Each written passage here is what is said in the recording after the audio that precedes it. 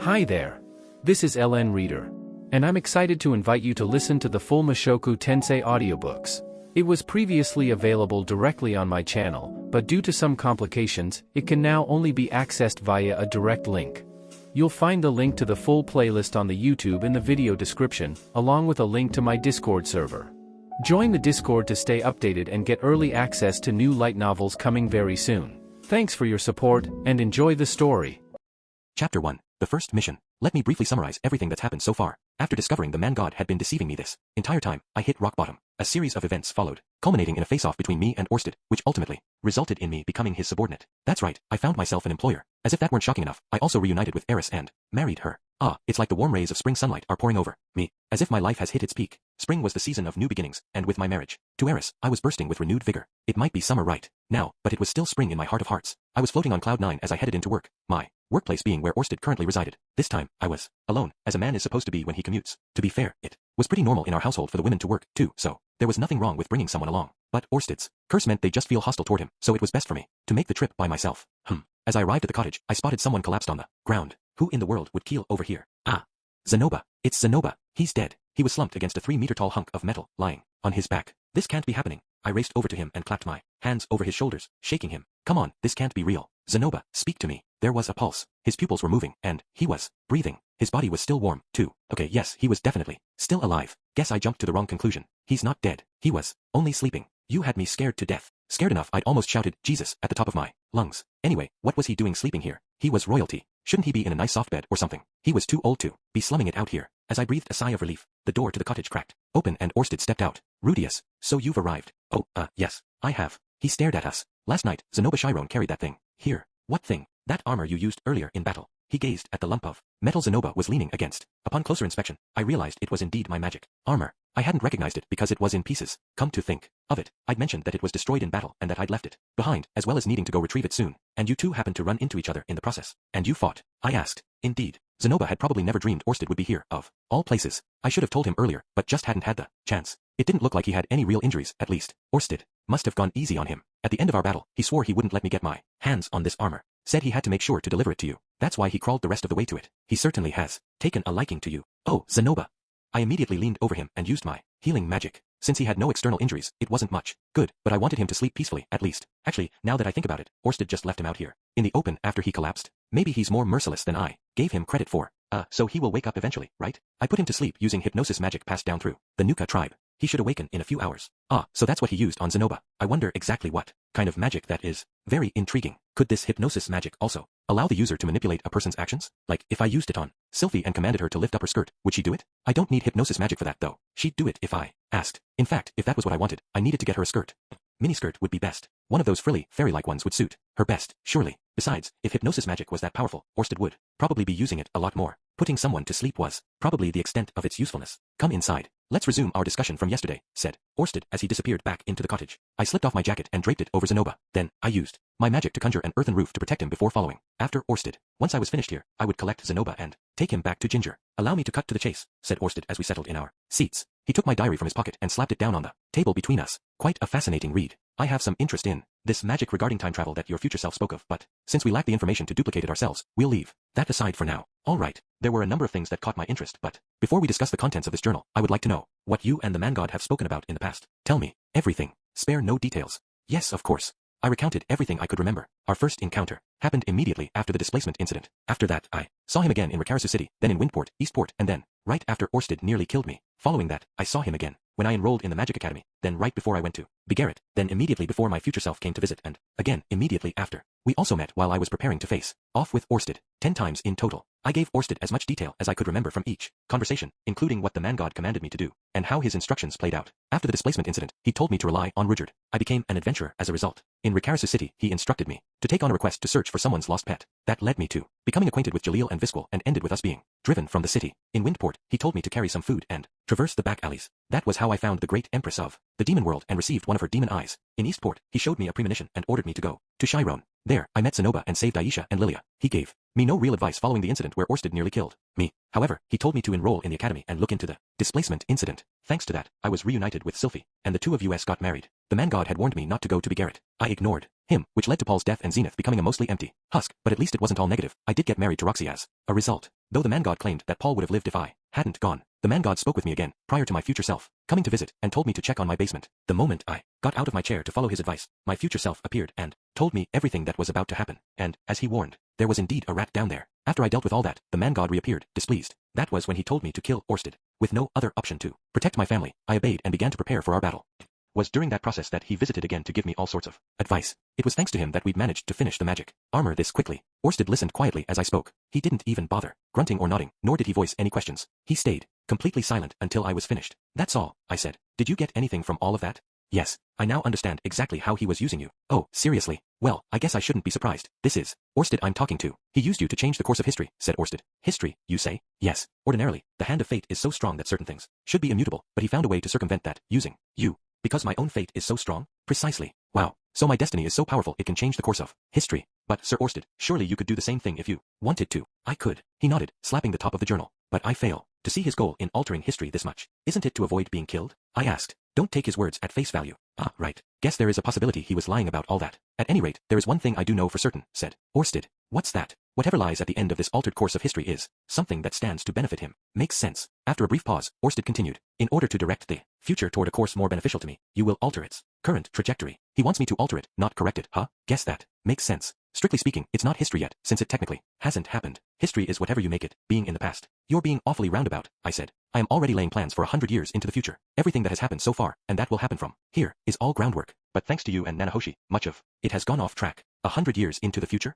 Well, I guess he's been setting things up for a while, so he can't really change his plans now. Just to clarify, the two of us can't just go wherever the man god is and kick his butt, I guess? Orsted shook his head. Until we have collected the hidden treasures, we won't be able to reach the place he's in. And I'm guessing we can't just gather them up real quick.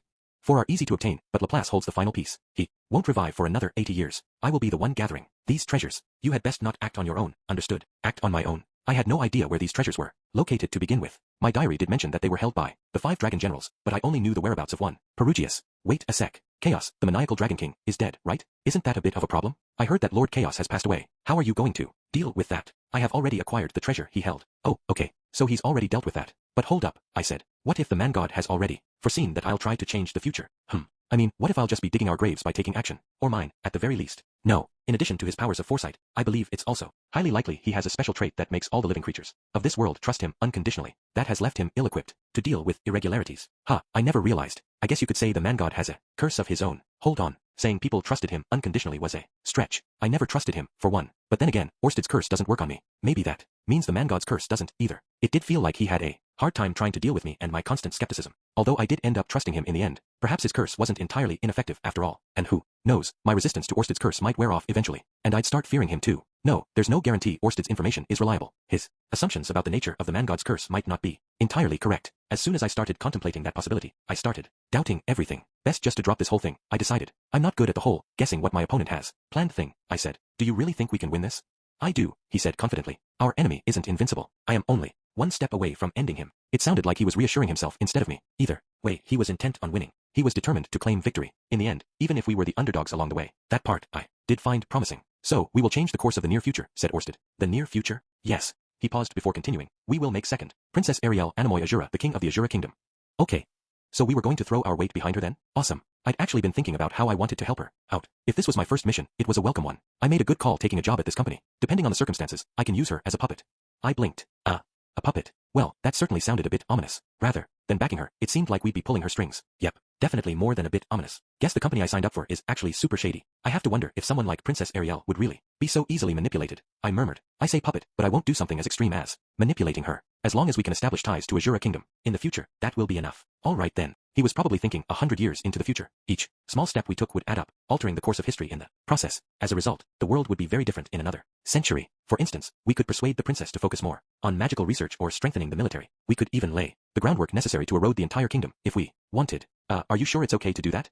I asked, disturbed by my last thought. Of course. The history as I know it had Ariel as king to begin with. Oh, I would love to hear more about this history, if you don't mind. Very well. He nodded. Originally, Ariel Anemoy Azura was to become king. Her course was protected by a strong destiny, as if it were predetermined. A bit difficult for me to believe that, seeing the way she is. Now, I said. I am sure that's true. Ariel's position had only worsened lately. From where I was standing, it seemed very likely that she would completely strike out with Perugius. That was why Sylphie was constantly busy running here, there, and everywhere. They were trying their best, but it was an uphill battle. In order for her to become king, Ariel requires the backing of 3 people, Orsted explained. The first among them is the guardian mage Derek Redbat. As I recalled, that was the name of the man who'd served as Ariel's bodyguard before Sylphie. I was pretty sure he'd passed away during the displacement incident. Derek was highly intelligent and ambitious too. Even without the displacement incident, Ariel was destined to someday meet Perugius, and it was Derek who convinced Perugius to join her side. So basically, if Derek were alive, she wouldn't be in the terrible position she is now. Derek continued to counsel her after that, eventually leading to him taking up the position of Prime Minister. Prime Minister, huh? Well now, that is a pretty important position. I shook my head. And you're saying the displacement incident claimed the life of someone so pivotal? Indeed. He was supposed to be protected by his own strong destiny, but he died, which meant that one's destiny wasn't absolute. I supposedly had fate on my side protecting me from death as well, but if Derek's bloody end was any indication, I'd better not let it go to my head. So what you're trying to say is, we have to find someone to replace him, right? I asked. No, if we are to make her our puppet, a prime minister would only get in our way. We don't need that. Are you sure she'll be able to run the country without one?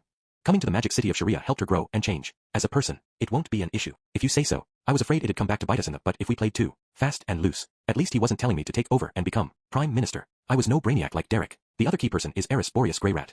Eris, my eyes widened. What did she have to do with any of this? Sure, she was part of the Azuran nobility, but she had no connection to Ariel as far as I knew. Originally, the Azuran guard selected her for her skill with the sword. She joined their ranks, which was how she met Luke. The two were supposed to marry. Something twinged in my chest. I can't really picture the two of them marrying, I mumbled. It was love at first sight for him. Seriously, what was Luke supposed to be? The descendant of some hero, or something? Although I could totally see him falling for Eris. She had a beautiful face and huge breasts. I couldn't fault anyone for being deceived by her appearance. Orsted continued. No matter how many times she punched him, he continued to pursue her, and that softened her heart. After the two married, they were extremely affectionate with one another. An affectionate couple, huh?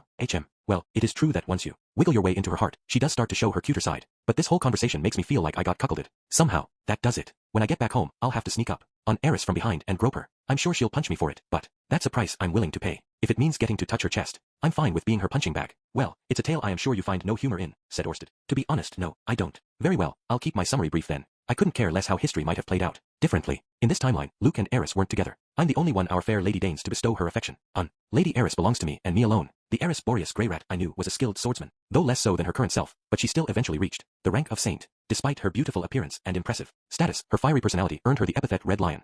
Red Lion, huh? A long time ago, people had likened her to a wild ape. A lion was a huge step up in comparison. Currently, she was known as the Mad Dog. Guess she's still a beast in the end. Eris and Luke worked together to shield Ariel from assassination numerous times, protecting her on her path to kinghood. In other words, Sylphie's assumed the role that was originally supposed to be Eris's. Correct. What happened to Sylphie in this alternate timeline? While I knew it likely had nothing to do with the main topic, I couldn't help asking. Sylphiette became Roxy Magurdia's apprentice and later went on to become an adventurer. People tended to hate her for her green hair, but in the end, she conquered several notable labyrinths and made a name for herself as one of the world's foremost dungeon explorers. Wow. Impressive, Sylphie. I would expect no less from my wife. I'd have to give her ear a good tonguing once I got home. And who did she end up hooking up with? I am not having this conversation with you simply to satisfy your curiosity, Orsted grumbled. Oops, sorry about that. My shoulders slumped. Orsted sighed before continuing, clearly exasperated. As far as I know, neither Sylphiette nor Roxy Magurdia married anyone. They lived out the entirety of their lives as single women. Interesting. Thank you for telling me. So that's how things went. Roxy and Sylphie never got with anyone else. Guess that means the two of them really do belong to me and me alone. That really warms my heart, especially after hearing about how Eris married Luke. Guess this is what they mean when they talk about a guy being possessive. Those two girls are mine. I won't let anyone else have them. Would you like to hear about the rest of your family as well? No, let's return to the topic, I said. As much as I wanted to ask, the timeline he spoke of was one in which I never existed. Knowing what happened there would change nothing about the present. It was better to stick to necessary information. I'd heard enough to sate my curiosity. Okay, so since Sylphie has taken over Eris's position, there's no problem there, right? Indeed. The fact that Ariel is still alive is proof of that. Although, having Eris by her side also meant that Ariel had the support of Philip, Boreas Greyrat and Sorrows Boreas Greyrat. They were also casualties of the displacement incident. Their absence made our situation even more dire. Okay, but you said there were 3 people. Who is the last one? Tristina Purple Horse. Tristina Purple what? That certainly wasn't a name I'd heard before. She is the daughter of high-ranking nobility, the House of Purple Horse. She was kidnapped when she was 8. High Minister Darius Silvaganius has been keeping her as his sex slave. That name rang a bell. If I remembered right, he was enjoying increased support and momentum in the kingdom right now. I was pretty sure he was throwing his weight behind the first prince. But an 8-year-old sex slave, huh? What a creep. Tristina was going to be secretly disposed of, but fortunately, Ariel happened to save her. Even with his status, Darius could not escape reproach for having confined a daughter of the Purple Horse house for years. He lost his position as a result of the scandal, which also marked the downfall of first Prince Gravel. So the first prince's name is Gravel. Okay, got it. Okay, I said. So where is this Tristina person in this timeline? Missing. And you're sure she's not dead? I am not. Darius has a habit of immediately scouring everything around him whenever an incident occurs. That includes disposing of slaves, so there's a high probability she's already dead. In that case, I guess we're better off assuming she's no longer among us. Well, the one who trains and oversees these slaves for Darius typically sells off any that are marked for disposal in order to profit from them. Assuming the same happened to Tristina, she is likely still a slave, just with a new master. Or perhaps, if she's still young enough, she's learned enough skills to become a thief on the streets. Orsted patted my journal on the table. This female thief, named Triss, who was mentioned in your journal, comes to mind. Triss. That's right, there was a female thief who helped my future self sneak into Azura Kingdom. There weren't very many details about her, though. Yeah, I said, but the name Triss isn't exactly rare in Azura. Azurans seem to have a preoccupation with names that had Riss in them, whether it was Eris or Triss. True, but as far as I know, there were no female thieves named Triss in that area. Plus, Tristina has a number of unique features that match up with the woman described in your diary.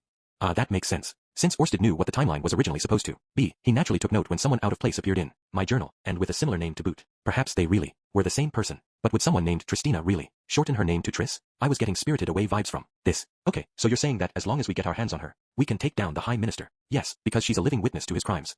In other words, if we were going to have any success in making Ariel King, we needed to find this Triss person. Why doesn't she just go back home? I asked. The kidnapping was a cover story. In truth, her family sold her off. So even though her family purposefully sold her, you still think the news that she was kept as a sex slave would make Darius lose his position? I do. As far as the public knows, she really was kidnapped. Besides, the truth is merely a pretense for taking Darius down.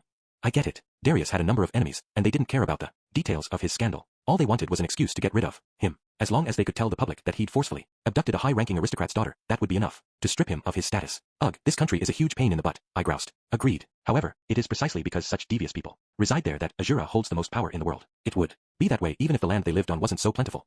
That made sense. In my estimation, those who quarreled among themselves like that tended to develop better negotiation skills, which benefited them when the need for diplomacy arose. But maybe my views were a bit biased. Regardless, he continued, we'll be able to remove High Minister Darius so long as we have Tristina. With him gone, we won't have any trouble with the rest of the opposition. Is he really that powerful of a figure? Orsted nodded. He is. It's no exaggeration to say that the current king could not hold onto his throne without Darius.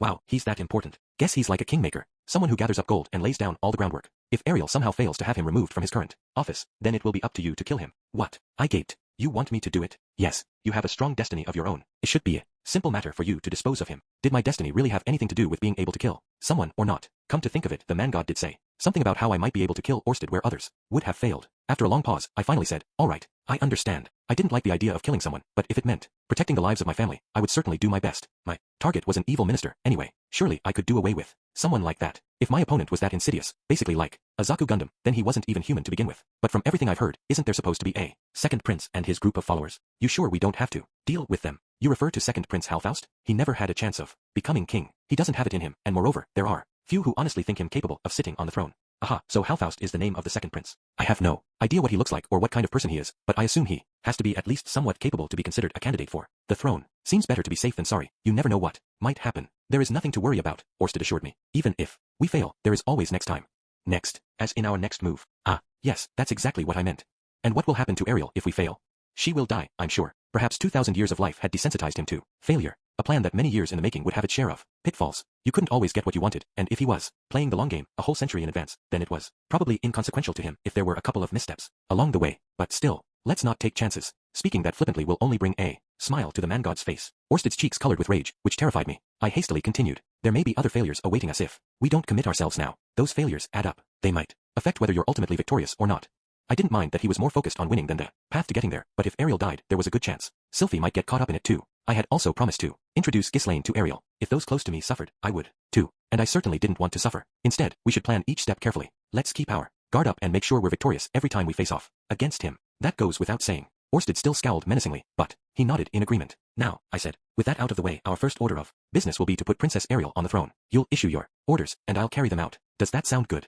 Yes. It was like I'd earned myself a sponsor, like I now had Sir Orsted, of the renowned Dragon God Society backing me. The only downside was the work he forced on me, which was kind of a pain. All right, I said, let's come up with a plan to deal with the second Prince Halfaust then. I can handle that myself. I need only overthrow the main nobles supporting him. Since he has no desire for the throne to begin with, that will be more than enough to dissuade him from fighting for it. A realization hit me as I listened to Orsted. From his point of view, it probably didn't matter who became king. Even if Halfaust did somehow take the throne, he could simply have me infiltrate his inner circle. In about a month, word should arrive that the current king has fallen ill. There is something we need to do before then, said Orsted. What's that? I asked. His expression was grim, making it clear he wouldn't permit mistakes. Well, that's terrifying. He probably always looked like that when he was being serious, but that didn't make it any less intimidating. If looks could kill, I'd be on the floor right now. We need to bring Perugius Dola over to Ariel's side. His support will be critical if she is to take the throne.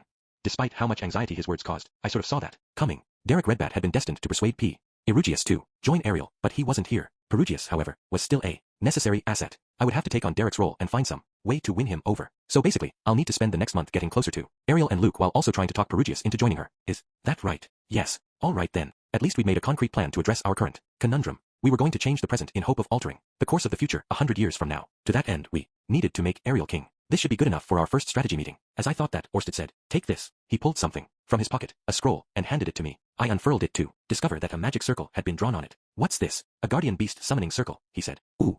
This was the very same thing he'd mentioned to me yesterday. I was impressed he'd kept his promise so soon after he'd made it. I figured it would take a while, since he would probably prioritize reading my journal first. Pour your mana into it and picture something in your mind that will protect your family. It can even be a word. That should be enough to beckon forth that which you require. Will a picture that vague really be enough? I asked. Your mana pool is enormous. You will gain a better partner this way than if you tried to specifically summon something. I wasn't entirely convinced, but if he said so, it was worth giving it a shot. I just hope I don't wind up summoning anything weird. You know, like a childlike girl whose title starts with demon and ends with empress. What you call forth depends entirely on you. That said, Kishirika Kishirisu possesses an enormous amount of power. Summoning circle this small would not be able to bring her to you. So the size is the only problem? Does that mean if we made a bigger summoning circle, I could theoretically call her here? Not that I actually wanted to do so. She was too obnoxious. At any rate, I said, I will be sure to summon this guardian beast tomorrow. Very well. My heart was pounding with excitement. What kind of creature might I summon? A badass one, I hoped. With it standing beside me, I would look twice as awesome as I did now, enough to make Sylphie and Roxy fall for me all over again. Oh, that's right. There's one more important matter I forgot to ask him about. That's right. Supposedly, one of my descendants is going to help you in the future. Does that mean I should have a bunch of kids, just to be on the safe side? Or does that pose the potential danger of one of them later giving birth to Laplace? He stared at me silently before finally saying, none of your children will give birth to Laplace. Do as you like. Understood. I will do just that, then. That means I'm free to pump out the babies. Surely Orsted would be pleased to have a large number of companions as well. In that case, allow me to excuse myself. I need to see how this summoning circle you gave me works out. All right. I'll see you again in a few days. If anything happens in the meantime, please be sure to send a letter to my house again. As I started to get up, I remembered one more thing. By the way, milord, did you already go visit Nanahoshi? No, not yet. I know it's not really my place to say this, but if you're bothered by her helping me to lay a trap for you, I hope you'll have it in your heart to forgive her. I basically blackmailed her into complying. He said nothing, his lips a thin, narrow line. I didn't want them to have a falling out because of me. Nanahoshi was always against me fighting you, I continued. She said you had done a lot for her. Orsted kept silent. In fact, it seems she still feels guilty about agreeing to help me. If you can find it within you to forgive her, I hope you may arrange to meet her and give her the chance to apologize, at least. Very well, I will do as you suggest. Nanahoshi is, for all her faults, a useful woman. That's right, she definitely is. Very useful. Ah, there is one other thing, said Orsted. While I am able to contact you at my leisure, it would be inconvenient if there was an emergency and you had no way to contact me. Take this with you. He slipped a ring out of his breast pocket and set it on the table. I had seen something like this before, and very recently at that. In fact, this was a ring Nanahoshi had once possessed, the very one she'd used to lure Orsted into my trap. Should the need arise, use this to call for me. When in use, the ring would emit a magical power that allowed it to act like a lodestone, leading its partner ring to its location. If it were a magical implement, we might be able to turn it into something like a radar, but alas, it was incredibly difficult to replicate. The effect of magic items. There were nearly no such duplicates in existence. Orsted returning this to me spoke to his confidence that he could put me down should I launch another secret attack on him. Or maybe it was proof that he trusted me not to try it again. I choose to believe the latter. Orsted surely had no desire to unleash his real power a second or third time, thereby depleting his precious mana once again. If he was trusting me with this, it was up to me not to disappoint him. All right, we'll meet again later. I pocketed the ring and set off for home. Of course, I didn't forget to collect Zenoba as I left. Chapter 2, Guardian Beast. We had a month until Azura Kingdom sent word that its king had fallen ill. In that time, I had to work with Ariel to convince Perugius to join her side. To that end, I needed to pump Sylphie for all the details I could, but she probably had her guard up thanks to Orsted's curse, so I might not be able to persuade her to bring me into Ariel's plans. I was torn about whether to trust her and tell her the whole truth, or to give up fighting Orsted's curse and avoid mentioning him altogether. But first, I had another objective to complete, namely, the very reason why I'd agreed to work under Orsted to begin with, so I could protect my family. Now that I was his little errand boy, I'd be away from home more often. I needed someone, or something, to take my place. Thus, my first order of business was summoning this guardian beast. It was still morning when I gathered all the members of my household in the garden. That included Aisha, Lilia, and Zenith, who normally spent all their time inside, as well as Eris, who had newly joined the family. Roxy and Norn were present too, as were Dillo and BYT. Sylphie carried Lucy, who had just recently learned to stand, while holding onto something. In a moment, I will be summoning the guardian beast that will serve our family. Feel free to clap. Yay!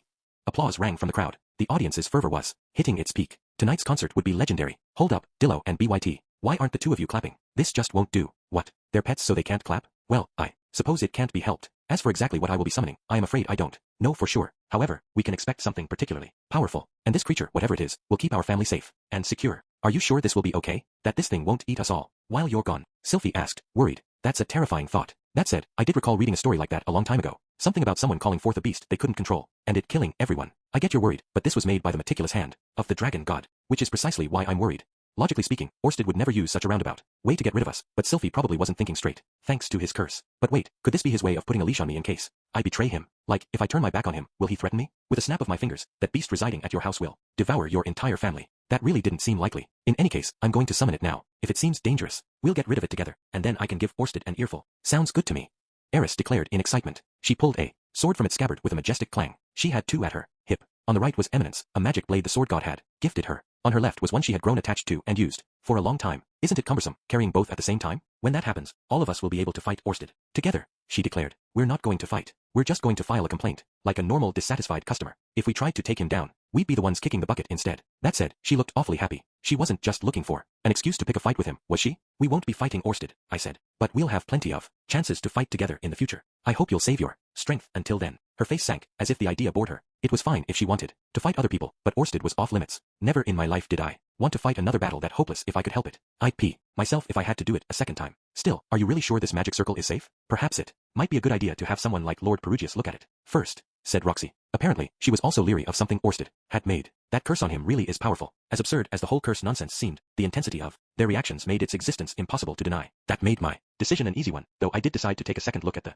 scroll before I used it. I wouldn't go so far as to have Perugius check it, but it couldn't hurt to examine it once more myself. It seemed like a normal summoning circle. The part that restricted the conditions of the summoning had some symbols I wasn't familiar with, but there was nothing too suspicious as far as I could tell. Perhaps I could have Nanahoshi take a look? No, that would be rude. Orsted only made this for me because I didn't know how to do it myself. What good did it do to be this distrustful? I'm sure it's fine, I said. Well, if you say so, I believe you, but wait just a second while I get my staff. Roxy, it seemed, was not entirely convinced. She said she trusted me, but still disappeared inside the house to retrieve her weapon in case things got ugly. I have no idea why everyone seems so on guard, but you're sure this isn't dangerous, big brother? Norn furrowed her brow. Aisha clapped a hand on Norn's shoulder. Don't be stupid. If it were that dangerous, he wouldn't activate it with us around. Her trust felt like a dagger to the heart. Honestly, I hadn't confirmed if this summoning circle was safe. Could I really just use it like this? Perhaps I should wait until I could get Perugius to check it, just to be sure. But if I did, Aisha's affectionate gaze would turn to disappointment, and she'd only be suspicious of Orsted after that. Should the worst come to pass, I will act as a shield for everyone. Please, do what you need, said Lilia. Well, that sounds ominous. I didn't think it would come to that, but everyone else was so jumpy that I was on edge. Were we really going to be okay? No, I need to have faith in Orsted. He said he trusted me. All right then, I said. I'm going to use it. Everyone nodded. I set the scroll down on a table I directed using my earth magic. Here goes. I steeled myself and placed my hands on the circle. I concentrated, letting the magic flow through my veins and gather in my fingertips. From there, I poured it into the circle. I kept pumping more and more of my mana in. This creature was supposed to be something that could protect my family. Even if I drained myself dry, it still wouldn't be enough in my eyes. I'd gladly take every last bit of Orsted's mana too, if I could. Using more mana didn't necessarily guarantee a strong guardian beast, but I would still give this everything I had. Orsted also said it was important to imagine what I wanted. Something to protect my family. That was awfully vague. I needed something incredibly powerful. Powerful enough that a normal opponent wouldn't stand a chance. Something that was incredibly loyal and would never oppose me. And since they were supposed to be protecting my family, preferably not something crude and indecent, I definitely didn't want some tentacle monster covered in mucus. That wouldn't be good for my little sisters or Lucy. This guardian beast was going to be Lucy's knight, so I needed something respectable. That's right. A creature of high moral character who is loyal and strong. Okay, order up, let's go. Come on out, guardian beast. The circle began emitting a bright light, not a pure white but a mix of blue, red, yellow, and green. It was a whole rainbow, but I felt as if the summoning had caught on something, as if there was something stopping it. What could it be? I ignored it and continued pouring in more mana. Whatever had been blocking the spell snapped. Aya! A voice groaned, though I couldn't tell where the sound came from. Was it the guardian beast that would now be protecting my family? It sounded rather ominous, as if the creature was in pain. I simply increased my mana output, yanking whatever it was through the summoning circle. Aya! A voice rang out as the mana flow I'd been feeding into the circle was abruptly cut off. The light faded, and from within it appeared KHH. A man in a yellow mask and white uniform, a large dagger, hanging by his side. He was perched atop the earthen platform I had created, down on one knee with his arms wrapped around himself. How can this be? How could my contract with Lord Perugius be destroyed like this? He remained in that pose as he lifted his head and looked around. The mask obscured his eyes, but I could swear he was staring straight at me. What's the meaning of this? The masked man demanded. No, it was wrong to call him that. I knew exactly who this was. Aramanfi the Bright. The way he's posed reminds me of a fallen angel. Not that I'm trying to make light of him, I swear. I'd never be able to hold a candle to his brightness. He's way more lit than I am. Just kid. I asked you, Rudius Greyrat, what your intention is here? He leapt from the table and tried to seize me by the collar, only to freeze midway through, his entire body trembling. Eris immediately moved into battle stance, but I held a hand up to stay her. Bad girl, go to your pen, Eris. Seriously, what was going on? I had summoned the bright and noble Aramanfi of a LL people. Was that even possible? Although, despite his human form, he was actually a spirit. Perhaps this wasn't so surprising, after all. Not that that explained everything. Was this all a ploy by Orsted? Was he trying to provoke Perugius to get him to kill me instead? Oh, come on, if you're going to go that far, then just do the job yourself. No, you see, this just kinda happened. I was activating a magic circle that Sir Orsted gave me and it sort of summoned you here by accident. Orsted's magic circle, you say? What precisely were you trying to summon? A guardian beast to watch over my family. Aramanfi snatched up the scroll with the magic circle. He studied it before gaping. These are some bothersome stipulations he's placed on the summoned entity. What conditions are they? The one this circle summons must be absolutely obedient to you, and they are to defend your family against any calamities that might befall them in perpetuity. In other words, they are to serve for eternity. Wow, so this magic circle was basically a slave contract? Well, the good news is that Orsted didn't lie to me. Looks like he's trustworthy after all. Anything else? I asked. The summoner will be the one who determines precisely what is called forth. So basically, I could decide what guardian beast I received. Great. Then I'd like to make an exchange. An exchange? Yes, I didn't mean to summon you, Mr. Aramanfi. So I'd like to trade you out for someone else. Then hurry up and dissolve your contract with me. I am Lord Perugius's proud servant, not yours. Yeah, right. Honestly, it wasn't a terrible idea having Aramanfi to protect our family. He moved at the speed of light, so if anything unforeseen happened, he'd be the perfect person to relay a message to me. Yeah, but Perugius values him too much. If I took him away, it might cause discord between us. I furrowed my brow.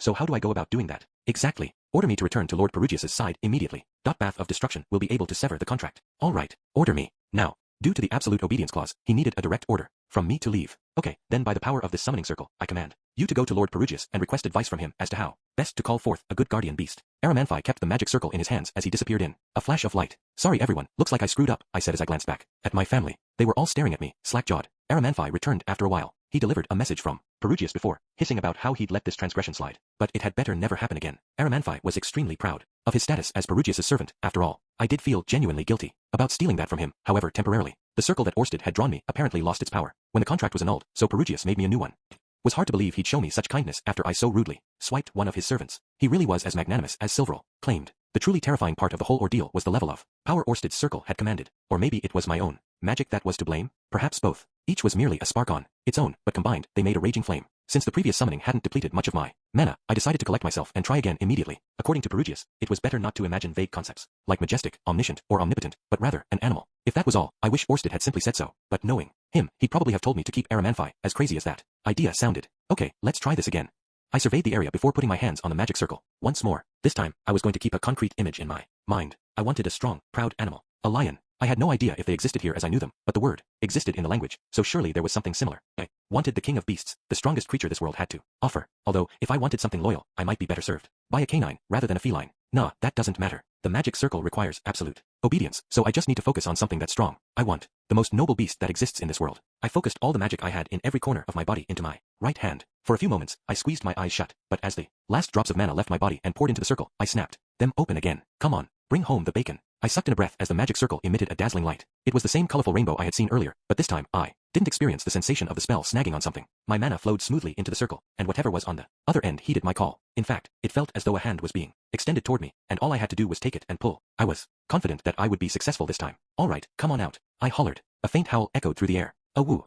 It grew louder and louder, ringing in my ears. Is there something I should be saying right now as I'm summoning this thing? I guess it doesn't matter. As I debated that, the light disappeared. What stood before me was a white lion, over 2 meters tall. I assumed it was female since it had no mane. The way its snout extended, however, reminded me more of a dog than a cat. Wait, this is no lion. It's a dog. And judging by how short its legs are, it's a puppet that. In fact, upon closer inspection, I realized its fur wasn't white, but silver. It looked like a baby Shiba Inu, but far more massive.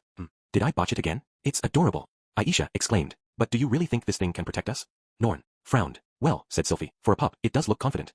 Roxy nodded. At the very least, it looks too innocent for anyone to suspect it's a guardian beast. The two of them seemed approving enough. It does look intelligent, Lilia commented. She had a perfect poker face, so it was hard to tell what she was thinking, but she wasn't knitting her brows or frowning at least. Zenith was expressionless as ever. I had no idea what BYT thought of our newest addition, but Dillo was already on his back, expressing submission toward our guardian beast. Not too bad as far as first impressions went. Although, I'm pretty sure I've seen this pup before. Hold on, said Eris. Isn't this the sacred beast that was so attached to you back in Doldia village, Rudius? That's right. I just remembered. What were the words in beast god tongue again? I cleared my throat and said, are you perhaps the sacred beast from Doldia? Woof. The great dog bobbed its head in response before licking my face. Ugh, it stinks. Damn it, what does this thing take me for? Piece of meat. At least I finally knew exactly what I had summoned. I see. The sacred beast, huh? The same one the Doldia tribe treasured so much that they locked it away deep within their village. Crap. If they found out that I summoned it to serve as my personal guardian, they would be absolutely livid, wouldn't they? If they put me on their wanted list, it would only cause more problems. I already had enough on my plate. Guess I got to exchange this one too. Although annulling the contract would cause more trouble for either Perugius or Orsted, and there was no guarantee I'd get anything better on the third try. I spoke in beast god tongue. Oh sacred beast, if I might humbly ask, do you possess the power to protect my family from any calamity that might befall them? Woof. He seemed to be saying, Leave everything to me. He seemed motivated enough, but on the other hand, he had gotten himself kidnapped before. Could I really rely on him to protect them? Orsted assured me that the man god probably wouldn't come after my family much anymore, so maybe I didn't have anything to worry about, but Arf. As I was lost in thought, the sacred beast leaped from the summoning table and pressed its body against me, licking at my face. Again. Ah, he's so soft. They definitely have to be using some kinda conditioner on him. And if he's our guardian beast, that means I'll be able to enjoy his fluffy fur every single day. Yep, I've got to be mistaken. This definitely isn't the sacred beast. Nope. This was not the holy creature the beast folk looked up to with such reverence. Definitely not. There was no way their protector god would show up here of all places. It had to be a look-alike. That's right. This thing is a lion, that's it. It was clearly a lion cub I had called here from one of an infinite number of alternate worlds. At least, that was the explanation I decided upon in my mind. It was good enough for me, although that excuse probably wouldn't hold water when it came to protecting me from the wrath of the Doldia. Well, if things started going sideways, I could always ask Lord Perugius for a favor and swap this lion cub for something else. Until then, we'd have a trial period of sorts.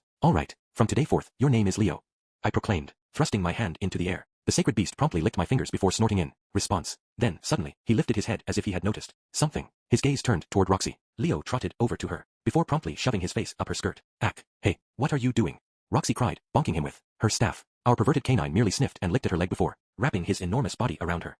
Rudy, what am I supposed to do about this? Nervously, she peered over at me. I had no idea what was going on exactly, but it was clear that our new family member was attached to Roxy. Leo, now that I have summoned you here, you're my servant, I said in beast god tongue. Your duty is to protect my family. Understood. Woof. He barked back cheerfully. I had no idea how useful a pup would be for watching over everyone, but since this was what I had summoned, it was going to be our guardian beast henceforth. Surely, he'll prove his worth. Leo, allow me to explain a bit about what your employment here entails. I know you're used to getting your way and having people spoil you, but that won't fly here. You're going to have to wear a collar and live in a doghouse like a normal canine. If anyone suspicious appears, you bark at them, bite them, and render them powerless. If they're too strong, you have my permission to kill them. You'll have 3 meals a day here, and you're free to take naps whenever you want. If you so desire, we'll even take you for walks when you want. If you find these conditions acceptable, please bark once. Woof. Great, that's the kind of answer I like to hear. And one more thing. It goes without saying that if you dare do anything to hurt my family. Arf. His throat rumbled, as if he were offended by the mere idea. Great. Then our contract is sealed. Now let's shake on it. I held out my hand and he promptly offered up his paw. And with that, our family had a new pet. Chapter 3. Opening move.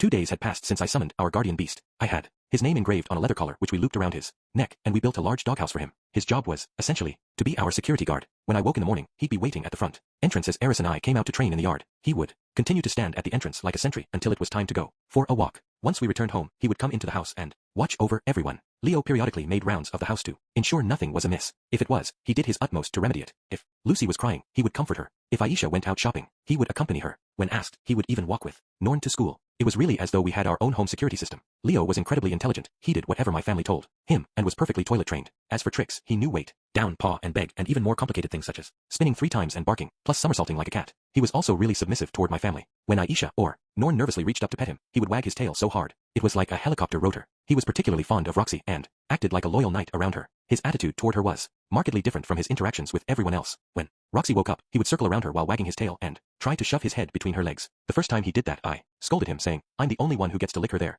He acted dejected and gave up, but the very next day, he was back at it. Roxy normally commuted to work on Dillo's back, but I noticed Leo barking at him as if trying to tell him something. I had no way of deciphering his words or knowing if Dillo was heeding them, but the armadillo seemed to flinch nervously away from Leo. I also spotted Leo hovering at the bottom of the stairs when Roxy climbed them, staring up at her as if worried she might slip and fall. His overprotectiveness almost made me feel like a pathetic husband for not fussing over her as much. I wondered why he was so focused on Roxy and Roxy alone, but maybe it was because he was a dog. Perhaps he could sniff out which of our family members was the most impressive. Come to think of it, Linnea and Priscilla seemed to have the same ability. Despite acting as the perfect servant with Roxy, Leo and Eris weren't the most compatible. Or rather, Leo seemed put off by Eris. She, on the other hand, absolutely adored animals. She loved nothing more than burying her face in their soft fur and giving them a squeeze. Perhaps she had cornered him and done just that without me knowing. The Mad Sword King's power was no joke. I had experienced it myself. When she embraced someone with all her strength, it was like being crushed to death by a bear. Your life flashed before your eyes. I didn't mind her hugging me like that, but I could understand why Leo might keep a wide berth. He only approached her when it was time to go for a walk, whereupon the two of them would check the house's perimeter before setting off.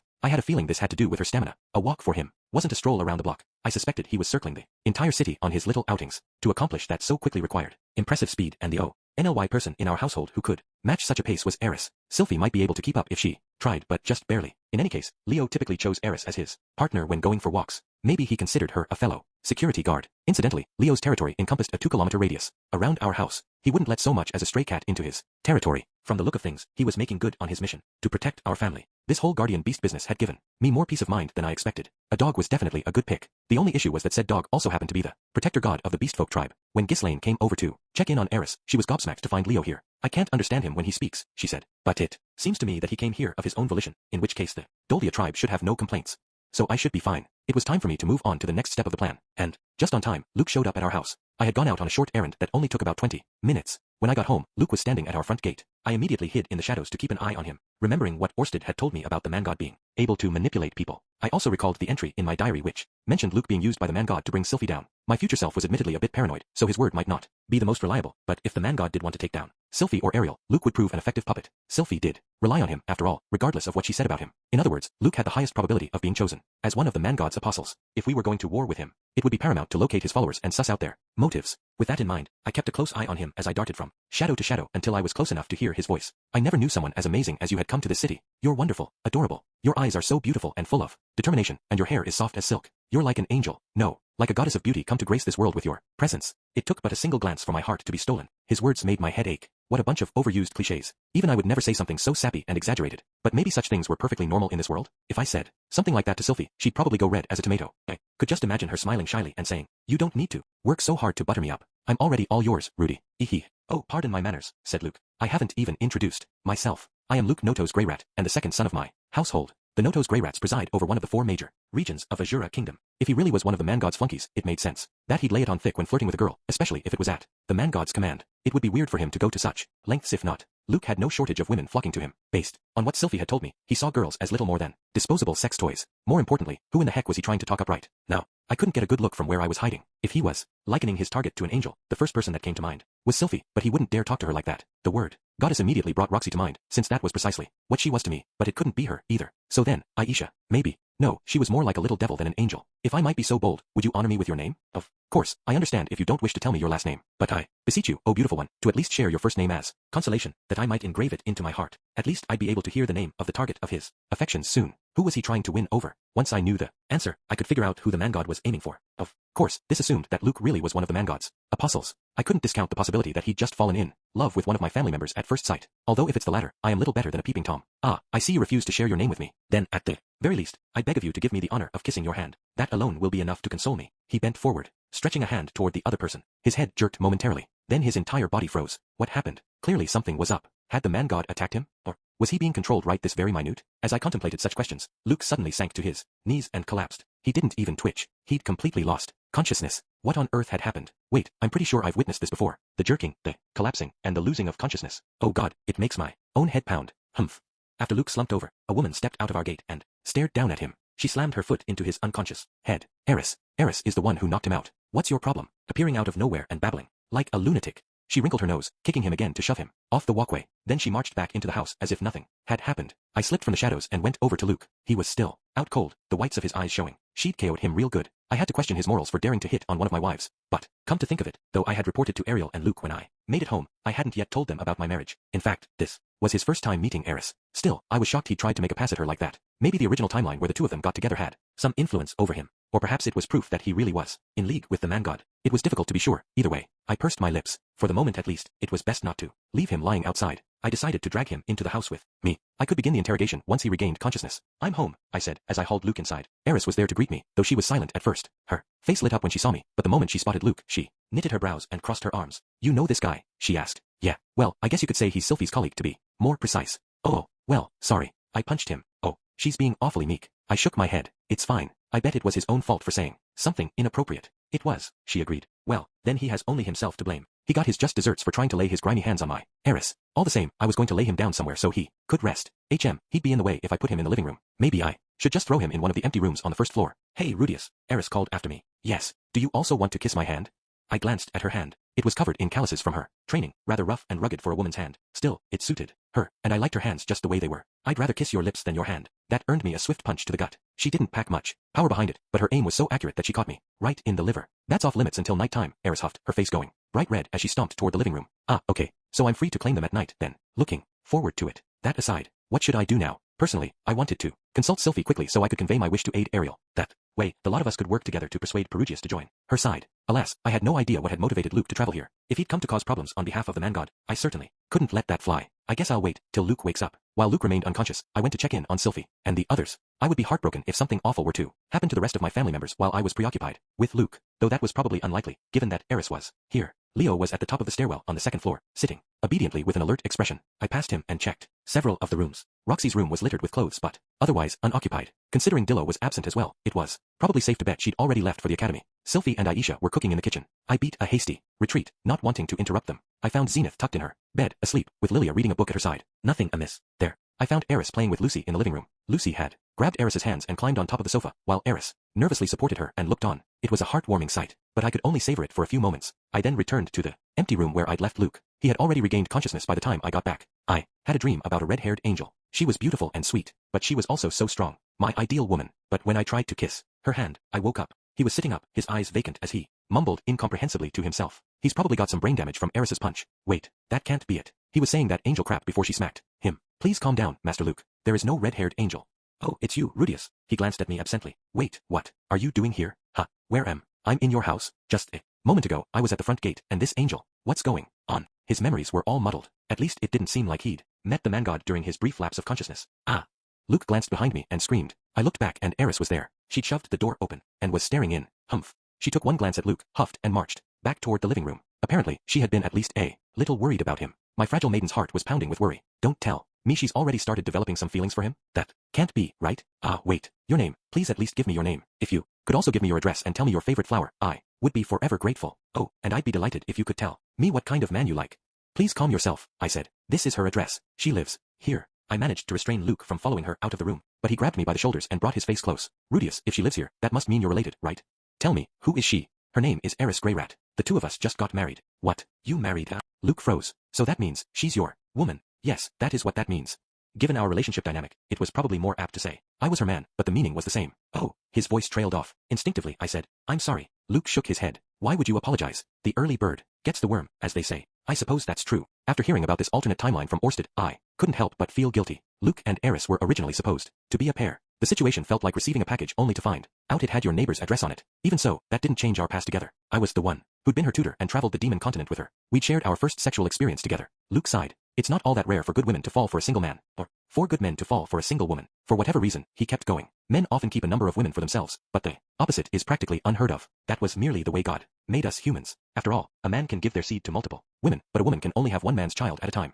Does seem there are demon women who can have multiple men's babies at once, but the same cannot be said for our race. He was sure coming at this from a biased male perspective. Of course I was one to talk, but, and not to defend myself here, I also thought it was perfectly reasonable for it to go both ways. You know, one woman and multiple men, a reverse harem. Good women tend to gather around the man who holds the most power. Luke went on. You have power, money, status, and prestige. I can understand why that angel, Miss Eris, chose to be with you. So, he paused and shook his head. No, that's not it. I didn't come all the way here to have this conversation with you. Luke let out another large sigh. I came here because I have something to ask of you. Oh, I took a seat. The timing was far too convenient. It was reasonable to think he was the man god's lackey, trying to change the course of history. I couldn't shake that suspicion, but I would hear him out either way. I assumed he would try to find some way to lead me toward my own destruction, or otherwise try to impede Ariel's ascension to the throne. Would you lend us? That is, would you lend Princess Ariel your aid? I couldn't believe my ears. What the heck is going on? He's asking for my aid? Shouldn't he be asking for the opposite? No, I had made it perfectly clear that I would assist her if needed. He wasn't approaching me with such a request out of the blue. Of course, I would be more than happy to, but why are you asking this when I've already said I would help? Your skills with magic and ability to befriend people with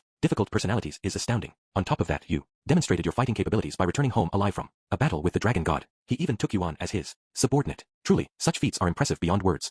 Okay, it makes me a little uneasy when you go out of your way to compliment me like that. However, we feared involving you would disrupt Sylphie's happiness. Luke lifted his head. That is why we never explicitly requested your assistance until now. We couldn't. Neither Princess Ariel nor I wish to involve Sylphie in this power struggle any more than we already have.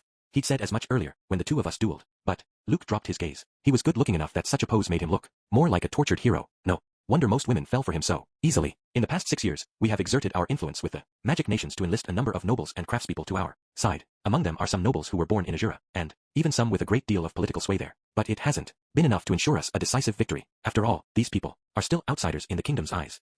I said. However, Lord Perugius could turn the tides for us. He has enormous sway in the kingdom, in addition to his force of charisma and impressive martial power. If we had him on our side, it would greatly further Princess Ariel's path to the throne. It doesn't guarantee victory, of course, but at the same time, I don't think we can succeed without his aid. Princess Ariel needs someone of impressive repute to back her. Luke was being entirely serious, or at least I didn't detect any deception or ulterior motives. He sincerely believed Perugius was necessary for Ariel to claim kingship. Orsted, likewise, had a high opinion of Perugius. He shook his head, adding, but despite that, Her Highness has nearly given up on trying to persuade him to join us. Well, given how it's been going, I can't really blame her, I said. When I last saw them both, Perugius had about as much interest in her as he had in the ground he walked on, which was to say, none. Of course, meeting him was pure chance to begin with, said Luke. Princess Ariel says we'll make do without him. I agreed with her. If we spend a couple more years strengthening our weaknesses, we'll probably be able to claim victory over her opponents. Those were intriguing words. According to Orsted, there were little more than 20 days left before the news hit that the kingdom's ruler had fallen ill. If Luke had been in contact with the man god, he wouldn't be speaking as if they had several years to go, considering the latter would have alerted him of what was to come. Realistically though, it would be difficult. Without Lord Perugius's aid, we would suffer great losses even if we did win, and other issues might crop up after she secured the crown.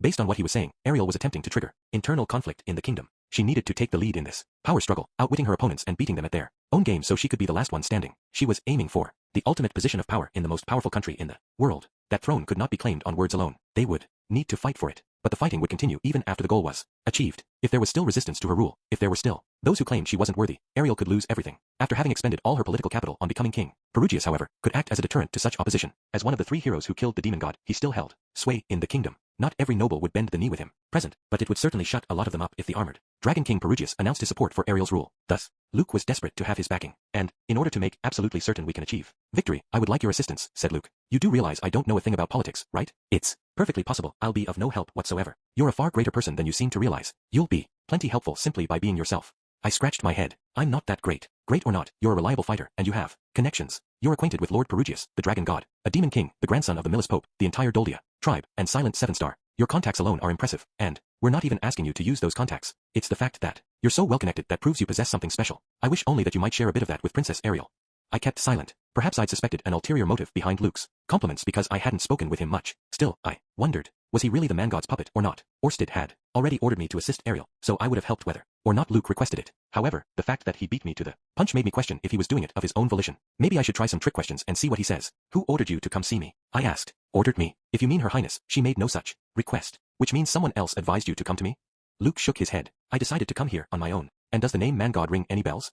Man God? I remember hearing that name when we were visiting Lord Perugius. Who exactly is that? Well, if he was in league with the Man God, he wouldn't show his hand that easily. The Man God never told me to keep our association hush-hush, but there was nothing to say he wouldn't forbid anyone else from speaking about him. Luke eyed me, baffled by my question, but after a few moments, he scratched the back of his head and said, I guess it does sound as if I'm contradicting myself. We do wish for Sylphie's happiness, and it is possible we might rob her of that by involving her in our conflict with the kingdom. If they label us as insurgents, even the magic nations won't be able to shield us. That part scared me as well. There was no telling what might happen if we made an enemy of Azura. According to my journal from the future, Sylphie had died as a result, and the Holy Kingdom of Millis had managed to kill Zenoba. Sure, I could fight decently enough. If I unleashed my magic at its maximum potential, I could even wipe out an enormous number of enemies at once. I would even be fearsome in close combat once we had my magic armor repaired. Orsted had admitted he couldn't hold back when facing me in that armor. That being said, it was naive to expect to win every battle you fought head-on. Not even an idiot would fight a pro wrestler bare-handed. To defeat someone like that, you might stab them in the back, poison them, or use money to pressure them into submission. If you couldn't beat someone with power alone, you just had to use some other means.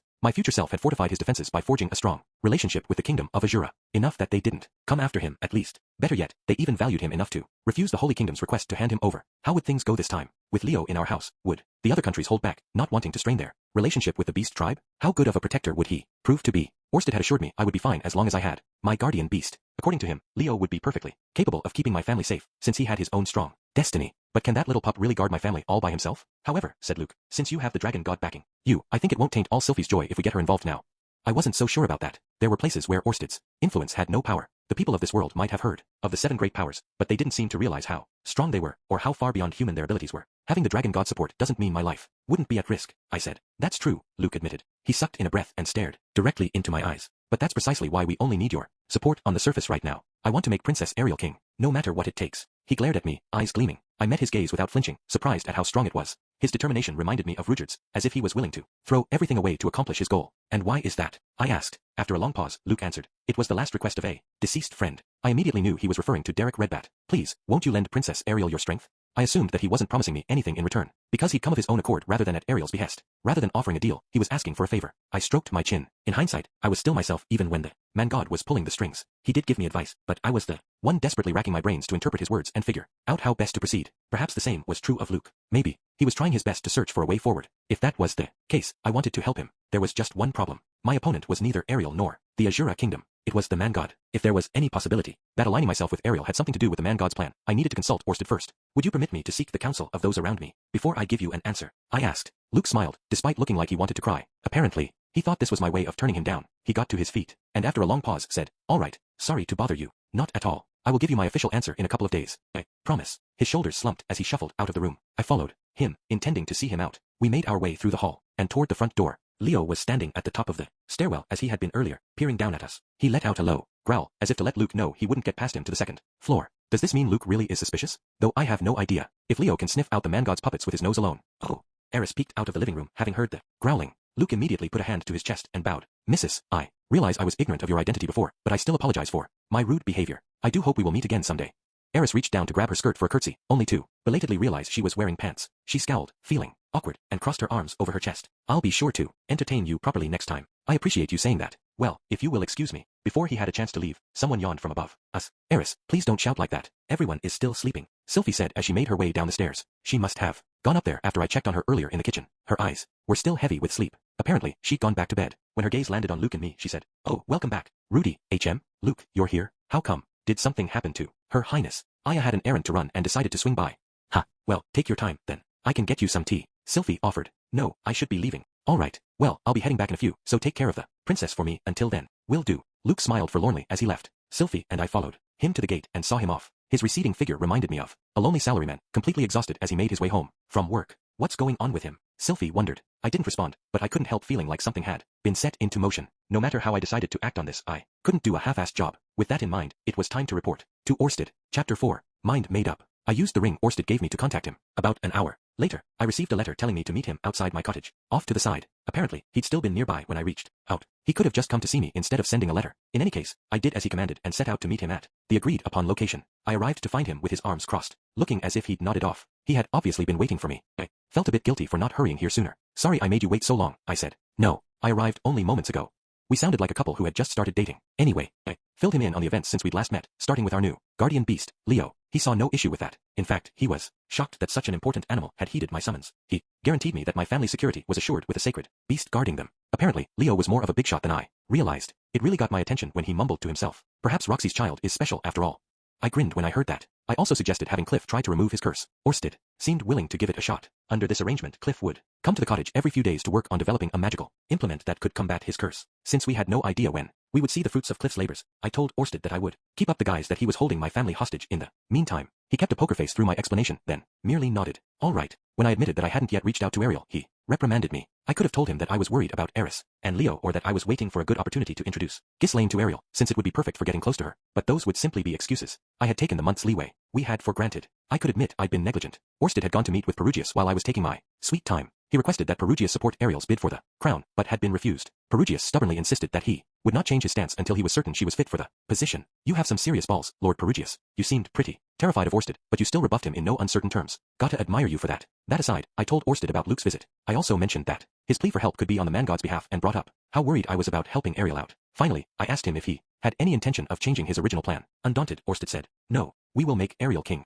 He dismissed the possibility that the man god wanted this outcome. Ariel being on the throne was of paramount importance to him. When I asked how we should deal with Luke, Orsted didn't have an immediate answer. After several minutes of contemplation, he finally mumbled, "Perhaps we should kill him." I gaped. Those were terrifying words to just say casually. "You're going to kill him?" Orsted was silent, but the look on his face was terrifying. "Wait, no, that's just how he always looks." He dropped his gaze to the tabli and stared, or glared as far as I was concerned, at one specific spot. Yep, I changed my mind. He's definitely making a scary face. There's no telling what one of the man god's apostles might do. Killing him would be the best way to eradicate any uncertainty, said Orsted. "I guess so. Kill Luke." I should have already steeled myself to do whatever was necessary, but I couldn't stop my stomach from knotting in anxiety. Luke was working so hard to help Ariel, and we were going to kill him. Despite everything I had achieved and done, I had never killed anyone before. Sure, a bunch of bandits got caught in my spell back when we were in Bigarret, and some of them probably died, but I hadn't looked them in the eyes as I did it. So my first kill was going to be Luke? This was going to be my introduction to murder? The thought made my blood run cold. At the same time, part of me felt like I had no other choice. If he was going to be an enemy and pose a threat to my family and it was best to get rid of him.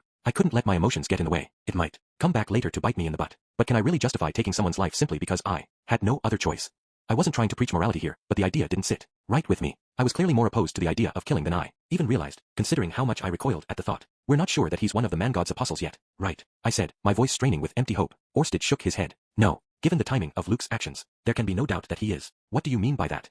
"Their attempts to negotiate with Perugius have not completely fallen through yet, and news about the king falling sick has yet to reach them. Yet Luke chose this particular moment to seek you out. It's clearly the man god's doing." Orsted spat the last words with disgust. He really does despise the man god with every fiber of his being. In that case, why would he ask me to help Ariel? I asked. Shouldn't he be doing the opposite? If he doesn't want Ariel to be king, then he should be trying to keep me away from her. He likely seeks to control someone from Azura Kingdom in order to lead us into a trap. Right now, the man god cannot see you directly, which is why he's using Luke. It's his way of keeping an eye on you. Think of it like someone putting their ear to a wall to hear what's happening on the other side. So Luke is monitoring me? It's possible that's not all he's doing, said Orsted. There's a chance he might try something at some point. It's a safer bet to get rid of him. It was possible that I might give away Orsted's aim through my actions or words. Little wonder, then, why the man god decided to have someone surveil me. It would be impossible to keep Luke entirely out of the loop as I assisted Ariel with her goal. Let's assume for a moment that we did kill Luke, I said. Are you sure this won't negatively impact Her Highness or anyone else?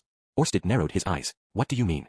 I started analyzing the possible repercussions of murdering Luke, based off what Orsted had told me before. You mentioned some guy, Derek Redbat, I think was his name, was originally supposed to become Prime Minister, but he's no longer with us. With his absence, it's highly likely Ariel is completely dependent upon Luke for moral support. Ariel certainly did rely on him, although she had other retainers. Like Sylphie, Luke played the biggest role among her immediate supporters. It wasn't affection or romance, but something similar to the bond one shared with Cliff and Zenoba. No matter what happened, I was confident they would never betray me. Ariel likely felt the same way about Luke. The man god may have considered that we'd discover his connection with Luke. Perhaps his entire aim is to goad us into killing him, I said. There was no telling what might happen to Ariel if Luke died. Humans were weak. No matter how tough they seemed on the outside, they were fragile enough to fall apart under the right conditions. I had some personal experience with this. I'd completely lost my way, lost sight of myself, when Paul died. Of course, if all we wanted was a puppet, perhaps we would be better off without Luke. I studied Orsted's expression as I conducted my internal debate. The man finally nodded in agreement, his face no less terrifying than it had been before. That's perfectly possible. The Ariel that I knew valued Luke greatly. Without him, she may not succeed on the path towards kingship. Clearly, he also didn't want a lifeless doll on the throne. So I think we should leave Luke to his own devices for the moment, I said.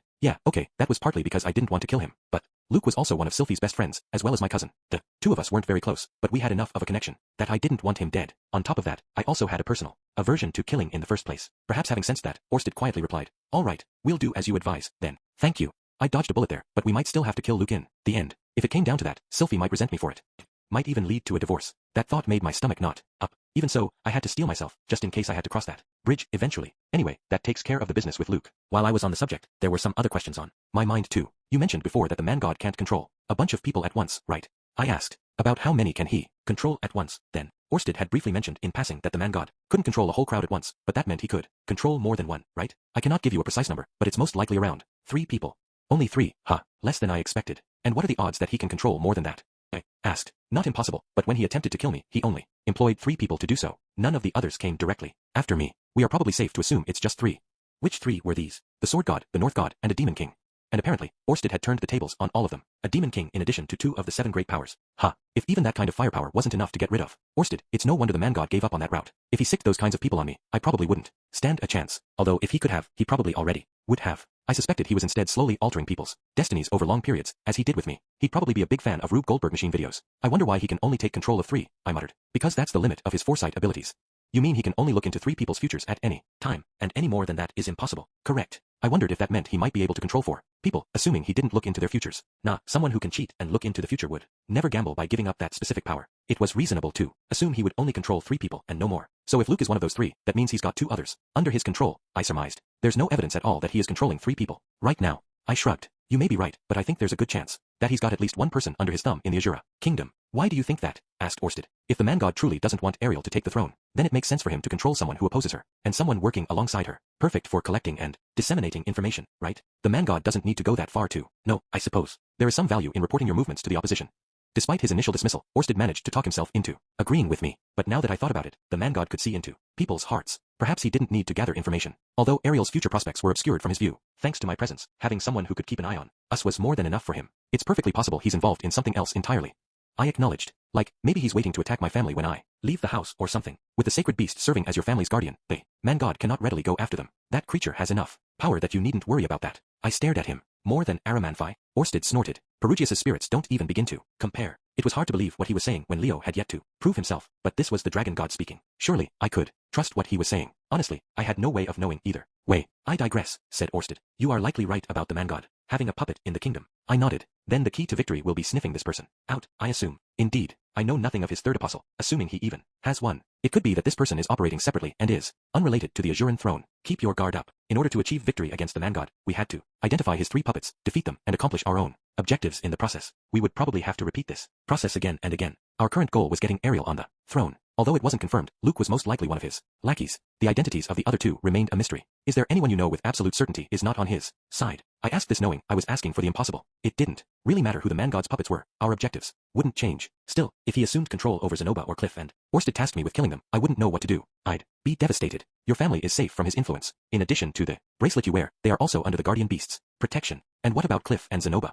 After a pause, he said, they could be possible targets. Be careful around them. Seriously? That was not the answer I wanted to hear. Is there anything we can do to make sure they don't fall into his grasp? I asked. Orsted shook his head. No. If you find it necessary, you could warn them against heeding the words of someone who calls themselves the man god. Though I doubt it would do you any good. No good, huh? Well, that puts me in a pickle. It was a problem of chance. The man god didn't attach himself to anyone and everyone. All I could do was pray to a different god that Zenoba and Cliff wouldn't become one of his targets. For the moment, I said, changing the subject, I should work on getting Perugius's support to help Ariel on the path to kingship. Right. That plan hasn't changed. Correct. Though you should remain wary of the man god's apostle. If he starts proposing something, inform me immediately. Very well. At least our plan of attack remained the same for the moment. In any case, it seems like Ariel has worked herself into quite the corner. I stroked my chin. From what I can tell, she has nothing with which to sway Perugius' opinion.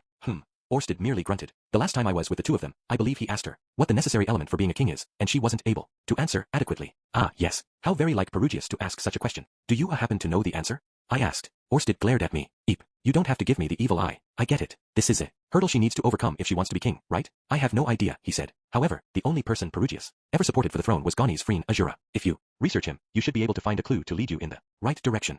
Wait, so you don't know either? Well, I guess you gave me a hint at least. All right, then I shall be off to see it done. It was the trump card I would use to get in contact with Ariel. Before I left, Orsted lent me one of his magical items. I say lend, because he called it a gift, but I thought of it as equipment for work. It was a robe, and conveniently gray, even though I had no part in its creation. It was a little darker than the one I had been wearing. That robe was worn by the great sage Tishiana a millennium ago, said Orsted. It's made from a death adder rat skin, woven with magically imbued thread. It has high magic resistance and is stab-proof. It likely became a magical item after being left in a labyrinth for an extended period, where it developed the ability to reduce the wearer's weight by half, meaning one can move like the wind if needed. Since you cannot use battle aura, it should prove useful. If his words were to be believed, it was quite the incredible item. So, I licked my lips. What kind of price would something like this fetch? I took this from the Dragonfolk's repository in the past few days since we last met. It would net you a decent amount if you sold it, but I am giving it to you so that you can protect yourself. Wear it. Oof. He read me like a book. I wondered what the Dragonfolk's repository was. Did they have a bunch of items like this stored in there? They probably did. I could just picture it. Boots that could open any treasure chest they kicked, a trumpet that could uncover hidden rooms. At any rate, this robe would increase my combat proficiency. Was certainly a huge step down from my magic armor, but I could bridge that gap with my own knowledge and courage. Wait, but I have neither of those things. Oh well, guess I'll just have to try my best anyway. That night, I summoned Sylphie to my room. If I was going to help Ariel, I needed to speak with my wife first. Sylphie must have sensed it was a serious matter because when she showed up, she was in her normal clothes rather than pajamas. That was fine with me, considering the topic I was about to broach. Well, Rudy, what is it you wanted to talk about? Sylphie asked, her expression guarded. I could hardly blame her for being wary. The last few times I formally called her here, it had been to relay what she must have thought was crazy talk. Sylphie, I am going to be direct, I said. All right. I have been ordered to help Princess Ariel on her path to becoming king. She scowled suspiciously, then her face lit up, but almost as quickly she was back to furrowing her brow again. Ordered. She echoed. That's right. Which means you're not doing it of your own free will? Orsted's the one calling the shots. Her demeanor changed completely. I had waffled back and forth between telling her the truth about Orsted's involvement, but I had so much guilt about things I had done to her in the past. This time, at least, I wanted to trust her and speak the truth. This was one of her close friends we were talking about here. Sylphie gaped at me for a moment before snapping her jaw shut and narrowing her eyes. And what is his motive for making Princess Ariel king? Does he stand to benefit from that somehow? It will give him connections to Azura Kingdom through me.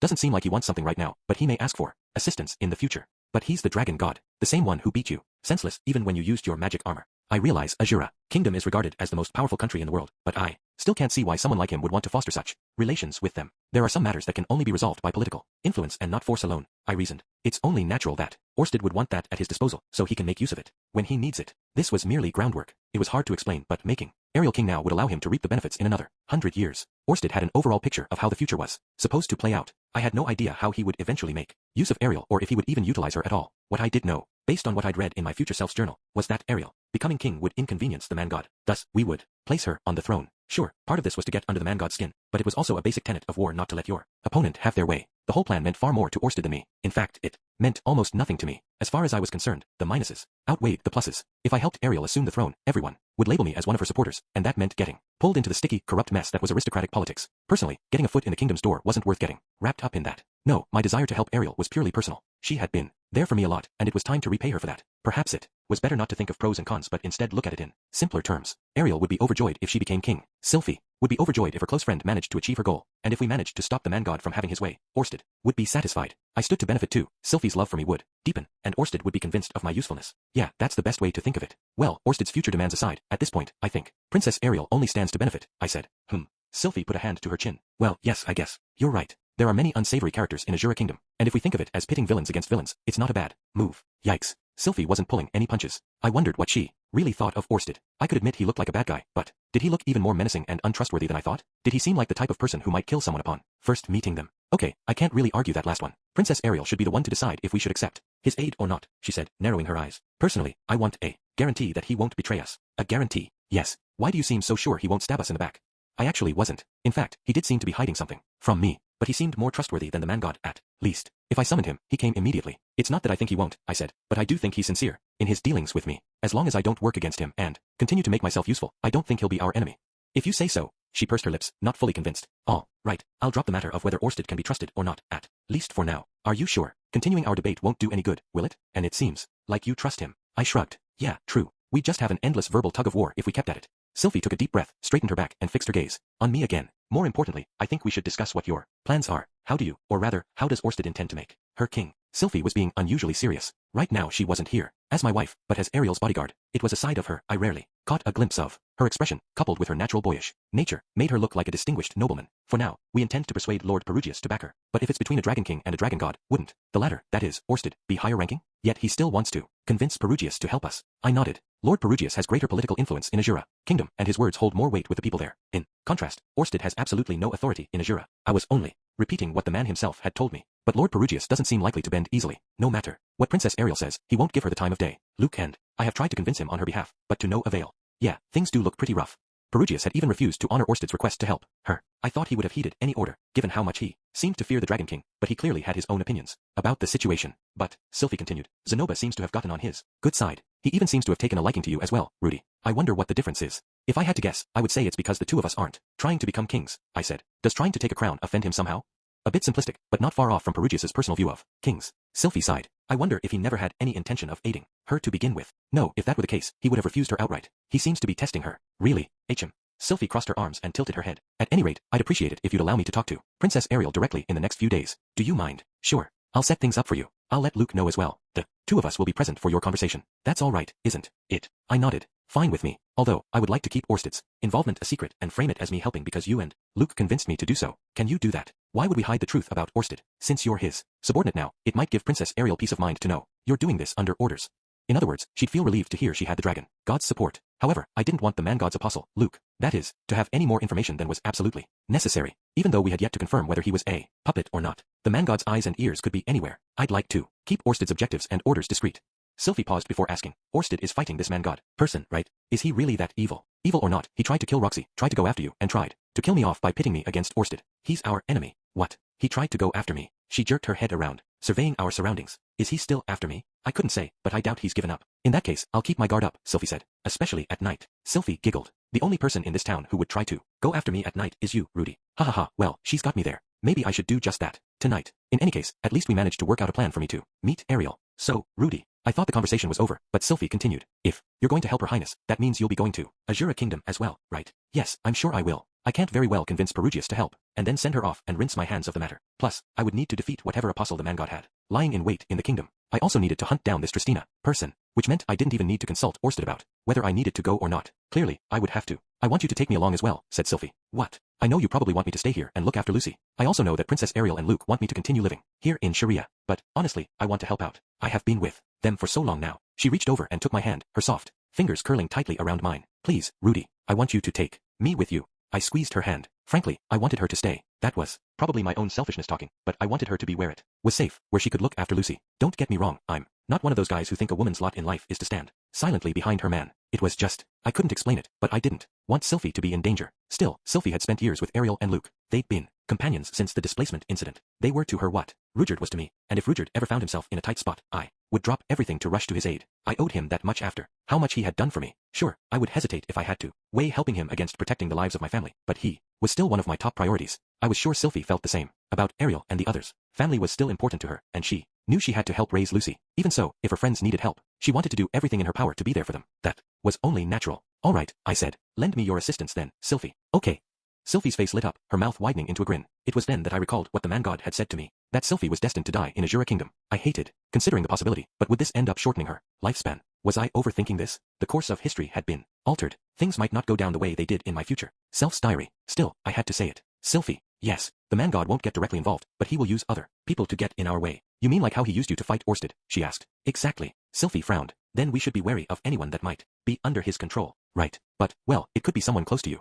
Someone close to me? She blinked. Like who? Like Luke. Her face hardened. Rudy, that's out of the question. If Orsted is working to make Princess Ariel king, then the man god will try to undermine that, right? Which means he'll be trying to stop her, so there's no way he would go after Luke. Luke would never, ever turn on Princess Ariel. The man god might find a way to sweet-talk him into it. He has a way of corrupting people. Sylphie glared at me. I sensed murderous hostility in her gaze. This was probably the first time I'd ever seen her look at me that way. If Luke loses sight of myself and tries to hurt Her Highness, her voice trailed off. Then I will kill him. She said it with such resolve that it sent a chill through me. This was the first time I had ever thought of her as terrifying. Neither Luke nor I ever want to betray Her Highness. Sylphie continued. I am sure he'd rather die than be deceived by someone and stab her in the back. I would too. I could understand how she felt if I ever did anything that hurt. Rudyard, even Eris might turn on me. It was the same thing here. I see. Sorry for bringing that up out of the blue, I said. Sylphie shook her head. No, there's no need for you to apologize. I appreciate you warning me. She smiled quietly. Seeing that expression on her face helped me finally steel myself. If a time ever came when Luke needed to die, I couldn't let it be by Sylphie's hands. I would need to be the one to do the deed. Chapter 5. Working together. When I arrived at the floating fortress, Ariel was out in the garden having a tea party. Silverol was serving, but Perugius was nowhere in sight. Instead, Nanahoshi was the one sitting across from Her Highness. She must not feel very worried about her situation if she can have a tea party, I thought, but just as quickly, I realized I was mistaken. Ariel wore the exhausted face of an overworked salaryman. Matches perfectly with the exhaustion I saw on Luke's face. Ariel put effort into pasting an elegant smile on her face, but she couldn't hide the circles under her eyes. She must be feeling cornered. The way she eyed Nanahoshi screamed, "Come on, ask me. What's wrong? Ask me." Nanahoshi ignored her completely. In fact, she seemed uncomfortable just sitting there. She wouldn't outright refuse an invitation to have tea, but at the same time, it was clear she didn't want to be dragged into the messy situation between Ariel and Perugius. If ever there was a poster girl for the lazy protagonist archetype, it'd be Nanahoshi. The only reason she didn't flee the scene was because Ariel had offered her assistance when she was on death's door, even if Ariel only lent us the use of her magical implement that still qualified as help. Oh, Rudius. Nanahoshi's expression relaxed the moment she spotted me. Mind coming over here and sitting for a few? I sat myself between the two girls. Silverol took the opportunity to pour me a cup of tea. The cup clattered as she slammed it down before me, which was unusually violent for someone as refined as her. I glanced up at her, and I could feel the coldness emanating from behind her mask. Perhaps she was angry about my mistaken summoning of Aramanphi. Sorry about that. Okay, Rudius, please go ahead, Sylphie mumbled as she took up position behind Ariel. Ariel looked a bit more relaxed thanks to her presence. I looked around and noticed Luke in the background. I had spoken with him prior to our arrival. I told him that I would cooperate with the princess, and he was absolutely overjoyed, showering Sylphie with compliments for managing to persuade me. Well, Lord Rudius, said Ariel, it's been quite a while. I would congratulate you on becoming Dragon God Orsted's subordinate, but I must ask, are you sure that was the right choice? Her words lacked their usual vigor. She was being vague. Perhaps Sylphie had already badmouthed Orsted to her. Thank you. Being in the employ of someone powerful provides a certain peace of mind. That goes for anyone, not just me, I replied. You are quite powerful yourself. I suppose people of like power tend to be drawn to one another. Someone like that wouldn't even give me the time of day. Oh boy, she's really selling herself short. Looks like things are headed in a pretty grim direction. Hey, Nanahoshi whispered, poking me in the side. Orsted came to see me yesterday. Yeah, and I apologized to him, and he forgave me. Told me he hoped to continue our relationship. Good to hear, I said. It was a short conversation, but Nanahoshi looked like a weight had been lifted off her shoulders. People often remarked that if saying sorry were all it took to solve matters, police wouldn't need to exist, but I would argue most things could be solved by a sincere apology. Personally, I wouldn't be willing to forgive someone who had tricked me, led me into a trap, and nearly got me killed, but that just demonstrated how generous Orsted was. I also happened to see Lord Orsted, said Ariel, voice as pleasant as a bell. There was something strangely charismatic about her voice that made you want to heed what she said. She was gorgeous as well. Her blonde hair was more radiant than anyone else's that I'd ever seen. She was the embodiment of beauty itself. I was surrounded by plenty of attractive men and women, but if you had to score them objectively, Ariel would come out on top. She was no ordinary beauty. She was like a piece of fine art, like she'd walked out of a painting. Granted, right now she lacked her usual energy, but that only gave her the ephemeral luster of an exhausted widow. He's a terrifying man, Ariel continued. I only glimpsed him from afar, but that was enough for all my hair to stand on end, screaming that he was dangerous. Ah, so she's already seen him. Probably not a good idea to tell her I was operating under his orders then, but perhaps it didn't matter. She already knew I was his subordinate. Ariel went on. That was yesterday. He went home after enjoying some tea with Lady Nanahoshi. He seemed to be in a foul mood the entire time, but when Lady Silverol spilled some tea on him, he didn't get upset with her at all. Silverol spilled tea on Orsted? She couldn't have done that on purpose, right? No, she must have been so terrified that her hand slipped. The atmosphere seemed incredibly tense, yet Lady Nanahoshi had such a warm smile on her face, one that I'd never seen before. Despite Lord Orsted's appearance and demeanor, he must be quite magnanimous and open-minded. Wait, seriously? I'm surprised to hear her say that. Maybe the curse isn't as effective on her as everyone else. That works in our favor, at least. Or could this be the man god's doing? Indeed, he stood to benefit the most from controlling her actions. Instead of using Luke to lead her along, why not pull her Strings directly since she was in charge of the whole gig? Orsted had never hinted at such a possibility though. Maybe he had a good reason for believing the man god wouldn't touch her. Apparently he's only so hated by everyone because of a curse he bears. I told her. Oh, truly. In that case, perhaps I should have said hello to him. He was intimidating enough from afar that it made my legs tremble. If I heard his voice up close, I might wet myself. She chuckled. Wet herself. Although, it does feel quite good to relieve yourself in front of people. Pardon, Lady Ariel. Sylphie scolded. I'm pretty sure she just talked about enjoying water sports, but I'll pretend I didn't hear that. Azura's upper crust seemed to be full of perverts. There was something incredibly immoral about hearing a girl so classically picturesque talk about golden showers. Rudy, wipe that depraved grin off your face. You're in front of the princess, Sylphie cried. Yes, ma'am. I put a hand over my mouth. Did my face betray my thoughts so easily? Sure, I was a pervert, but I was really only interested in seeing the girls I liked doing erotic things. Like Sylphie, for example. Not that I was going to ask her to pee in front of me. I didn't want her to hate me. Ugh. Nanahoshi wrinkled her nose, clearly disgusted, but I decided to ignore her. Ahem. Ariel cleared her throat. At any rate, Lord Rudius, it made perfect sense to me when I heard you were working under Lord Orsted. Oh, why's that? Because I believe it would take someone as powerful as him to be able to control someone like you. Really? I don't think it takes much to control me. All Sylphie had to do when we were in bed at night was say, "Hey Rudy, I have a favor to ask," and I'd wag my tail like a dog, ready to do whatever. To be clear, I was not expecting that kind of stuff from Ariel. All I needed from her was cold, hard cash. After all, I was the type of man who worked for two things, money and women. Anyway, it was about time we stopped beating around the bush. I was here to talk about cooperation, not chat about Orsted. When you say someone powerful, don't you also mean someone like yourself, Princess Ariel? I asked, playing coy. Ariel put a hand over her mouth and narrowed her eyes. Oh, I didn't realize you flattered people like that. It wasn't meant as flattery. Even though I had become desensitized to such titles as of late, Ariel was still the princess of Azura Kingdom. In the terms of my previous life, she was somewhat similar to the Crown Prince of England in status. One might catch a glimpse of her at official ceremonies, but speaking directly to her was out of the question, let alone being able to sit with her at a table like this. That was how important she was. Her status aside, Ariel had been hard at work increasing her influence. Almost every person in a key position in Sharia had some connection with her. There were the principal and vice principal of the academy, the top brass of the Magicians Guild, the head of the magical implement workshop, the top administrator of a company, and the branch leader of the local adventurers guild. Those were the connections I personally knew about. One could invoke her name and expect favorable treatment just about anywhere you went. Was no exaggeration to say her influence could be felt at the top levels of Sharia's key industries. In short, she didn't lack for connections. She had plenty of power. I did entertain the idea of having you as my subordinate, said Ariel. You did you? I gave up on that idea quickly, for a number of reasons, but chiefly because your power is too much for me to handle. She glanced to the side. Beyond the stunning garden was an expanse of white clouds and open sky, extending into the far distance. She stared off in that direction as she mumbled to herself. You hold power beyond yourself. It will be the end of you. For a moment, I thought she was talking to me, but I was mistaken. Ariel turned her attention back toward me and explained. When I was younger, I saw a play in the palace. That was a quote from the great demon Empress Kishirika Kishirisu. I was pretty sure she'd never said that. It was probably a line someone else had come up with. The little girl I'd met would never be capable of saying a line that clever. When the Golden Knight Aldebaran defeated her, Kishirika cursed him with those words as she lay dying, said Ariel. Ha! Aldebaran became king of the humans after that, but everyone feared him. In the end, his retainers betrayed him and killed him. This play she'd seen certainly did show the darker side of human nature, but it was quite different from the history I knew. That play is always performed when one of the royal family celebrates an important milestone in their life. These milestones were one's 5th, 10th, and 15th birthdays. In Azura Kingdom, these occasions were always celebrated with grand parties. The royal family apparently staged a play as well. It deviates from history, Ariel acknowledged, but I'm told it highlights the frame of mind a royal should have. So it's not historically accurate, as I suspected. That wasn't surprising. It was completely different from the history I knew. The Golden Knight Aldebaran and Kishirika Kirisu had struck each other down in battle. Wait, no, perhaps I was thinking of the showdown between demonic dragon King Laplace and the fighting god. Oh well, it's not that important. What frame of mind is that?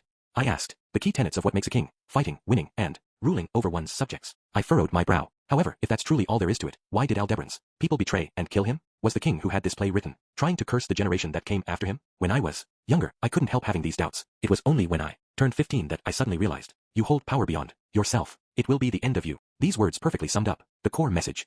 She paused and glanced off into the distance again as she continued. Too much power will lead one down the path of destruction. Thus, one should only wield as much power as they can control. If one wants to become king, they must be able to master everything they have at their disposal. Even now, I still believe that to be true. Ariel hung her head, her long lashes casting shadows over her cheeks. I'm perfectly aware that you and Lord Perugius are both more than I can handle. She wore her usual soft smile, but it looked like she was on the verge of tears. I'm going to ask Lord Perugius for his help one more time, but if he refuses me, I think I will give up on trying to convince him. You're going to give up? I asked. Yes. It goes without saying that I do not intend to give up on becoming king, but I will cease my efforts to gain his support. While his power may be beyond me, the Azuran throne is not. I said nothing, but I nearly felt like sighing. She was far too caught up on whether someone was beyond her or not. Princess Ariel, I said. Yes, what is it, Lord Rudius? What part of me do you think is so powerful? Ariel had said I was powerful and special. I had always dreamed of being seen in such a light, but as things stood, I definitely didn't think of myself as extraordinary. That wasn't even a biased view, in my opinion. I had not yet reached a level that could be called impressive. Oh, if I were to name all your incredible qualities, the list would go on and on. I suppose the biggest one would be your impressive mana pool. My mana pool, huh? Well, it was true that my mana pool dwarfed most people's. Having the Laplace aspect had blessed me with an impressive one, perhaps so much so that an ordinary person would never become my equal through effort alone. I could also admit that it had proved beneficial more than once in the past. Still, an expansive mana pool wasn't the solution for everything. All the problems I faced required other solutions. Perhaps if my mana pool could solve every problem I'm facing, I would agree that I'm a powerful person, I said. What problems are those? Hard to give a concrete example since these problems are a daily occurrence. Right now, I spend every day worrying how I'm ever going to explain what's going on to my family. I was terrified of the man god and scared of Orsted as well. I'd glossed over the details and fed lies to my family, having no better idea of how to explain things to them. Yet Ariel said I was powerful? Don't make me laugh. I can't speak for Lord Perugius, I said, but I'm not powerful at least. I am simply the husband of your close friend who happens to have a bigger mana pool than most people and a lot of odd acquaintances. But I'm just your average magician, really. One who is constantly worried over something. Those were my honest feelings. No matter how embarrassingly cliched it sounded. I reached across the table and took Ariel's hand in mine. Her skin was so soft and her fingers were so dainty I almost feared they might break in my grip. Sylphie pouted in her corner, but she would have to deal with it for the moment. Princess Ariel, I did not come here today for a simple chat. You came to talk me up instead? Ariel kept a gentle smile on her face, not at all flustered that I had suddenly grabbed her hand. I sensed some exhaustion behind it, but it was an otherwise flawless poker face. If that was all it took to sway your heart, that might actually be somewhat appealing. But actually, Luke and Sylphie were the ones who asked me to come here. In an unusual display of alarm, Ariel's head jerked around as she glanced back at the two of them. Sylphie stood firm, while Luke quickly bowed his head. They begged me to help you. Her dainty fingers squeezed around mine like a steel vice, exhibiting far more strength than I thought possible, enough to make me wince. The two of them said that, she mumbled. I didn't come here to look condescendingly down upon you, scoffing about how you need my help. In fact, it's just the opposite. I wondered how she would have reacted to me suddenly grabbing her hand and saying all this if she were her normal, confident self. Won't you please let me work alongside you? A tear fell from Ariel's eyes. It was beautiful, yet strangely I found it surprising that she would cry. Why is that? I wondered. Ariel quickly wiped her tears with her free hand. She forced a smile and said, this is the first time I've ever heard a pickup line that managed to shake me to my core. It was clear she wasn't joking around. She'd schooled her expression, her cheeks weren't blushing, and she wasn't crying anymore either. She looked every bit the dignified princess. I admit, I would be grateful for the assistance, Ariel said, nodding. However, she lowered her chin and studied me closely, trying to suss out my intentions. You are Lord Orsted's subordinate. Now, yes. Will he really allow you to do such a thing? I have already spoken with him about it, I assured her. Which means that you're acting on his orders then, yes? His curse didn't seem completely effective on her, so maybe it wouldn't hurt to answer honestly, but I decided to stick with the plan and keep his aim a secret. No, not at all. I shook my head. I was the one who said I wanted to help you, and he told me I was free to do as I wished. After a brief pause, Ariel said, all right, very well, be sure to convey my gratitude to him then. Sylphie pursed her lips, unhappy at how I'd handled things, but this was how it had to be. In that case, I look forward to having your support, said Ariel, and I look forward to working with you. We readjusted our grip on each other's hands and shook on it. Now that we have that settled, time to move on to the details. If we're going to make you king, we could enlist Lord Orsted's help in the matter, but frankly he doesn't hold much sway in Azura Kingdom. I don't think he would be much help to you, I said, prefacing my main point. As such, I think Lord Perugius's help will be crucial. Agreed, Ariel said solemnly, sitting up straighter in her chair. Perhaps I was only imagining it, but Sylphie and Luke looked more serious now than they had a few minutes ago. Orsted had also mentioned that convincing Perugius to support Ariel was paramount, which only further reinforced how much authority Perugius held in Azura. The problem was how to go about persuading him. Perugius posed a question to us before, which was, what is the most important quality a king must have? If you can bring me that answer yourself, then I will give you my support, I said, reciting what I remembered of our previous conversation with Perugius. Ariel's eyes twitched. She had racked her brain over and over for the answer to that question. I wonder what kind of response he really wants, I said. Previously, Ariel had answered, they're wise, listen to their cabinet ministers, and don't forget their position in society. But Perugius dismissed that as incorrect. He then turned the question to me, and I answered, I think I'd prefer a ruler who can put themselves in the shoes of the common folk, rather than someone who relies on their own abilities. Perugius had called that response preferable, but that suggested it wasn't the correct answer either. If Orsted was to be believed, Derek Redbat must have found the correct answer to this challenge when it was posed to him. Orsted had also suggested the answer likely had something to do with Gani's freeing Azura. Of course, since history had been changed, there was no guarantee that Derek had answered the same question as the one we now faced, but it was worth investigating. If memory serves, King Gani's was a close friend of Lord Perugius's, right? I asked. Ariel nodded. Yes, the story of their friendship is famous. Lord Perugius also seems very nostalgic when he comes up in conversation. In that case, whatever this quality is, King Gani's must have possessed it. Correct. Perhaps. You can look into him, can't you? There should be some records about him. I thought my suggestion was foolproof, but for whatever reason, Ariel and her two bodyguards looked less than enthused. I hate to break this to you, said Ariel. What? Did I say something weird? No, but we've already looked into King Gani's. We found nothing of note in the archives on this floating fortress, nor in Renoa's library.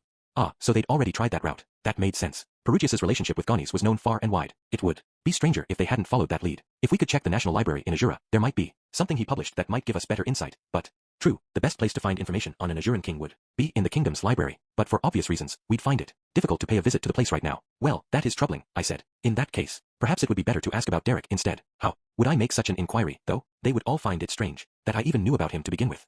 Before we discuss this any further, Ariel glanced briefly at Silverol. Are you sure this is all right? Lord Perugius can hear everything we're saying. I tilted my head, and I suspect he finds the whole thing entertaining. I worry that he may not permit us to discuss this matter as a group, Ariel explained. Ah, that's what she means. Ariel thought he might want her to think on it and come up with an answer on her own. I, on the other hand, wasn't so sure that was his aim. I glanced at Silverl. She fluttered her wings gently before saying, "It matters not to Lord Perugius how you arrive at your answer. If it is the correct one, he will lend you his support." The words were left unspoken, but her tone said it all. That should be a given. He is, after all, a very magnanimous person. Do you mean to say that I should have consulted others from the very beginning? Ariel asked. Silverl nodded. In fact, Lord Perugius was deeply puzzled as to why you were trying to solve it on your own to begin with. Ariel smiled bitterly. I backed myself into a corner by overthinking it, I see. She muttered to herself, then stood up, her spirits renewed. She lifted her arms, catching her blonde hair on the way up. It fell back across her shoulders as she stretched, hands clasped in the air. She then cracked her neck and clapped her cheeks. Not the kind of behavior you'd expect from a princess. Sometimes people could limit themselves by overthinking. They were often burdened by the belief that things had to be a certain way and that there were no alternatives. Those preconceptions and biases often led people away from the correct path. It was only when a person realized they were mistaken, when they realized there were several ways of accomplishing the same thing, that their field of view expanded and let them feel freer than they'd ever been. I had experienced something similar when Roxy dragged me outside for the first time. All right, Ariel declared. Sylphie, Luke, take your seats. As you command. All right. The two happily settled at the table, which only made Nanahoshi feel even more awkward. Now then, let's begin our meeting, Ariel said, exuding the same confidence I had seen from her when I first met her. Should I start clapping? No, I'd better not. Instead I raised my hand and said, before we begin, I would like to make sure we are all on the same page. Do you mind? Same page, Ariel echoed. What I mean to say is, I don't really know much about you, Your Highness. I suppose not. Well, what is it you wish to know? Her cheeks flushed, and Sylphie stared meaningfully at me. Oh, come on. I'm not asking for her vital stats here. I'm trying to have a serious conversation. First, if you wouldn't mind sharing, I would like to hear why you want to become king. I knew she wanted to become king, but I had only picked up bits and pieces about her motivations. She mentioned something about how many people had died for her. I assumed Derek was probably one of them. I am fairly certain I already told you what my motivations are, said Ariel. What? You did? Yes, when you and Sylphie got married. Is that right? I scratched my head. Well, I'd like you to remind me regardless. I told you that I wouldn't be able to face the people who believed in me and died for me if I didn't become king. I nodded. I see. So you're doing it for the people who sacrificed their lives for you. Could you tell me more about these individuals? She smiled and tilted her head. Is that somehow relevant to our current problem? Ah, I know a look of rejection when I see one. She doesn't want to talk about it. I don't know if it has any relevance or not, I confessed. But from where I'm standing, it seems like Lord Perugius is testing you. In that case, maybe if we dig through your history and motivations, we might find clues that will lead us to the answer we seek. I see what you mean. I was just throwing that out as an excuse, but it actually made some sense. Frankly, I had no idea what made a true king or whatever Perugius wanted to call it. I knew squat about kings, aside from what I'd read in a novel long ago. I remembered a line that went something like, a king lives for his people. No, it's more than that. He exists to guide the people. My ignorance on the topic meant that racking my brain over the question wouldn't be very productive. Very well, then. I should warn you that there were many who died. We lost an especially great number when we fled Azura. 13, to be precise. The 4 knights were Alastair, Callum, Dominic, and Cedric. The 3 mages were Kevin, Johann, and Babette. My 6 retainers were Marceline, Bernadette, Edwina, Florence, and Corinne. I doubt I will ever forget their names as long as I live. Our journey was brutal. We fought together and overcame so many obstacles. Every single one of them desperately desired that I become king and died trying to make that happen. Wait, what? Derek isn't even among the names she listed. That's odd. Orsted had mentioned that Derek had died, but Ariel hadn't even brought him up. Maybe he wasn't that important to her? Perhaps he would have learned a clue from the 13 she just mentioned, had he been alive. Tell me more about each one of them, I said. Very well. It will take quite some time to do so. Are you all right with that? I nodded. I don't mind. Every single one of them must have been important, so I would hate to skip any of them. As soon as I said that, the atmosphere became less tense. Ariel grinned as Luke gaped in surprise. For whatever reason, Sylphie appeared to be smiling proudly. Nanahoshi was the only one who seemed uncomfortable. All right, in that case.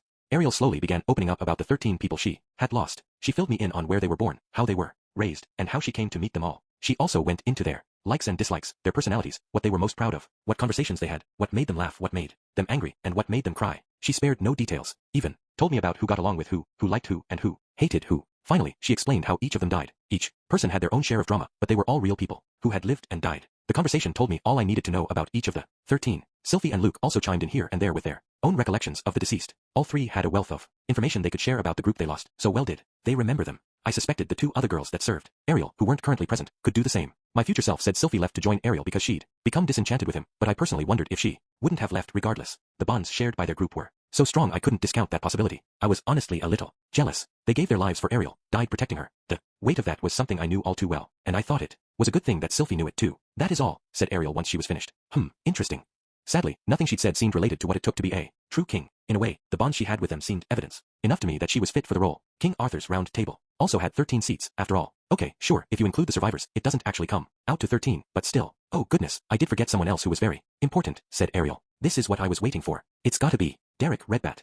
See, I knew it. This was what I was waiting for. I kept quiet, waiting for her to go on, but Ariel merely drew her brows together as her face scrunched. What's the matter? I asked. Oh, it's just, to tell you the truth, I suddenly realized that I didn't really know him that well. Ugh, great. So he kicked the bucket before he got close with her. That was a problem. She might have had more to say about him if, as in the original timeline, the two had fought side by side and built trust as they both put their lives on the line. But alas, she didn't. If the two had built no memories together, then she wouldn't know what kind of person he was, and I wouldn't be able to use that information to figure out how he managed to sway Perugius. Do you remember anything about him at all? I asked. Doesn't matter if it seems insignificant. You said he was someone important, so there had to be something, right? My only option was to push her for answers. Let's see. He was a very serious and professional person. Ariel continued adding some details, but he sounded pretty, well, normal to me. Just your average smarty-pants magician. He was a nitpicking busybody, the type that always sighed in exasperation at his friends' antics. When Ariel went off and did things on her own, he looked at her with a judgmental eye and called her out on it. The picture she painted of him reminded me of Cliff, or perhaps he was more like Vice Principal Genius. At any rate, he was basically the equivalent of a nosy grandparent always fussing over Ariel's future. At the time, my behavior was not befitting one worthy of sitting upon the throne. I lived an indolent lifestyle. I didn't even dream about becoming king. That was when the displacement incident happened. A beast suddenly appeared, and Derek died, protecting me. His last wish was that I become king. That was why I started down this path. I see. Nothing she described told me about his frame of mind or what he was striving for, which was unfortunate because she had told me more than enough about the 13 that died on her journey here. This conversation hadn't yielded any hints either. There has to be something, I thought. Some way to draw out the information I need. As I was humming to myself, contemplating a solution, someone suddenly spoke up. Come to think of it, he never doubted that Princess Ariel would be the next king. He took every opportunity he could to suggest that she should take the throne, Luke said. He struck a sultry pose, putting his hand to his chin as he recalled what he knew. Perhaps he knew the answer, knew what makes one a true king. That would explain why he was so confident that she would become king, because he knew she possessed that quality. Good job, Luke. It made sense when I thought about it. Luke, like Ariel, had been close with Derek. But I have to be careful about what he says. It's possible he's only sharing this based on advice he received from the man god. It was best to assume that anything Luke suggested might be dangerous, even if the man himself meant no harm. Interesting. That certainly is possible, Ariel said. She nodded, as though the words Derek had said to her finally made sense with this added context. Unfortunately, he's no longer with us, Luke reminded her. Everyone went quiet. We had no way of knowing what Derek was thinking. As the silence stretched, the atmosphere grew heavier. Perhaps we had spent too much time dwelling on those lost to us. Well, at any rate, let's keep thinking on it and see if we can come up with clues, I said. My words did nothing to alleviate the gloomy air that had settled over the table. In the end, we came up with no constructive options that day. Chapter 6. Orsted's suggestion. And that's how it went. After my meeting with Ariel, I immediately took off to meet Orsted and relay what had been discussed. If Luke was the man god's messenger, I was Orsted's. I would brief him on every little detail. In essence, I was an informant. Rudius the tattletale, you might say. So they already looked into information on Gonies. Orsted muttered. What should we do next? I asked, despite half expecting him to glare at me and tell me to think for myself sometimes. Just to be clear, I wasn't the type who sought the approval of others for every little thing I did, alright? I intended to be as independent as I could, but I had only become Orsted's subordinate recently. I wasn't yet sure what needed to be reported to him and what could be handled on my own. While I was figuring out that boundary, I was largely deferring to him for most matters on our current mission. I didn't want him snapping at me for doing things without getting his input first. Also, I was asking for his opinion, not seeking a concrete answer. He didn't have to spell out everything for me. He just needed to point me in the right direction. In this way, I would slowly learn how he wanted to handle matters. Plus, I did have a suggestion handy if he told me to think for myself. Orsted and I could use teleportation circles to infiltrate the Azuran library, where we could swipe the necessary materials. That was what I had planned if he had no other suggestions. You should head to the library labyrinth in that case. His answer caught me off guard. I tilted my head. Library. Labyrinth. What the heck is that? Orsted saw the confusion on my face. A labyrinth where copies of books from all over the world are stored, he explained. I never knew something like that existed. How are those books copied? I asked. A certain bookworm Demon King uses the power of their demon eye to copy them. Considering that the first people that came to my mind when he said Demon King were Badagati and Atoph, I imagined this person was similar, someone with an obnoxious laugh and 8 arms, each one holding a volume of manga. Part of me wondered why anyone would do that with the library, but when Orsted said it was a Demon King, somehow, that was all the explanation I needed. Well, it does sound like it must be pretty useful, I admitted. If the library had every book from all over the world, that meant it had contained a huge amount of intel. Sure, there was information out there that never made it into books, but a vast majority of it did. It was like Wikipedia but for magic. You could probably find information on just about anything you wanted in there. Not quite, said Orsted. The place isn't organized at all. Oh, okay. Having a wealth of information meant little if you couldn't systematically search for what you were looking for. Dictionaries only worked because they were ordered alphabetically, allowing you quickly find the definition for whatever word you needed. This library, on the other hand, had a vast number of books all randomly scattered about. It was hard to guess how many hours, days, or even weeks it might take to locate a specific volume. In that case, I said, wouldn't it be difficult for us to find the information we seek? The vast majority of literature about Gani's Freen Azura is grouped together by publication date. It would be difficult to gather everything ever written about him, but you would still find more in there than you would in Azura's National Library. So apparently this Demon King hadn't copied the books at random but in order of when they were written, oldest to newest. If that was the case, it wouldn't be impossible to locate what we needed, especially in the case of Gani's. He was a great king and war hero. There had to be a ton of books about him. Okay, so where is this place?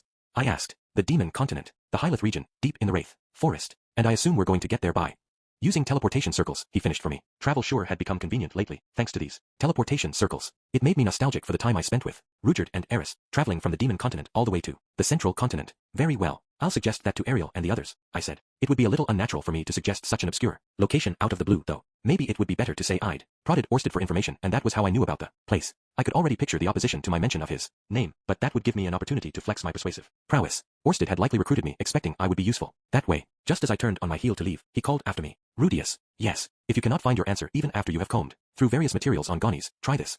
He handed me a picture that I could only assume was the cover of a book. It was beautifully drawn. I wondered if he'd done it himself. And this is, I asked. You'll understand once you read it. Of course, if the books you find on Gonies provide the answer you seek, then you needn't bother with it. His words, while vague, seemed to contain some hidden meaning. For the moment, I pocketed the picture he'd handed me and left. It was late night by the time I made my way back to the floating fortress. There was no curfew there, so Aramanfi led me inside as usual. He warned me that Perugius had already retired for the evening, so I should keep quiet as I traversed the halls. That means Ariel is probably asleep too. Perhaps I should have gone home instead of rushing back here, but it was too late to regret my decision. I could spend the night here and speak with Ariel about the library labyrinth first thing in the morning. With that in mind, I started toward the guest quarters, only to notice something moving in the corner of my vision. Crap, a roach? Even at this altitude? Guess not even Perugius's spirits can protect against an infestation. Makes sense, considering the rats I saw in the basement, but then realized that this thing, whatever it was, stood outside the nearby window. Silver light poured in through the glass, and a beautiful garden spread out beyond it. The moon didn't provide much light, but I squinted and noticed sitting at the table outside. Who would be out there at this hour? Maybe Silverl was putting in some overtime. Whatever the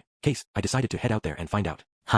A beautiful sight greeted me when I stepped out of the building. Bathed in the moonlight, the grass glimmered faintly, guiding my path forward. It led to a patch of flowers that were unremarkable during the daytime, but took on the moon's glow at night and shone like a mirage. I could see why Silverl bragged about this garden at every opportunity. A girl sat at the table where Perugius and Ariel often enjoyed their tea. Since she didn't wear a mask, there was only one person it could be. Well, okay, Nanahoshi hasn't actually been wearing her mask much recently, so I guess there's still technically two possibilities. Nonetheless, the person sat there was a peerless beauty, known locally for her unmatched allure. It was Ariel. In other words, she was spacing out, or more accurately, she seemed almost immobile, as she stared out at the fantastical garden. Princess Ariel, I said. Her shoulders jumped as she jerked around to face me. Oh, it's you, Lord Rudius. What are you doing out here at this hour? Exhaustion crept onto her face as she averted her gaze. I couldn't sleep, so I sneaked out here, without alerting Sylphie or Luke. Yes, my apologies. I simply wanted to enjoy the night air a bit, by myself. I wasn't judging her for it, but at the same time, she did have people out for her life. She knew that better than anyone. Maybe that was what compelled her to apologize. Well, I said, everyone has moments like that. Even a king? Ariel asked. A king is still a human being. So of course, she went silent. I had heard that kings weren't ever supposed to show weakness, but that merely meant they couldn't expose it, not that they didn't experience it. Everyone had moments of vulnerability where they needed to gather their thoughts. So what were you thinking about? I took a seat by her at the table. Probably she didn't want to be disturbed, but I had something I wanted to talk to her about anyway. While it could wait until tomorrow, it seemed better to tell her as soon as I could. I was contemplating whether I'm really fit to be king or not. She replied, definitely not the words I was hoping to hear. Well, you seem like you'd make a splendid king to me, I said. Royalty are good at putting on a facade to fool other people. It's merely an illusion. Ah, so it's something inside that's eating you up then? She went quiet for a moment before saying, ultimately, I'm only going down this path because I couldn't face anyone otherwise. Maybe I was never cut out to be king. Maybe I would have been better off accepting an arranged marriage to whatever noble was deemed best for me and bantering with Luke as an equal, as I once used to. Her voice grew quieter and quieter. I had never seen such fragility from her before. Well, I stammered. Crap.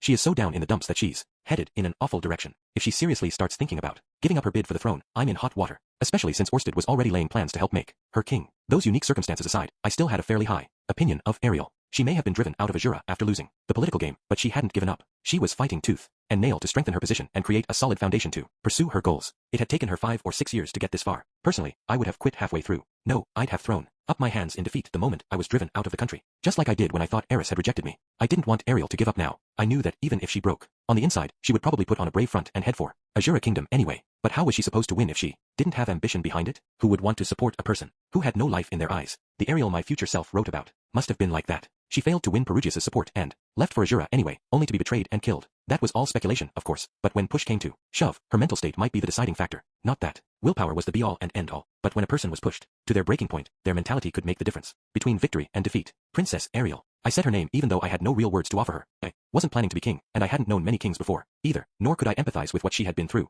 All I had seen was the mask she showed to the outside world. Whatever I said would slide off her like water off a duck's back. Lord Orsted has an idea of where we might find a plethora of books on Gani's Freen Azura, I blurted out. Before you decide whether you're really fit for the throne or not, why don't you try looking through those materials and see what you find? Ariel's eyes widened. She stared at me and muttered, Lord Orsted. She gulped. And where would we find these books? In a place called the Library Labyrinth. Let's go. Ariel decided before I could finish my sentence. Not even a second's hesitation there. You sure wasted no time debating whether to go or not. She had started turning away, but her gaze snapped immediately back to me. There was power there, passion. I may be feeling weak right now, but I haven't given up yet. Good to know. She looked fragile as glass at the moment, but she was still a woman with her eyes on the crown. If she didn't have guts, she wouldn't have made it this far. All right then, let's head there, I said, nodding with as much determination as she'd just shown me. 3 days later, I found myself in a building on the outskirts of Sharia. It was a different cabin from the one where Orsted had taken up residence, and inside was a teleportation circle emitting a dazzling, pale light. So this is the teleportation circle we'll be taking, Ariel remarked from beside me. After we had spoken, she immediately left to rouse Sylphie and Luke and begin preparations to depart. I hurried back to Orsted so I could update him. He then cleaned up the basement of this building and put the necessary teleportation circle in place. This one was an inert type that required my mana to work like the type Perugius often made use of. It's not the first time I've seen one, said the princess, but I admit, I am a little nervous at the idea of stepping upon it. She eyed curiously. Suddenly, her gaze snapped away as she gracefully scanned the area, as if she'd suddenly realized something. Finally, she turned toward me. By the way, I notice Lord Orsted is absent. It's his way of showing consideration, since his curse would only be an unnecessary distraction. Oh, I see. I was hoping to at least introduce myself to him, said Ariel. If Orsted showed up, the three of them would probably refuse to use the magic circle he'd created. Although his curse seemed not to affect Ariel entirely, there was no telling what effect it would have if she faced it in the flesh. What a pity. Ariel frowned, disappointed. Was she just fearless, or did she enjoy coming face to face with terrifying things? Either way, I couldn't let her meet Orsted. The worst part of his curse made those who looked upon him lose all rationality. Even Sylphie and Roxy, with their sensibility and knowledge of said curse, could not bring themselves to trust Orsted. It was impossible to know what effect it might have on Ariel. She was fine at the moment, but if she was faced with him in close quarters, she would probably become so terrified that she'd keep her distance, even from me. It would be awesome if Ariel could speak to Orsted as openly as I did, but the risk meant that keeping our distance was the better option. She still found him intimidating, but she also understood she could make use of him. In fact, when I mentioned that it was Orsted who suggested visiting the library labyrinth, she hopped on board, without second guessing his intentions. Maybe it was only natural, a drowning man grasping at straws, but Orsted's curse was usually so powerful that most people wouldn't accept his help even when backed into a corner. But this circle is something Orsted made, right? Sylphie asked. Are you sure it's safe to use this? I don't want to get thrown into a pit of beasts, Luke grumbled. Neither trusted Orsted. If Ariel were to deal with him directly, she might become just like them. I had to avoid that at all costs. Don't speak like that, you two. Lord Rudius would never lead Sylphie into danger, would he? Ariel glanced at me. Of course, I said. I already used it once, just to be sure.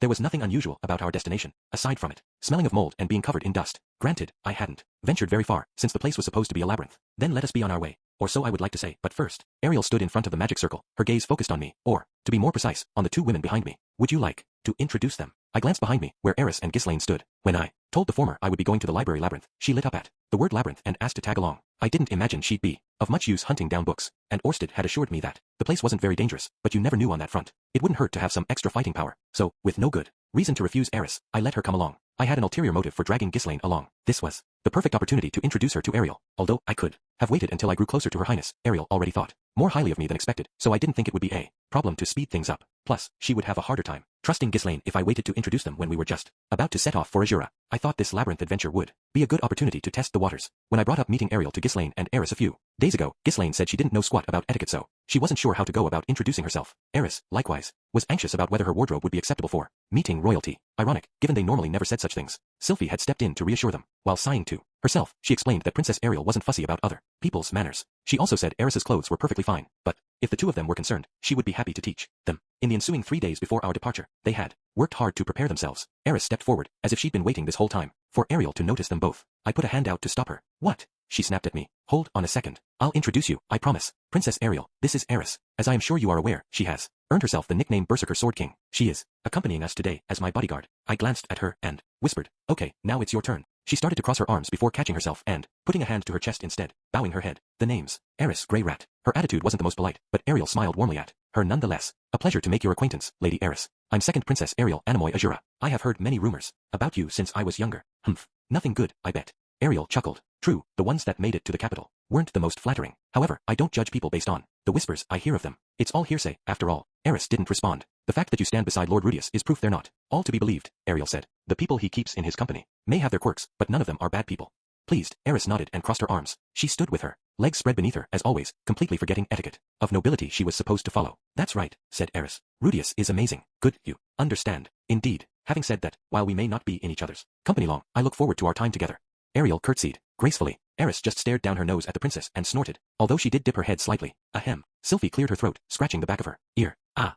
Eris gasped quietly, dropping her arms. She pulled a face as she retreated a few steps. I forced an awkward smile as I motioned toward Ghislaine next. And this is Black Wolf Ghislaine Didoldia. I brought her to introduce to you in hopes she might become one of your bodyguards, your highness. Ghislaine stepped forward and took a knee. She narrowed her uncovered eye, staring the princess down. Ghislaine, she grunted. A pleasure to make your acquaintance as well, Lady Ghislaine. I am second Princess Ariel Anemoy Azura. When you were still living in the Fictoa region, I have one question, Ghislaine said, interrupting. I was told if I served under you, I'd be able to take revenge for Lord Soros. Is that true? It was so rude and abrupt that I wondered why she had even bothered practicing etiquette with Sylphie for these past 3 days. Then again, I could see where she was coming from. This wasn't a matter Ghislaine could compromise on. It is true, Ariel answered without missing a beat. To tell the truth, I had already laid the groundwork to make sure her demands would be met. I had told Sylphie that her aim was to avenge Soros. If you accompany me to the Azuran Palace, we will find out together who was really responsible, who pulled the strings to take down Lord Soros. No, not we. I will be the one to find out for you. And when I do, please use that blade of yours to see justice done. For some reason, she shot a meaningful look at Eris when she spoke. What's that supposed to mean? Is she eyeing Eris? Is she actually interested in her? I mean, yeah, Eris does look pretty boyish and badass, but really? No, that couldn't be it. Ghislaine was the one who wanted to take revenge for Soros, but Eris had even greater reason to want his death avenged. Ariel likely thought that Eris was after the same thing, and was acting as my bodyguard in name only. I didn't know Eris's thoughts on that, but if she was presented with the opportunity to take down Soros's killers, she would likely do it. I would too. Myself, I wouldn't go all out to hunt them down and murder them, but if there was a mastermind behind it all and they happened to appear in front of me, I would bring them to justice. Soros's death was a result of scheming to reduce the Boreas family's power, since they were one of 4 families that oversaw a vast stretch of kingdom land, while also weakening the first prince's influence. There were so many possible culprits that it was hard to narrow it down. I will, said Ghislaine to Ariel, bowing her head. Her tail flicked behind her as she turned her gaze to Sylphie. Well, what should I do? Then, for the moment, we'll have you come along as Princess Ariel's bodyguard. Please shield her from the ashes of battle. Ashes? Ghislaine's forehead wrinkled. Are we going up against a fire-breathing monster? Ha, no, what I meant was, take down anyone who tries to attack her. So that's what you mean. Understood. Also, no need for fancy titles from now on. Just call me Ghislaine. Having said her piece, Ghislaine returned to her place behind me. Well, it was an honor to meet you both, Ariel said, curtsying before us once again. I instinctively bowed in response, which prompted a flustered Eris to follow suit. Ghislaine, on the other hand, merely bobbed her head in acknowledgement. The two were only acquaintances at this point, but surely trust would form between them the longer they worked together. In the same vein, I needed to make sure this first job went smoothly, in order to deepen the trust between Orsted and myself. All right, I said. Let's get going. It was time to enter the library labyrinth. Chapter 7. Library Labyrinth. Stepping out of the teleportation circle was like waking up from a dream. No matter how many times I experienced it, I could never get used to it. It reminded me too much of my encounters with the man god. I glanced at my companions. Almost all of them wore dumbfounded looks on their faces. Even the normally solemn Eris gaped as she looked around. Ghislaine was the only one who seemed unsurprised. Come to think of it, she's the first of the beast folk to ever use a teleportation circle. It was the first time I'd ever seen Ariel utterly gobsmacked. She craned her neck upwards, her mouth half open, and her eyes were unfocused, staring off into the far distance. Wonder if she'd get pissed at me if I stuck my finger in her mouth. Nah, even if she didn't get mad, Sylphie would definitely have a fit. Ah. Ariel finally blinked and regained her composure. She turned her gaze toward me. We've arrived at our destination, haven't we? Yes. We found ourselves in a room with a stone floor and walls, similar to the other dragon tribe ruins I had visited. All the other teleportation circles I'd used led to places like this. The only difference was that this place had a proper door, and the room was filled with the smell of ink, parchment, and mold. That assured me that we had definitely arrived at the library labyrinth, even if there were no books in this room. I was told there was no real danger here, but the place is a labyrinth after all, I said. Let's stay on our guard. The tension returned to Sylphie and Luke's faces. Ghislaine's expression remained unreadable as ever, and Eris looked pretty pumped up. I'll take the lead, she declared, stepping toward the corridor that led deeper into the labyrinth. Hold up, gah. I grabbed her coat to stop her advance. She snapped around and glowered at me. What's your problem? Eris, there may be traps. Let someone else take the lead. If a fight breaks out, you can take the vanguard, but for now, stay back. Fine. She pursed her lips, pouting as she reluctantly retreated behind me. Okay, but the problem is, who should take the lead here? The only people with any experience in a labyrinth are me and, Ghislaine grunted. Ghislaine, I guess. Geese and a number of others had told me all I needed to know about the dire consequences of letting Ghislaine lead a group. As one of the beast folk, she might be able to sniff out danger and avoid it, but she had a talent for tripping into every possible trap and running headlong into swarms of monsters. She was definitely not a good pick to lead us. Since I have an eye of foresight, I will take the lead, I said. Eris will follow right behind me. Ghislaine and Luke will protect Princess Ariel from either side, and Sylphie will watch our backs. Seems like the best way to go. What do the rest of you think?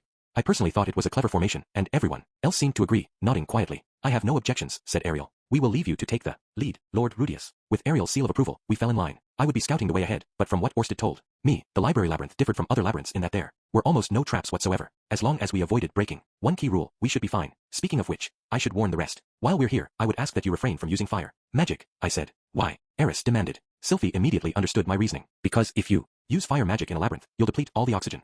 Eris' face scrunched in puzzlement, as if she didn't understand what that last word meant. Sylphie was clearly more knowledgeable in this field, but her guess, while good, was actually off the mark. There is that too, I admitted. But it's actually because the monsters here will get angry and attack anyone who damages, burns, or steals any of the books. I don't expect we'll have to do battle at all, but if we do, please be careful not to damage any of the tomes. Those are some strange monsters, Eris mumbled. Well, to be more specific, they're actually familiars of the Demon King who lives deep inside this labyrinth. Anyone would be angry if someone damaged their things. Makes sense. Eris nodded. Okay, I understand. Thankfully, this was one instance where she actually meant it, and wasn't simply putting on a brave front. I'm not just talking to you, Eris. I want you to be careful as, well, Ghislaine, Luke. Got it, Ghislaine grunted. Anxious, Luke frowned and said, what if we have no other choice? I have no idea how much this demon king will tolerate. This is my first time here too. All right. Luke reached a hand toward the hilt of his sword, brows still drawn. He wasn't a very skilled swordsman. By average standards, he was all right enough, but he had nowhere near the level of perfect control that Eris and Ghislaine commanded. He probably knew there was a high likelihood he'd hit a book if he started swinging his blade around. If what I've been told is anything to go by, I don't really expect we'll do battle, I said. I trust you on that, but on the off chance we do have to fight, maybe it would be best if I stay back. In that case, we'll leave guarding Princess Ariel to you. Luke nodded, at least confident that he could do that much. Anyway, let's get moving. All that said, I cracked the door in front of us open. Oh, wow. I gasped as I stepped out of the door. I couldn't help it. An endless hallway stretched before me, but that wasn't just it. Its walls, 3 meters tall, comprised stone bookcases that continued far into the distance. Books were packed tight on the shelves. I see, so this is the library labyrinth. I stepped up to one of the bookcases. The volumes were more like manuscripts, lacking a hardcover binding. In fact, some didn't have a spine and were just sheaves of paper bound together. No, not some. That was the majority of the material on the shelves. Most of them resembled a disorganized cluster of scrap paper and memos, more than a collection of organized notes. In this mess, I only spotted one volume that actually had a cover. Its title was Ledger, written in demon god tongue. Based on that, I guessed it contained accounting records for some shop somewhere in the demon continent. I quietly looked to the bookshelf on the opposite wall. It was the same. What good was a bunch of scrap paper like that going to do anyone? It was a mystery to me. At least it fit with the image of a library labyrinth. Even its contents were like a maze. Rudius, what's the matter? Eris asked. Oh, no, it's nothing. Trying to find the book we were looking for was going to be like searching for a needle in a haystack. I wondered if we'd really be able to locate any materials on King Gani's. Come on, let's keep moving, I said. We walked for quite a while after that. The bookshelves went on forever. At first, all we could see was a hallway that led straight ahead, but it apparently had a slight curve to it. There was a brief gap in the shelves where the hall branched off in the shape of an H. I decided to keep moving straight forward, leaving a sign behind to mark where we'd been before moving on. We ran into a number of monsters on our way. One was a snail big enough to block half of the corridor. Writhing tentacles grew from its shell. The mere sight sent a chill down my spine. It wasn't until I realized those tentacles were holding countless books that I felt less wary. I had no idea what the creature was called, so I decided to tentatively dub it the Cthulhu snail. We also encountered a black slime creature. From a distance, I couldn't make out any other features other than that it was a slime, so I decided to call it as such for now. Both creatures were grabbing books and drawing them into their respective bodies heading down the hallway. They weren't getting to their destination anytime soon, but it was clear that they had one in mind. They moved with too much purpose to be merely meandering. There were also some knee-high, black bipedal ants. They seemed to have their own destination as well, not even sparing us a glance as they went on their way. They had no distinctive characteristics, so, for lack of anything better to call them, I decided to refer to them simply as ants. Although the ants spotted us, they didn't appear aggressive, instead disappearing off into the labyrinth. I was so used to monsters attacking indiscriminately that it felt a bit anticlimactic. Eris and Ghislaine kept running off to slay them every time. It was a nightmare trying to stop them. We hadn't encountered any traps yet. First, we moved through the halls with great caution, but after an hour of nothing, it seemed silly to continue walking on eggshells. I was pleased that this meant Orsted's information was accurate. He hadn't tried to deceive us. At this rate, I was actually going to start trusting him. Then again, I already had experience with a certain party who tried to gain my trust before stabbing me in the back. I won't name any names, but let's just say their name starts with M and rhymes with Zod. Ah, it's a dead end. It took an hour of walking to finally find one. We kept our guard up the whole time, scanning the shelves as we went, but even at that slow pace, we probably still traveled about 4 kilometers. The bend of the hall was gentle enough that I didn't think we'd completed a circuit around the labyrinth yet. At any rate, this hallway didn't have anything on King Gani's. The volumes covered a mishmash of subjects and languages, but one thing they had in common was their publication date. They were all put out around the end of the Second Great Human-Demon War, which was about 300 years ago. Let's retrace our steps to where the path last split off, I said, turning back around. The aforementioned area split off in the shape of an H, with 2 paths leading inward and 2 leading outward. Guess the closest would be one of the outward-facing hallways. Hey, Rudy, why don't we try going inward first? Sylphie suggested. Oh, why inward? I asked. I had a peek and it looks like the hallways leading out contain older volumes, while the ones leading in appear to be more recent. If that was true, then going inward would lead us to the years of Gani's reign, those following Laplace's war. All right, I said. In that case, let's retrace our steps a little further to the hallway turning inward then. Observant as ever, Sylphie. I should have known you'd have a keen eye for this. We walked again for a while. As Sylphie noted, the further in we went, the more recent the books. At the same time, the bend of the hallway became far more noticeable. This also meant the corridors themselves were much shorter than they had been. We were getting closer to the center of the circle. I wondered what we'd find in the middle. Since this was a labyrinth, maybe the master of the place? Its guardian? Orsted said. The books were created by a book-loving demon, but perhaps that wasn't all. Maybe something else lived here too. Considering my memories of the teleportation labyrinth, I didn't want to fight if I didn't have to. Well, Laplace's war started about 400 years ago. We shouldn't have to go all the way to the center to find that section, I reminded myself, trying to get a handle on my anxiety. This place is kinda boring, Eris grumbled sullenly. Ah, this brings back memories. I had seen Eris get bored before. It was better to warn her against trying anything funny simply because she wasn't being entertained. Eris, I realize you're not having fun, but if you try anything. I know, Eris suddenly pulled her sword from its sheath. Split second later, Ghislaine also had hers out. How many? I asked. Having traveled with Rudyard before, I knew this meant there were monsters nearby. Sylphie and the others were also on guard. My eye of foresight had yet to pick up on anything. The next corner, to the left, at the back, said Eris, surprising me with how well she managed to pinpoint this foreign presence. Can't say exactly how many, but there's a lot, added Ghislaine. Just like her to be vague about numbers. Had she forgotten our lessons together? Even after how much hard work she put into them. Okay, now's not really the time for that. I'll take a look, I said, stepping forward. Moving as quietly as possible, I edged toward the H-shaped intersection and carefully peered around the corner. There really were a bunch of monsters, mostly slimes and ants. The former were repeatedly coalescing before splitting off again, which made it impossible to know how many there were. Thank goodness. Ghislaine hasn't forgotten her numbers after all. Still, what were these things doing? They're digging through the wall and making shelves? From what I could tell, the ants were carving into the rock, while the slimes collected the resulting rubble and consumed it. They then broke it down inside their bodies before reforming it and spitting it back out to make new shelves along the wall. Basically, this labyrinth was a maze of hallways they'd created. Doesn't look like there's any danger, I announced, beckoning everyone over. They nervously approached, peeking around the corner as I had moments earlier. Once they saw what was happening, they breathed a sigh of relief.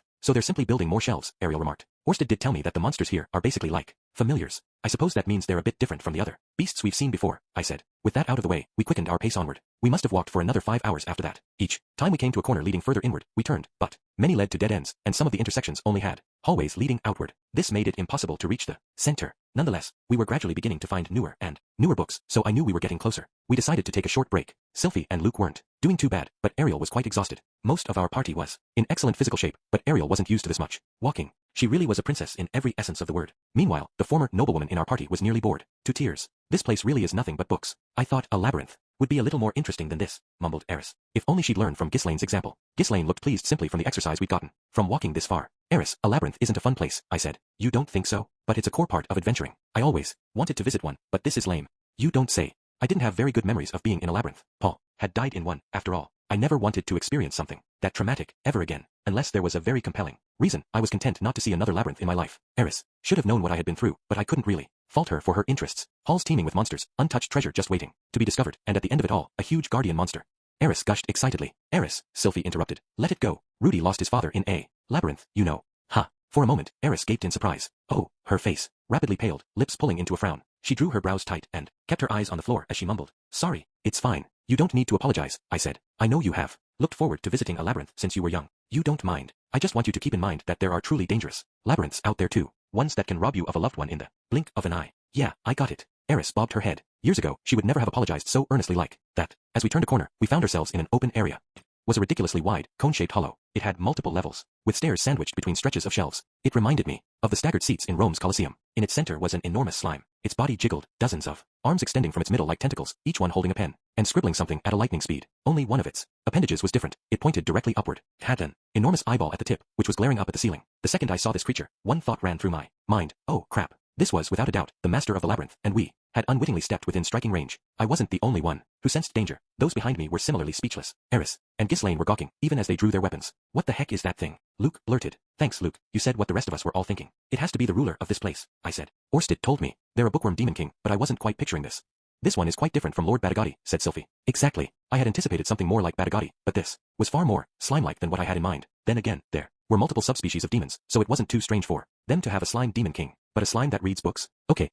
It's not good to judge. I am sure even slimes enjoy reading. If this is indeed a demon king, then should we not greet it? Asked Ariel. I wonder if it can even talk, I mumbled. There were many types of demons. Some had no vocal cords, and therefore couldn't speak. It seemed that this slime might fall into that category. If my past experiences with demon kings were anything to go by, they didn't really listen to people. Granted, Batagati and Atoph were the only ones I had ever met, but neither of them listened to others. We couldn't judge this slime simply by looking at it, but it'd probably be safer to keep to ourselves. Since it doesn't look like it's noticed us, let's try to keep it that way and move quietly. Silence was one of the golden rules of a library, after all. We resumed our search, being careful to stay quiet. There appeared to be smaller slimes in the area moving around as well. They seemed to be ignoring us for the moment, but there was no knowing what might happen if the larger slime spotted us. None of the familiars looked very powerful, but it was impossible to know for sure, so it was best for us to stay on guard. It could put us in a real pickle if they all came at us at once. Ah!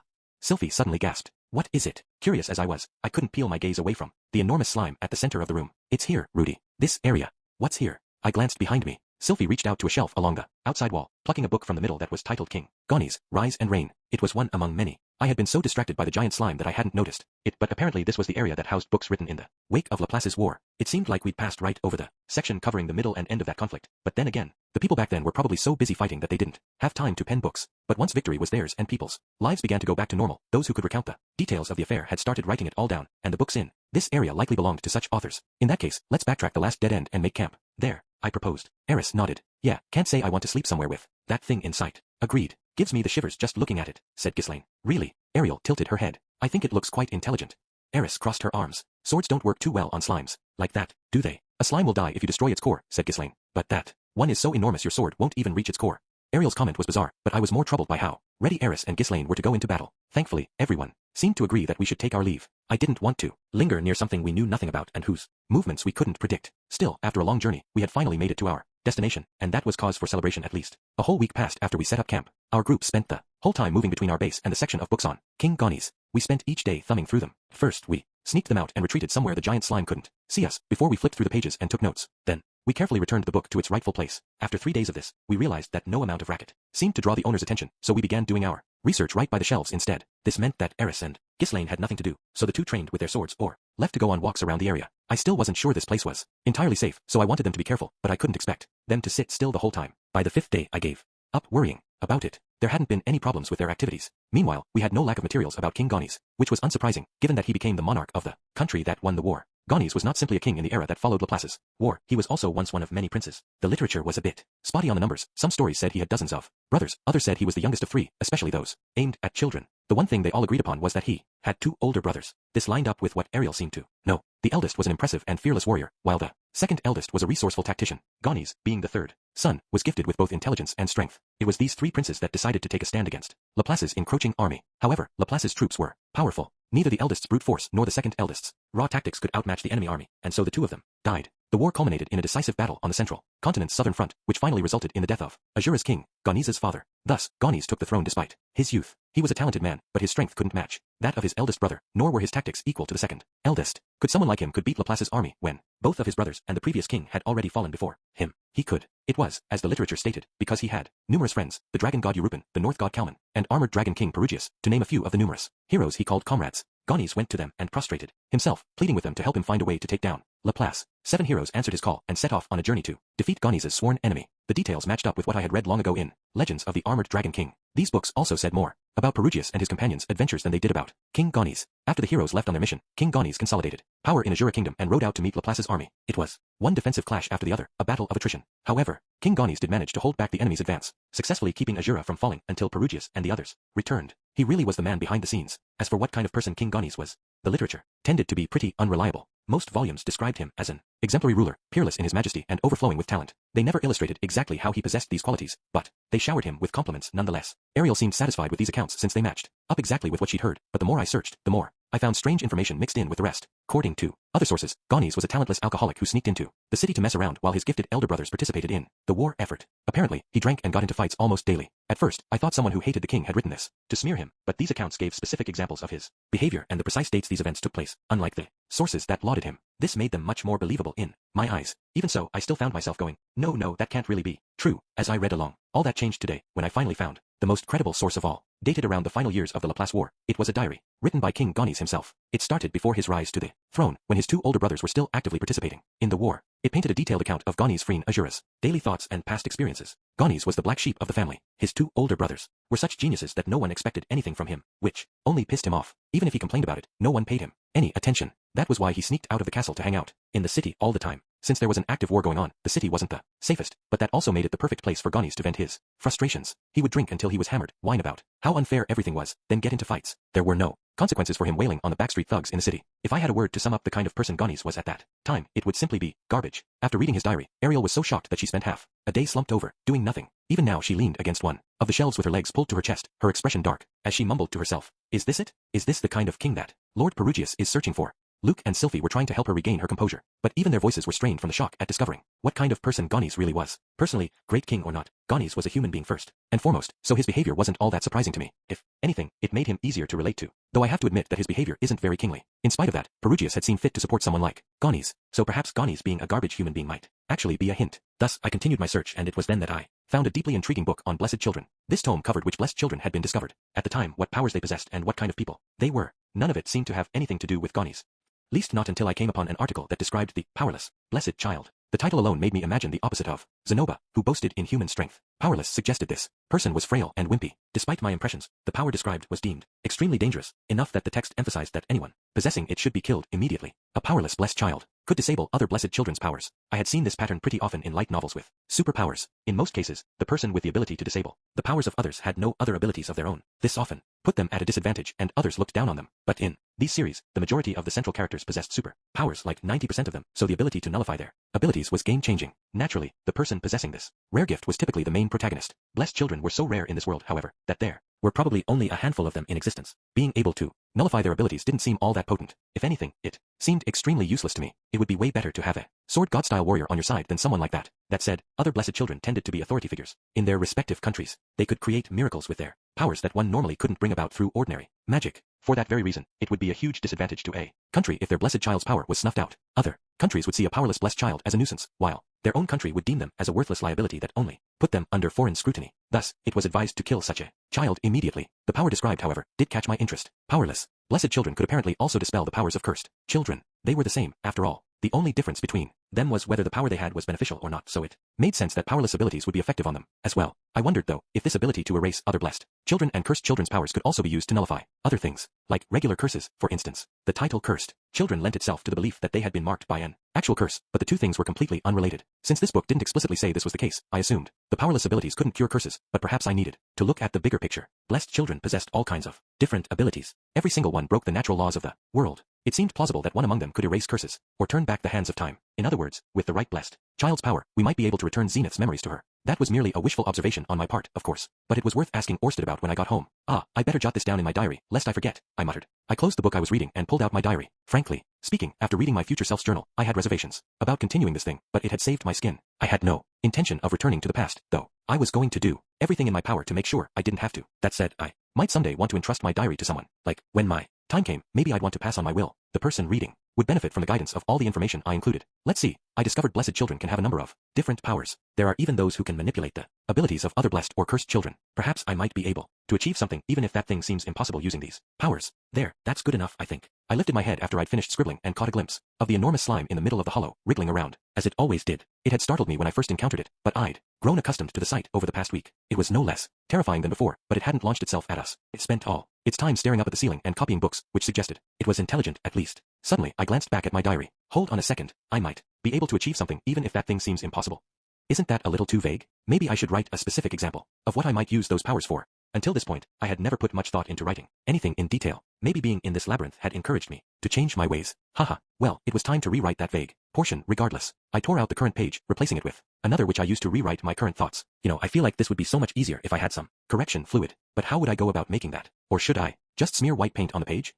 I glanced up, noticing that one of the giant slime's many tentacles had just torn from the book it was writing in. I stared silently. Something about it made me wonder. Just to be sure, I scribbled a random sentence in my book. Immediately after, the tentacle began mimicking my movement. I then started blacking out the entire with ink. The slime did the same thing. Is it copying me? No, that wasn't right. It wasn't copying me, it was copying down what I had written. If it likes books, then that means it must be able to read. Right. I mumbled to myself. The slime had no mouth or ears, so maybe it wouldn't understand spoken words, but it did have that giant eye on the tip of one of its tentacles. That had to mean it could read, right? Worth a shot, I guess. But should I consult Ariel and the others before I try to communicate with it? Nah, that wouldn't do me any good. Ariel is already at her wit's end with our current situation and about ready to give up and go home. It's worth a gamble at this point. Let's see, then. Good day to you, Demon King. A pleasure to make your acquaintance. I am Rudius Greyrat. This is an incredible library you have here. I recited the words as I penned them in my journal. One of the giant slime's tentacles immediately began racing across the only to freeze suddenly. It was something we had yet to see it do before. It hadn't merely copied what I'd written. Its other arms had ceased moving altogether. An eerie air settled over the cone-shaped hollow. Am I being too hasty? I wondered. For a split second, I lost my nerve, but it was already too late to regret it now. The giant slime's eyeball, which had been glaring up at the ceiling this entire time, now turned toward me. The thing was enormous. It could clearly see me gaping at it. The slime shrunk back for a moment. In the next second, its tentacles shot outward at an incredible speed, almost like porcupine, needles blasting in all directions. My eye of foresight told me a tentacle is headed straight toward me. I ducked, assuming it meant to impale me. To my surprise, the tentacle stopped right in front of me. It was clutching a single piece of paper. No, that wasn't right. It wasn't clutching anything. Its body was like an adhesive, so the paper was merely attached to it. At any rate, it held the paper directly in front of me. A message scrawled on it that read, I am Demon King Beethove Tevetha of the Nen tribe. Welcome to my castle. Future author in the making. Oh. Communication successfully established. I mentally pumped my fists. Wait, no. Hold up a second. Seriously? I just came up with the idea of talking to this thing on the fly. I never dreamed it'd go this smoothly. Now what? I hastily scribbled my reply. My deepest apologies for not paying my proper respects sooner. It truly is an honor to meet you. Your Majesty, we came here in hopes of researching a certain subject. Would you be willing to permit our stay here in the meantime? Its response was succinct and simple. Yes. Phew. I could finally breathe a sigh of relief after being on edge. This whole time, I wiped cold sweat from my brow. Okay, I thought, I can actually do this, although next time I should probably have alerted Eris before I try something. That was a little too rash. Still, what an interesting name. It reminded me of a certain composer who had spent their life making music. Orsted had told me, this Demon King wasn't such a bad guy, and based on our brief interaction, it seemed he was right. But now what? I thought about what I'd say after striking up a conversation with them. Maybe I could ask after some information relating to Gonies. If they really were the master of this labyrinth, they ought to be knowledgeable about him. Actually, we are looking or a certain book I wrote. Find it yourself, the slime replied instantly. Oof, I thought. That was cold. Then again, we were complete strangers who had appeared out of nowhere. I couldn't blame the slime for turning down what they must have deemed an outlandish demand. At least they weren't chasing us out altogether. However, the slime continued, you have managed to amuse me. Apparently, they weren't simply refusing me as I'd first thought. Flustered, I reached for my journal again and wrote back, did I say something that funny? The slime replied, you came here carrying a book from the future. That was truly shocking. And now, you are currently writing a continuation to its contents as we speak. If you don't call that interesting or entertaining, then what is? As a reward for amusing me, I will grant you one wish. Book from the future. Ah, they must be referring to that diary my future self brought here, as in, to this timeline. I hadn't brought it to the labyrinth, and if what the slime was saying was anything to go by, it had probably already copied the contents of that diary. From the slime's perspective, my current journal was a sequel to the previous one. That was ironic. A diary from the past being the sequel to one from the future. I could see how it found such a unique book series so entertaining. All that aside, it sure seemed like Demon Kings loved to reward good deeds by granting people's wishes. Was that a part of their culture or something? A wish. You'll grant me anything I want? I asked. The only thing that I, Bethof Tevetha, am capable of doing for you is searching for any book you seek, they replied. Well, given the type of creature I was dealing with, I couldn't expect them to give me vast riches or immortality or anything like that. Now that I knew the parameters of this wish granting, though, what book should I ask them to find? Singling out a single volume would be difficult. I'd have to know the title to be able to ask for something specific. We had already searched through most of the literature pertaining to Gonies, but we still hadn't found the key we needed. Wait, maybe I should just give up on searching for something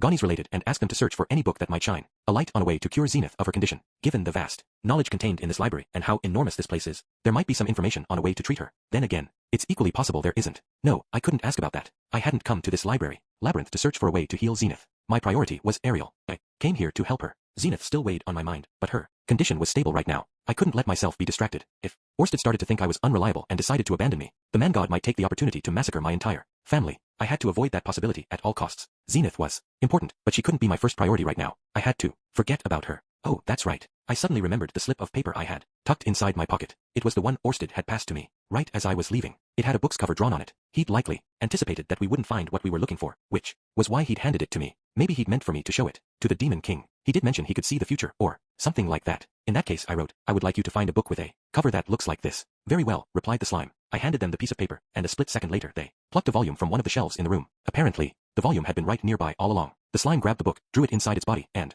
transferred it to the tentacle that dangled in front of me. I grabbed it, expecting it to be dripping with slime goop, but to my surprise, it was perfectly dry. Guess I shouldn't be surprised. This slime is a bookworm, so of course they know how to handle books properly. I glanced down at the tome. It had a red leather cover adorned with trees bearing fruit, and it was particularly thick. I thumbed through it, giving it a cursory glance. The pages were covered in writing, squished tight from margin to margin. Your wish has been granted, wrote Bethof. Take your time and enjoy reading it. It then retracted its tentacles and resumed its copying work. Once more, what if this book happened to have the same cover as the one I was looking for, but it wasn't the right one? Could I ask for an exchange? Granted, the back cover even had the same scribbles on the edge, so the chances of this being the wrong book were slim. Well, at any rate, guess it's time to crack this thing open.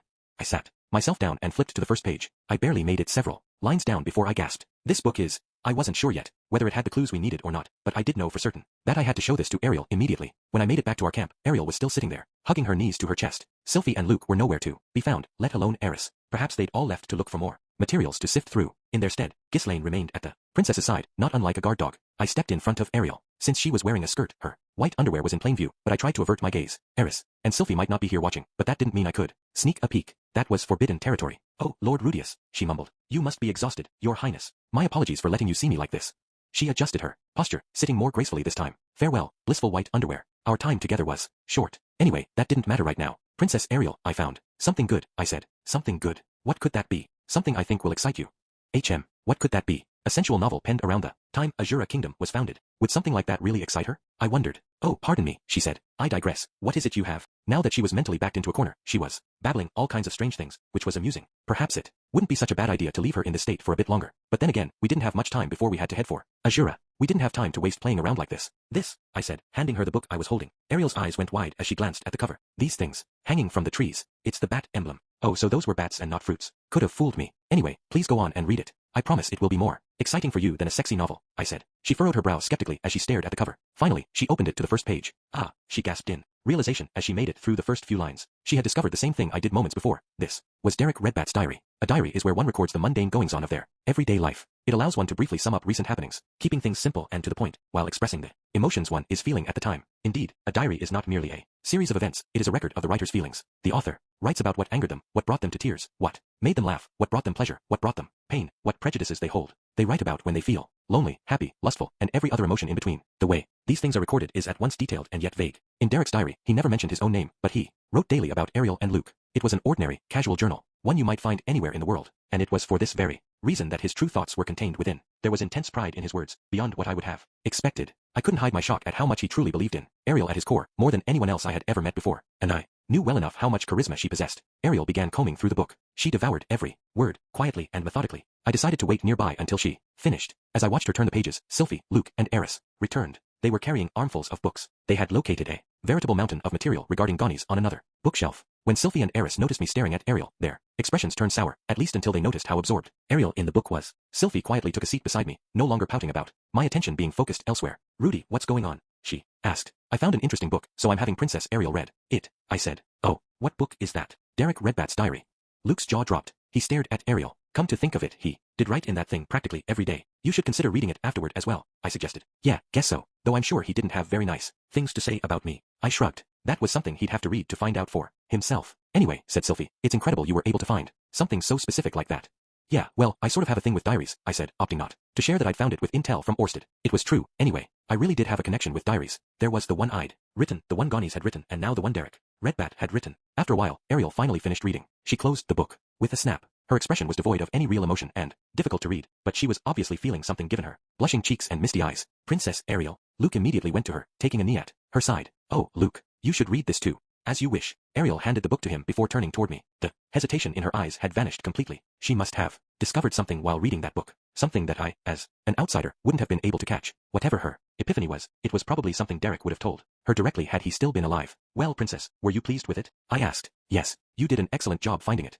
The expression on her face said it all before the words even left her lips. I now know the answer to Lord Perugius's question. There was such strength in her eyes. I could only nod silently. After that, we began our preparations to return home. Sylphie and I started returning the books we had borrowed, while Eris, Ghislaine, and Luke cleaned up our campsite. There was no drop-off where we could leave these tomes, so we had to accomplish the difficult task of putting them back exactly where we'd found them. We scrambled back and forth, trying to put them in the right place, but apparently failed a few times. I only knew because a slime would come along and snatch the book from where we'd shelved it, rushing off to return it to its rightful place. Part of me thought we should entrust the task of organizing all these books to the Demon King's minions, but leaving behind a bunch of books without putting them back where we'd found them was obviously bad etiquette. This library admittedly had a terrible organization system, but it did contain a wealth of information. There might come a day when we needed to use this place again, so it was in our best interests to mind our manners. If I managed to stay on Demon King Bethov's good side, he might be willing to find a book for me again. With that in mind, we managed to return all the books before finally making it back to the campsite. Everyone else had already finished packing by that point and were left twiddling their thumbs. As they waited for us, Eris was bored out of her mind, sitting with both legs stretched out in front of her. Ghislaine had hers crossed beneath her as she meditated.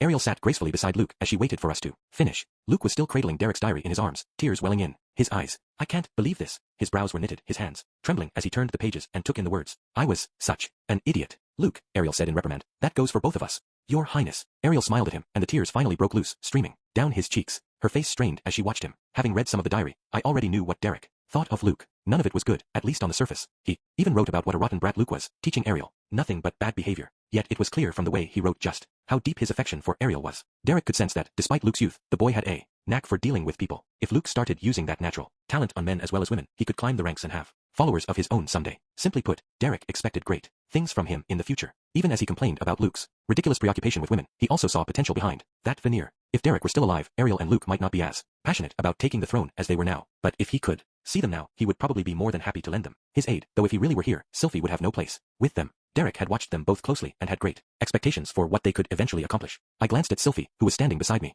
Her face was pulled into a conflicted expression as she watched her two friends. Maybe this wasn't such a happy development where she was concerned. She had considered herself one of the founding members of their group, but this diary dispelled that notion. I considered pulling her close and stroking her head, telling her that she still had me so there was no need to worry, but I got the feeling that wasn't what she needed right now. While I was preoccupied with my thoughts, Sylphie mumbled, okay, here goes. Having plucked up her courage, she stepped toward her two friends and knelt down. Hey, you two. Sylphie.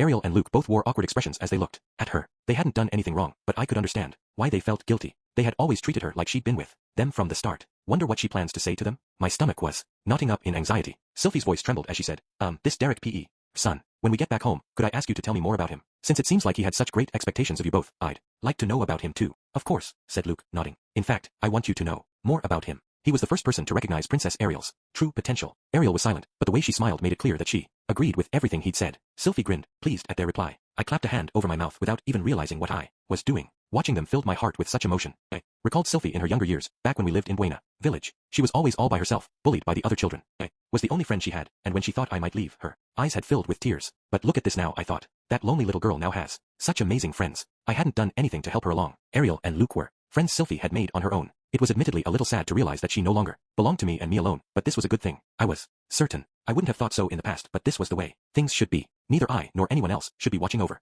her as a protector. She needed to be an equal both in our relationship and in her friendship with Ariel and Luke. She had managed to cultivate those relationships on her own. She was also trying her best to stand on equal footing with me, too. That means I need to match her efforts. When it came to friendships and equals, the first people that came to mind for me were Cliff and Zenoba. Hey, Rudius. I glanced to my side. Eris was standing there, bumping her elbow against mine. What could she want? Maybe she was jealous that I'd had my eyes glued on Sylphie this entire time. Don't worry, I'm not going to leave you out. We're married now, so I'll be sure to shower you with just as much HM. Eris was glancing behind us, down the corridor. What could she be looking at? Ah, I gasped, as I finally realized what had caught her attention. The hallway was filled with an enormous number of slimes and ants. Both were gleaming red. In the former's case, it was their core, emitting light, while in the latter's case, it was their eyes. At any rate, it was clear they were pissed. Filed it. The swarm spoke in groans, though it was hard to tell how they were producing that noise. Either way, they were slowly making their approach. Why are they angry? We had returned the books to their proper places. I didn't know where Derek's diary belonged, so I planned to hand that back to the Demon King and pay my respects before we left. It was the only book we still had. You defiled it. You defiled it. What did we defile? A book. Oh. I jerked my head around to face Luke. He was staring at the army of monsters with his mouth agape. Realization only dawned after a moment as he glanced down at the book he was holding. His tears had soaked into the page, making the ink bleed so much that some of the words were indistinguishable. I am terribly sorry. Luke hastily apologized, snatching a handkerchief from his pocket to dab at the book. No, Luke, you can't do that. Sylphie cried, trying to stop him, but her warning came too late. His attempt only caused the ink to smear even more, and thanks to his tears weakening the integrity of the paper, it tore under the force of his hand. Grah! Behind the ants, a Cthulhu snail came charging at breakneck speed. The ants opened their jowls and the slimes shrunk inward on themselves. They were so enraged that they had lost their senses. Eris reflexively jumped in front of us. Sorry, we really didn't mean to do it. I cried out from behind her, but my plea fell on deaf ears. The slimes lunged at us, and Eris and Ghislaine lunged forward to cut them down. In a single stroke, they managed to slice 6 of the slime's cores in half, leaving goopy puddles on the ground. Eris glanced back at us and bellowed, Rudius. I wanted to thank the Demon King for going out of their way to accommodate us, and I wanted to apologize for defiling one of their books. I hoped, at the same time, they might be willing to hear our side of the story. Alas, these creatures had gone berserk with fury. They wouldn't listen to reason even if we tried to talk it out. Let's make a run for it. I turned to grab our luggage. Sylphie and the others moved swiftly, following my lead. Luke was the only one who lagged behind, still gobsmacked that his actions had triggered all of this. Fortunately, he was accustomed to hastily retreating. He grabbed what was left and drew his sword so he could protect Ariel in case anything slipped past our defenses. Sylphie, I shouted. Right. I'll take the lead. Everyone, follow me. All I had done was call her name, but that was enough for her to interpret my instructions. So this is what they call being on the same wavelength. Maybe it was merely a coincidence, but it made me happy nonetheless. Ghislaine, you back Sylphie up. Luke, you stick by the princess and keep her safe. Eris and I will provide cover. Provide cover? Provide cover from where? Eris roared. From the rear. I turned my staff toward the encroaching slimes. Sorry, Lord Beethove, but Luke had no ill intentions. Okay, admittedly, he was probably one of the man-gods' apostles, so it was possible he was operating on the man-gods' orders. No, that's crazy. I don't think that was it. Well, regardless. Sorry, Demon King. Frost Nova. Ice formed at the tip of my staff, triggering a cold blast that rippled outward. The monsters hit by it instantly began to freeze, but their movements didn't stop completely. My spell had only slowed them down. Apparently, they had resisted the full effect, but delaying their advance was good enough. Yeah. Ghislaine whipped her sword through the air, instantly slicing through the enemies blocking our path. She cut through the slimes and ants like they were butter. She would have used that momentum to continue charging forward, but a Cthulhu snail stopped her advance. Her attacks glanced off its shell with a clang. Club-shaped tentacles contracted before going on the counterattack. In modern terms, it was like a tank that had suddenly whipped out a lance and started going on the offensive with it. With no other options, Ghislaine took to evading its onslaught. Ice lance. Sylphie bellowed. The snail had managed to keep itself safe by hiding in its shell, but its underbelly was unprotected. Sylphie's lance jutted through the earth, skewering the creature. Now, let's go. Right. Sylphie charged ahead, breaking through the enemy's ranks, with Ghislaine hot on her heels. Ariel and Luke scrambled along behind them, but an ant that had avoided my Frost Nova by skittering across the ceiling came crashing toward them. Ha! Eris immediately moved to intervene. Her swing was so heavy, it severed the creature's head from its body before leaving an impact crater on the floor. Stone cannon. Without missing a beat, I launched a spell at it. These insect-type creatures could sometimes keep moving even without a head. I wasn't leaving anything to chance. Finishing the enemy off was an ironclad rule of battle, but considering how graciously the Demon King had allowed us into their library, I did feel a bit guilty slaughtering their familiars like this. Now things are getting interesting. Eris said. Interesting? It's giving me a stomachache, I grumbled as I hurried after Ariel and the others. Damn it, just how many of these creatures are there? The horde's pursuit was unrelenting. Despite how unassuming they looked on their own, these beasts held quite a lot of power. The Slimes in particular were far quicker than they initially appeared, like the metal slimes in Dragon Quest. If we paused for even a second, those ants would be on us, and their jaws were powerful, enough to chomp through the toughest bedrock. But the worst of them were the Cthulhu snails that came charging from the front. If Ghislaine and Eris didn't use the full force of their blades in their attack, it would merely glance right off. Even if they managed to cut through, it wasn't enough to instantly kill the beast. It would still swing its club-like tentacles at us. Thankfully, the library labyrinth had no rooms and was instead a collection of interconnected hallways. So, as long as we kept up a solid offense in the front and back of the line, they wouldn't be able to completely surround us and kill us off. Sylphie and Ghislaine took point, guiding us along, while Eris and I covered the rear. I kept unleashing frost novas while Ghislaine cut a path ahead. Sylphie continued launching ice lances from the ground below, skewering every snail, and Eris cleaned up whatever was left. We slowly inched forward while making sure nothing sneaked up behind us. We had an exhausting number of enemies, but we were at least making some progress forward. There, ahead, Ghislaine's sharp voice cut through the air. I snapped around. Ahead of us was an enormous swarm of slimes all clumped together. In the blink of an eye, they morphed into a single, enormous slime that completely blocked our path. You have got to be kidding me. Really? Now we have to face a king slime? Ha! Tornado impact. Sylphie launched her magic at it, and Ghislaine brought her sword down upon it, but the king slime recovered from the damage almost instantaneously and continued to block us. Rudy, I can't handle this thing, said Sylphie. I'll take it from here. I hurried forward, taking Sylphie's spot so she could fall back to help Eris cover our rear. It was a seamless transition. I didn't have to give her explicit instructions. She moved on her own. Come to think of it, this is the first time the two of us have ever fought against something together, isn't it? She's got more guts than I thought. Honestly, it wasn't my doing. She was the one picking up on my silent cues and reacting appropriately. In the split second where we brushed past one another, our eyes met. Her expression betrayed the panic she was feeling, but in that moment, her lips eased a little, and her ears twitched. Perhaps the same thoughts had crossed her mind, and with them, a twinge of happiness and embarrassment. Whoops, hold up. Now isn't the time for that. All that aside, this slime was enormous. I wondered if the Demon King had come into existence the same way. No, that couldn't be. This thing had a huge number of cores inside it. It wasn't a single entity but a conglomeration of many, which meant the best way to break it down was, Ghislaine, I'm going to launch a powerful blast and break it into pieces. I want you to take down as many of the smaller slimes as you can, I said. Got it. She wasn't spacing out or anything, but I gave her detailed instructions because I didn't want her charging in at the same time I used my magic. Phew. I took a deep breath and started concentrating mana into my right hand. I needed a spell that could blast a hole right through the giant slime. Sylphie's Tornado Impact was an advanced spell that made wind rotate rapidly, almost like a drill. It had punched a hole in the creature, but without enough force to break it into pieces. I needed something that would cause destruction, not in a single concentrated spot, but across a wide area, and that had more power behind it than Sylphie could muster. Improved Sonic Boom.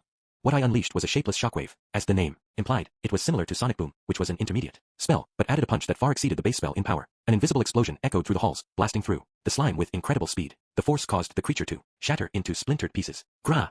As if refusing to be outdone by the tremors that rippled through the floor and walls, Ghislaine let out a fierce roar and charged forward. In one blink of an eye, she sliced through the cores of at least a dozen of the slimes. Ha!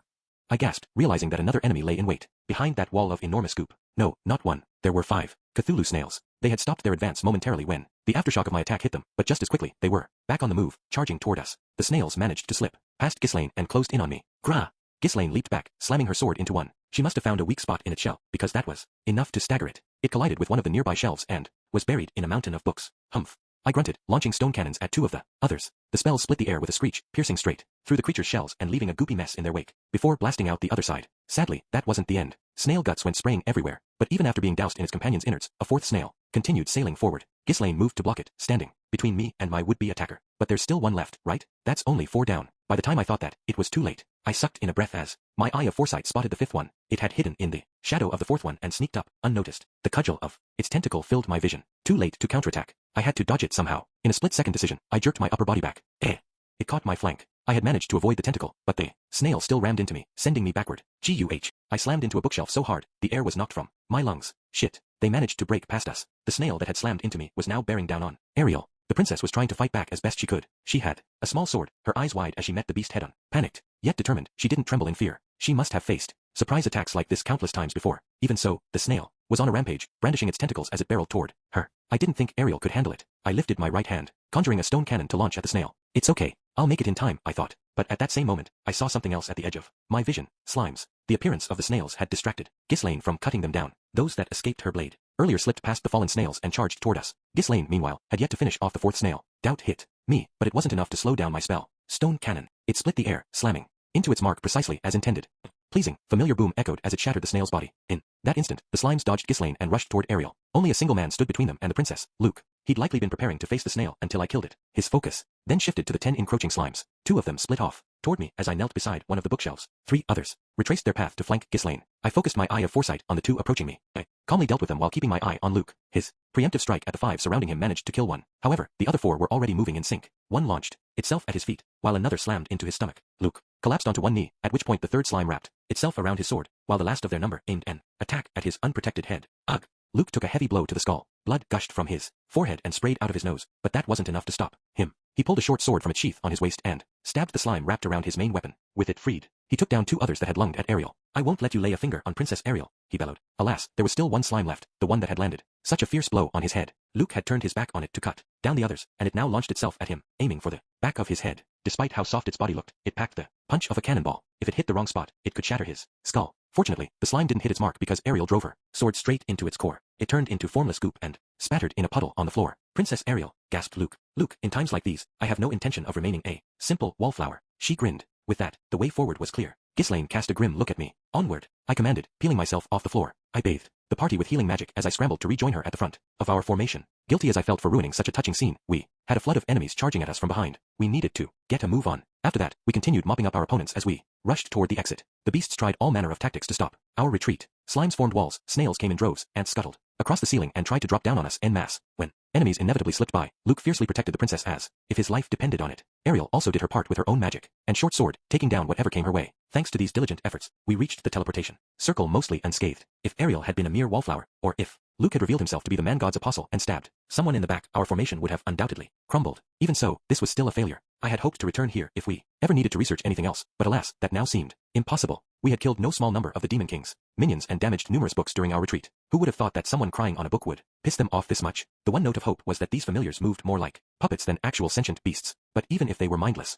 machines, we had still destroyed them. I'd be pretty thick-skinned to use their lack of sentience as an excuse to weasel forgiveness out of the Demon King. No, even with a letter of apology, I was pretty sure he wouldn't let any of this slide. At least there were a few upsides. Whether or not Luke was one of the man-god's apostles, he'd proved he would still protect Ariel with his life. And Ariel had found her answer to Perugius's question. We got what we came for. We cleared our objective. That was good. Enough for now. Chapter 8. The Armored Dragon King and the Second Princess. 12 spirits were gathered in Chaos Breaker's audience chamber. Silverol of the Void, Aramanfi the Bright, Uruzu of Atonement, Carawant of Insight, Scarecoat of Time, Clear Night of the Roaring Thunder, Bath of Destruction, Trophimus the Wave, Harkenmail of Life, Gall of the Great Earthquake, Furious File of Fury, and Paltempt of Darkness. Armored King Perugius Dola, the owner of this floating fortress and master of the spirits, sat at the very back of the room. Standing before him was the second princess of the Azura Kingdom, Ariel, Anemoi Azura. Even as she stood surrounded by these intimidating spirits, she didn't cower. As soon as we left the labyrinth and made our return, Ariel flagged down Silverol, requesting a meeting with Perugius in his audience chamber. An hour later, he summoned Ariel to a meeting, and she had spent the intervening time fixing her attire. Sylphie and Luke did the same, changing out of their adventuring gear. The outfits they donned were as impressive as you'd expect for a princess and her two bodyguards. As for me, I was wearing the robe that Orsted had given me. Wasn't eye-catching or ostentatious, but the dragon god had bestowed it upon me, making it like a sort of work uniform. Surely, Perugius wouldn't mind. Ariel silently walked down the path lined with spirits, a bold smile on her face. Unfazed by the gazes fixed upon her, she came to a stop in front of Perugius and curtsied. Sylphie and Luke took a knee. Of course, I followed their lead this time. I am ever so grateful that you have taken the time to grant me an audience, said Ariel. Enough with the ceremony. What do you want? Based on your outfits, I assume this isn't merely an invitation to tea, Perugius said, as if pretending to be clueless. Surely Silverol had already filled him in. There was no way he didn't know what this was about. His reception was flippant and cold, but he did agree to an audience, so maybe this back and forth was little more than formality. Lord Perugius, I have come here to seek your aid in my bid to become king of Azura Kingdom. Ariel cut to the heart of the matter, not distracted by his little act. Oh, then allow me to ask you once more. Perugius put his elbow on his armrest, leaning his cheek against his fist as he tilted his head and said, what is the most important thing a king must possess? Ariel lifted her chin. The most important thing a king must possess is... I hadn't heard her answer yet. Ariel said she knew it, but there was no guarantee it was the right answer. Of course, even if she had told me what it was, I wouldn't have known if it was correct either. Still, I wish she'd discussed it with me beforehand, just to be on the safe side. No, let's have a little faith in her. She's got this much confidence in herself, so her answer can't be too far off the mark. Surely. Determination, Ariel said. Determination to carry on the will of those that came before them. Her words echoed in the otherwise quiet chamber. It was so quiet aside from her voice that it was hard to believe 17 people were present. Oh, Perugius exhaled. His expression was still unreadable, giving no hint whether she'd hit the mark or missed it entirely. Determination to carry on the will of those that came before them. That was the answer she'd arrived at, and I could understand why. Her path to the crown began with death. Derek was the first to fall. 13 of her other retainers joined him, pushing her to where she was now. I knew what kind of people they were and what future they hoped for because she told me. Through his words, Derek had communicated his will for her to carry out. Even after his death, Ariel tried to live up to what he saw in her. There were surely countless others who had placed their hopes in her. That was the foundation upon which she would become king. Then there was Gani's friend Azura, Perugius's close friend and a man who rose to prominence during a time of war. Our arduous research had revealed that he'd once been a total scumbag, one who was sociable with a number of close companions. Gani's ventured into town nearly every day to guzzle booze and pick fights with adventurers and mercenaries. However, like any other human being, he surely had days where he was in good spirits, days where he'd drink just the right amount that it'd lower his inhibitions enough to rag on the royals and nobles to any adventurer or mercenary who would listen. They would no doubt humor him while smiling. awkwardly and occasionally pitch in when he needed help. Likewise, he would listen to their requests as well. In times of war, adventurers, mercenaries, and low-ranking soldiers were considered expendable pawns. Ganis met them at their level and listened to their final wishes. At least, that's what I'd gathered. And then he went on to become king, not because he wanted to but because he had no other choice. There must have been nobles and knights who weren't pleased to see him ascend the throne, but not among the adventurers and mercenaries. They supported him. That was why Perugius and the others left on their journey to take down Laplace, and ultimately succeeded. They were compelled to aid someone who honored the last wishes of the nameless soldiers who fought and died on violent battlefields. While Perugius and his party were away, Ganis succeeded in fending off the invaders. Of course, that wasn't just through the help of adventurers and mercenaries alone. Their efforts would have failed unless they all came together to halt Laplace's relentless advance. Somewhere along the line, the nobles and knights must have caved and decided to support him, not because he'd inherited the wills of the deceased, probably, but because he was carrying on the will of his fallen father and brothers to protect Azura. With this connection to Ganis, it surely had to be the right answer. But was it really? Personally, I did think it was kind of low-hanging fruit. After a long pause, Perugius grunted. Humph. Carrying out the will of the deceased, you say? He stared down at her and chuckled. In other words, your desire to become king is entirely contingent upon the will of other people. You think someone like that can truly be a king? His tone was condescending and derisive, which probably meant we had given him the wrong answer. Ariel, however, did not lose her nerve. Yes, you are entirely right, Lord Perugius. My desire is contingent upon the will of others. I am sure that is a far cry from what the rest of the world would consider a true king. But she took a deep breath and, face full of determination, said, if I can be the king those who entrusted their wills to me hope for, then I do not mind if I am not a true king. Oh, Perugius scowled, looking none too pleased with her answer. And you would ask me to aid a king as foolish as you? Yes, if I am such a fool, all the more reason I should be hoping for your assistance. Ha! Oh boy, I don't like where this is headed. Ariel had given him a thoughtful answer. Instead of obsessing over what made a true king, she would focus on fulfilling the wishes of those who had died for her. That was the kind of leader she would be, a king of the people, whose policies reflected their wishes. Whether that was the correct answer or not, it was an admirable goal. Alas, it seemed to be a far cry from what Perugius had hoped for. Do you really think your answer is enough to compel me to aid you? Perugius asked. Ariel shook her head. No, I do not, my lord. However, these are my true feelings. No lies, no obfuscation. This is the king that I, Ariel, Anemoi Azura, wish to become. Her gaze fixed intensely on Perugius. If you reject what I stand for, then I have no need of your power. Her words were dismissive. Even Perugius was caught by surprise, his eyes widening. A ripple of shock ran through the 12 spirits gathered. Sylphie and Luke were taken aback, and so was I. I knew we needed Perugius's assistance for victory, so we'd be in hot water if he really did turn her down. Perugius narrowed his eyes. You think you can attain the throne without my assistance? If my ideals are so vastly different from yours, then I think your aid would be more of a hindrance than a help. Perugius dropped his hand from his cheek and slowly stood up. His features were tight with fury, mouth stretched in a thin line and eyes widened. He hadn't balled his fists, but his shoulders were squared. Suddenly, he raised a hand. Momentarily, I imagined all 12 the spirits lunging at Ariel. But that wasn't what happened. Well spoken, Ariel Anemoi Azura. Perugius's voice boomed. You have made your conviction clear. I had tightened my grip on my staff, concentrating magic at the tip, intending to defend Ariel if I had to. Perugius's words gave me pause. I, Armored Dragon King Perugius Dola, hereby swear upon the name of my deceased friend Ganis Free Azura, that I will aid you in your quest. His voice grew even louder. I will prepare a teleportation circle for you. Return to the palace as soon as you can. Set everything in place and call me when you are ready. Thank you, said Ariel. Sylphie and Luke bowed even lower. I froze, hand still tightly gripping my staff. I was utterly confused. The way he spoke made it clear that she'd given the wrong answer. Her words had obviously displeased him, or at least that was the impression I got, and yet he had decided to help her. Did he see a spark of potential during their conversation or something? What was going through his head? I couldn't puzzle it out. By your leave. Ariel led our group down the carpet and towards the exit. She wore a perfect poker face while Luke and Sylphie grinned triumphantly, and how could they not? Perugius was now officially supporting Ariel's bid for the throne. He was in her camp now, which meant I'd successfully completed my first mission from Orsted. I got up and started to follow the party, then paused and glanced back at the throne. Perugius was surrounded by his 12 followers, arrogantly perched on his chair, staring down at the rest of us. He'd been watching us leave, which naturally meant that our eyes met when I turned around. What is it, Rudius Grey Rat? Perugius asked. It's nothing. I was about to spin on my heel and start off after Ariel, but I couldn't shake my curiosity. I had to ask. So in the end, was that the right answer? Is that really what makes a true king? Perugius sighed and said, it was not the answer I desired, no. Then why did you agree to help her? He grinned. There was a time in the past when all of us thought that Ganis was the definition of a true king. He was flexible but cautious, generous but sensitive. He embraced his inadequacies, knowing all humans had them, and it was that very thing which made him adequate. On top of that, he looked at people as people, capitalized on their strengths, and helped them grow. He, more than any other I knew, was the most qualified to lead the humans and their war-ravaged world.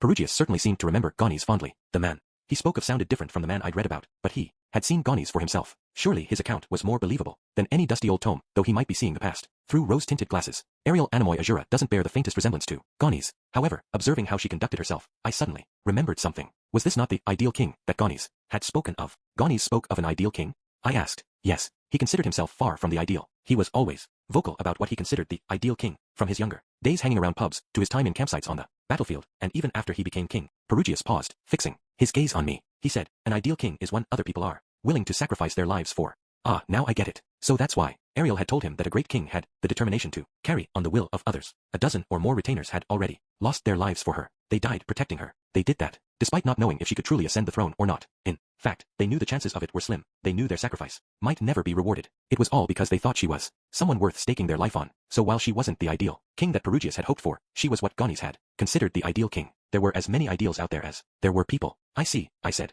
I understand now. Your ability to assess people is truly impressive. I bowed once before taking my leave. Rudius Grey Rat, Perugius called after me. I glanced back. He had left his chair and had started toward a different exit before calling out to me. I have a question of my own, he said. Yes. What is it? Why did you not mention Orsted in all of this? I hate that man, but his presence is not one I can ignore. Didn't you consider that things might go more smoothly if you brought him up? Orsted had already told me that Perugius had refused him. Knowing that, I couldn't see how bringing Orsted into this would have improved the outcome at all. Was he testing me? You want some kind of clever retort? Neither Orsted nor I are the ones seeking kingship, I said. But Orsted does wish to see Ariel become king, yes? And you have aligned yourself with him, if I'm not mistaken? In which case, should you not have capitalized on his influence to further your aims? Even if that sped things along, Princess Ariel would still be the one taking the throne, and she needs your help to do it. No matter how much help we provide, we are still outsiders. Unnecessarily. Using Orsted's name to force compliance will only breed enmity. Hehe, that was a pretty badass answer, if I do say so myself. Yep, as far as I was concerned, those getting involved here needed to chip in of their own volition. Once Ariel was king, she would have to run the country on her own. While I couldn't speak for Orsted, not knowing his plans, I had no demands to make of Ariel. After this was over, since I had no stakes in this, I shouldn't get too deeply involved. That's a weak way of thinking, Perugius spat before leaving the room. His 12 servants remained behind, and I could barely breathe under the weight of all their gazes. I hurried toward the door, unable to bear it. Holy crap, that was embarrassing. I guess that means half-hearted answers are a no-go with him. After leaving the audience chamber, I headed straight for Ariel's room. I didn't knock, instead busting the door open as I said, sorry for lagging Beihai. The first thing I saw was a pair of porcelain white shoulders. Sylphie had already peeled off Ariel's fancy clothing and was in the midst of loosening her corset. Ah, Rudy, how dare you? Sylphie barked at me. No need to fuss, said Ariel. Lord Rudius has served our cause well. There is no need for him to seek permission to enter my quarters. If he considers a peek at my body a sufficient reward for his services, then that is a small price to pay. What? Sylphie gaped. But Princess Ariel. Oh, I see I wasn't being considerate enough. Ariel paused. Lord Rudius, my apologies, but I would appreciate it if you would step out. I was already out of the door by the time she said that and only caught what she was saying as I closed it behind me. I had no idea where she got her false impressions from, but I wasn't shamelessly walking in to sneak a peek while she was undressing. Although she does have a nice body, the same could be said of Eris, but hers was a product of intense training, while Ariel's figure was something she was naturally born with and didn't have to struggle to achieve. She had her genes to thank. If we were speaking of balance between top and bottom, though, Sylphie was no less impressive. Her chest and bottom were both tiny and flat. It was perfect symmetry. I loved that about her. Roxy, meanwhile, was a goddess, so she couldn't really be compared to anyone else. Next time, I'll be sure to knock, I mumbled to myself. Besides, not knocking in the past had led to me walking in on a pervert embracing his statue. That should have been enough of a lesson for me. I must be a slow learner. Wait, hold up a second here. Luke was in the room with them, though, right? So he was allowed to look. Well, it wasn't surprising. Ariel probably felt more comfortable with him than anyone else. All right, Rudy, you can come in now, Sylphie said, peeking from the door. When I tried to step inside, she pushed her lip out in a pout. Did you see her? You know, I noticed she wears white underwear. Sylphie's cheeks swelled with air as she scowled. I knew that she was also wearing white panties, because I peeked when she was changing last night. I poked at her puffed up cheeks and pushed my way inside. A few steps later, I felt Sylphie pinch my butt. Oh dear, Miss Sylphie. What is it, Mr. Rudius? Let's save our fawning for when we get home, shall we? Humph. This time she smacked my butt before marching to the corner of the room where she forcefully plopped herself on a chair. Her cheeks glowed red, which made her all the more adorable. Anyway, Ariel sat in a chair, having finished changing. She looked like a princess even in her casual wear. Was it because her clothes were expensive, or the fact a real princess was wearing them? It didn't really matter either way. I apologize for walking in on you a moment ago when you were busy changing, I said. Not at all. So, what did you think? Think about what? I asked. My body. Does she really have to ask me that? I just know Sylphie is going to be furious with me later. No, this was probably a test. Great, everyone wants to test me. Today. I better not pick the wrong answer this time. It was amazing, or so I would like to say, but personally, I prefer Sylphie's instead. Is that truly how you feel? Then I must apologize for showing you something so unsightly. Ariel snickered. Sylphie's face flushed even brighter as she grumbled. I can't believe you'd say that. Luke merely shrugged. Since we had successfully convinced Perugius to aid us, everyone was in good spirits. Please, have a seat, said Ariel. As soon as I settled across from her, her face turned solemn. Guess I should get serious too. Thanks to your efforts, Lord Rudius, we can now move on to the next phase of our plan. I shook my head. No, I haven't done anything. No need to be humble. I only managed to find the answer, because you took us to that library. But she had found that answer on her own, and she was the one who swayed Perugius with it. Granted, maybe I could take some credit for the outcome since Derek wasn't here to convince Perugius on her behalf, and in my future self's timeline, she'd never succeeded in earning Perugius's trust on her own. Guess there's no harm in patting myself on the back for this one. Still, Orsted was responsible for more than half of the plan. Now then, let's speak of what comes next. Lord Perugius advised us to return to the palace as soon as possible and set things up. I plan to heed his words and do just that. Why do you mean by set things up? Exactly what the words imply. Yeah, see, the problem is I don't know what they imply. I paused. Hold up, I should probably try to think for myself before I ask for an explanation. To sum things up, Perugius wasn't going to hit the road with us and walk the whole way to Azura Kingdom. Thus, he wanted to send Ariel ahead so she could set the stage for his entrance. This stage could be, for example, a party attended by dozens of nobles. Once we had that going, we could hail his entrance with his 12 spirits. By ringing some fancy gongs, the nobles would all gape in surprise, gasping, it's Perugius, before promptly prostrating themselves, or something like that. Anyway, then, there's no real reason to rush, is there? Should we not spend a bit more time preparing? I asked. We cannot afford to. I have received word that my father has grown deathly ill, despite delivering what should have been shocking news. Ariel's expression revealed no emotion. Ah, so that's it. Ariel has already heard about that. I wondered whether she had gotten that information through normal channels, or if the man god had divulged the news to Luke, who then relayed it to her. I suspected the latter. But wait a minute. Couldn't it be possible that Ariel got that information directly from the man god? Which would mean she could possibly be one of his apostles. If so, that will throw a big wrench in our plans. It was terrifying to think about. I would have to consult Orsted about the possibility of her being an apostle. Judging by the look on your face, I take it you already knew. Ariel guessed. Ha, since you're a servant of the dragon god, I suppose I shouldn't be surprised you didn't bat an eye. I cleared my throat. Ah, well, Master Luke's request was so sudden, and you seemed pretty driven to move ahead with your plans. I suspected something was up. Satisfied with my answer, she nodded. Phew. I am sure you must have your own matters to attend to, in which case, 14 or 15 days should be sufficient for you to wrap things up and prepare for our journey. Yes. She plans to set out in 2 weeks, huh? About 22 or 23 days had already passed since I first received Orsted's orders. That meant almost a month had passed since this all began. His estimation of when news of the king's health would arrive had proven to be accurate. Fortunately, if we can enjoin Lord Perugius to prepare some teleportation circles for us, our journey will not take long. We should have some time to work with. Still, knowing my father is ill, I should like to return as soon as possible, lest it be too late. I would like to arrive before my brothers have a chance to secure their foothold. Judging from her words, the king's illness was terminal. That would mean the crowning of a new king. If we dallied too long, Ariel would lose her chance to even compete for the throne. There was just one thing that worried me. Orsted had mentioned a thorn in Azura Kingdom we would have to deal with. High Minister Darius Silva Ganius. According to Orsted, we needed to find Tristina, since she was his Achilles heel. We could remove him from office as long as we had her on our side. It was tempting to think that he would no longer be a factor now that we'd secured Perugius's cooperation. But Orsted wouldn't have mentioned Darius if he wasn't an obstacle to our plans. With Perugius backing her, Ariel equaled the first prince and his faction in power and influence. Getting rid of Darius would put her ahead. If our victory was to be assured, I would have to take action. Again, Princess Ariel, speaking of teleportation circles, wouldn't it be better to have one placed near the border to Azura Kingdom than within the nation itself? I proposed. Oh, and why is that? If word gets out that someone as prominent as a princess was able to slip into the kingdom without passing through the border, they may begin to suspect something unsavory at work, especially since teleportation circles are forbidden. If you were discovered to have used them, it would spark unnecessary questions. I think it would be better to make our way from the border to the capital. That way, the people can also get a glimpse of you as we pass by. I see. That's a fair point. Sweet. Now all I have to do is come up with some excuse for us to make contact with this organization Triss is in. I haven't really thought about how I'm going to go about doing that, but most outlaw-type organizations like that are willing to negotiate as long as money is involved. I'm opposed to that idea, Luke said, cutting into our conversation. If His Majesty is truly ill, the first or second prince may have minions along the road to obstruct our return. Teleportation circles may be forbidden, but long as the ones we use aren't discovered, we can come up with excuses for how we got to the capital unnoticed. That's a reasonable argument, Ariel acknowledged. Continue. This time, we have Rudius accompanying us. There should be no concerns when it comes to our strength in battle. Yet rumors say that the first prince has enlisted the services of a North Emperor. While the palace may hold its own dangers, I think we would be in even bigger jeopardy if we were caught on the open road by an experienced swordsman of the North God style. Fear filtered through his voice. True, we don't want to be targeted by that sort of opponent. Ariel agreed. Both she and Sylphie seemed to prefer Luke's proposal over mine. The three of them had fled the kingdom and fought tooth and nail to get to this point, losing countless others in the process. It was only natural that they feared being attacked on the road. Still, now what? Should I make some excuse to go on ahead of them so I can make contact with Triss? No, it would defeat the purpose if something happened to Ariel and the others in the meantime. I had yet to satisfy all my suspicions that Luke was one of the man god's apostles. His suggestion might even be at the behest of the man god. Ariel furrowed her brow. You both make sound arguments. Sylphie, what do you think?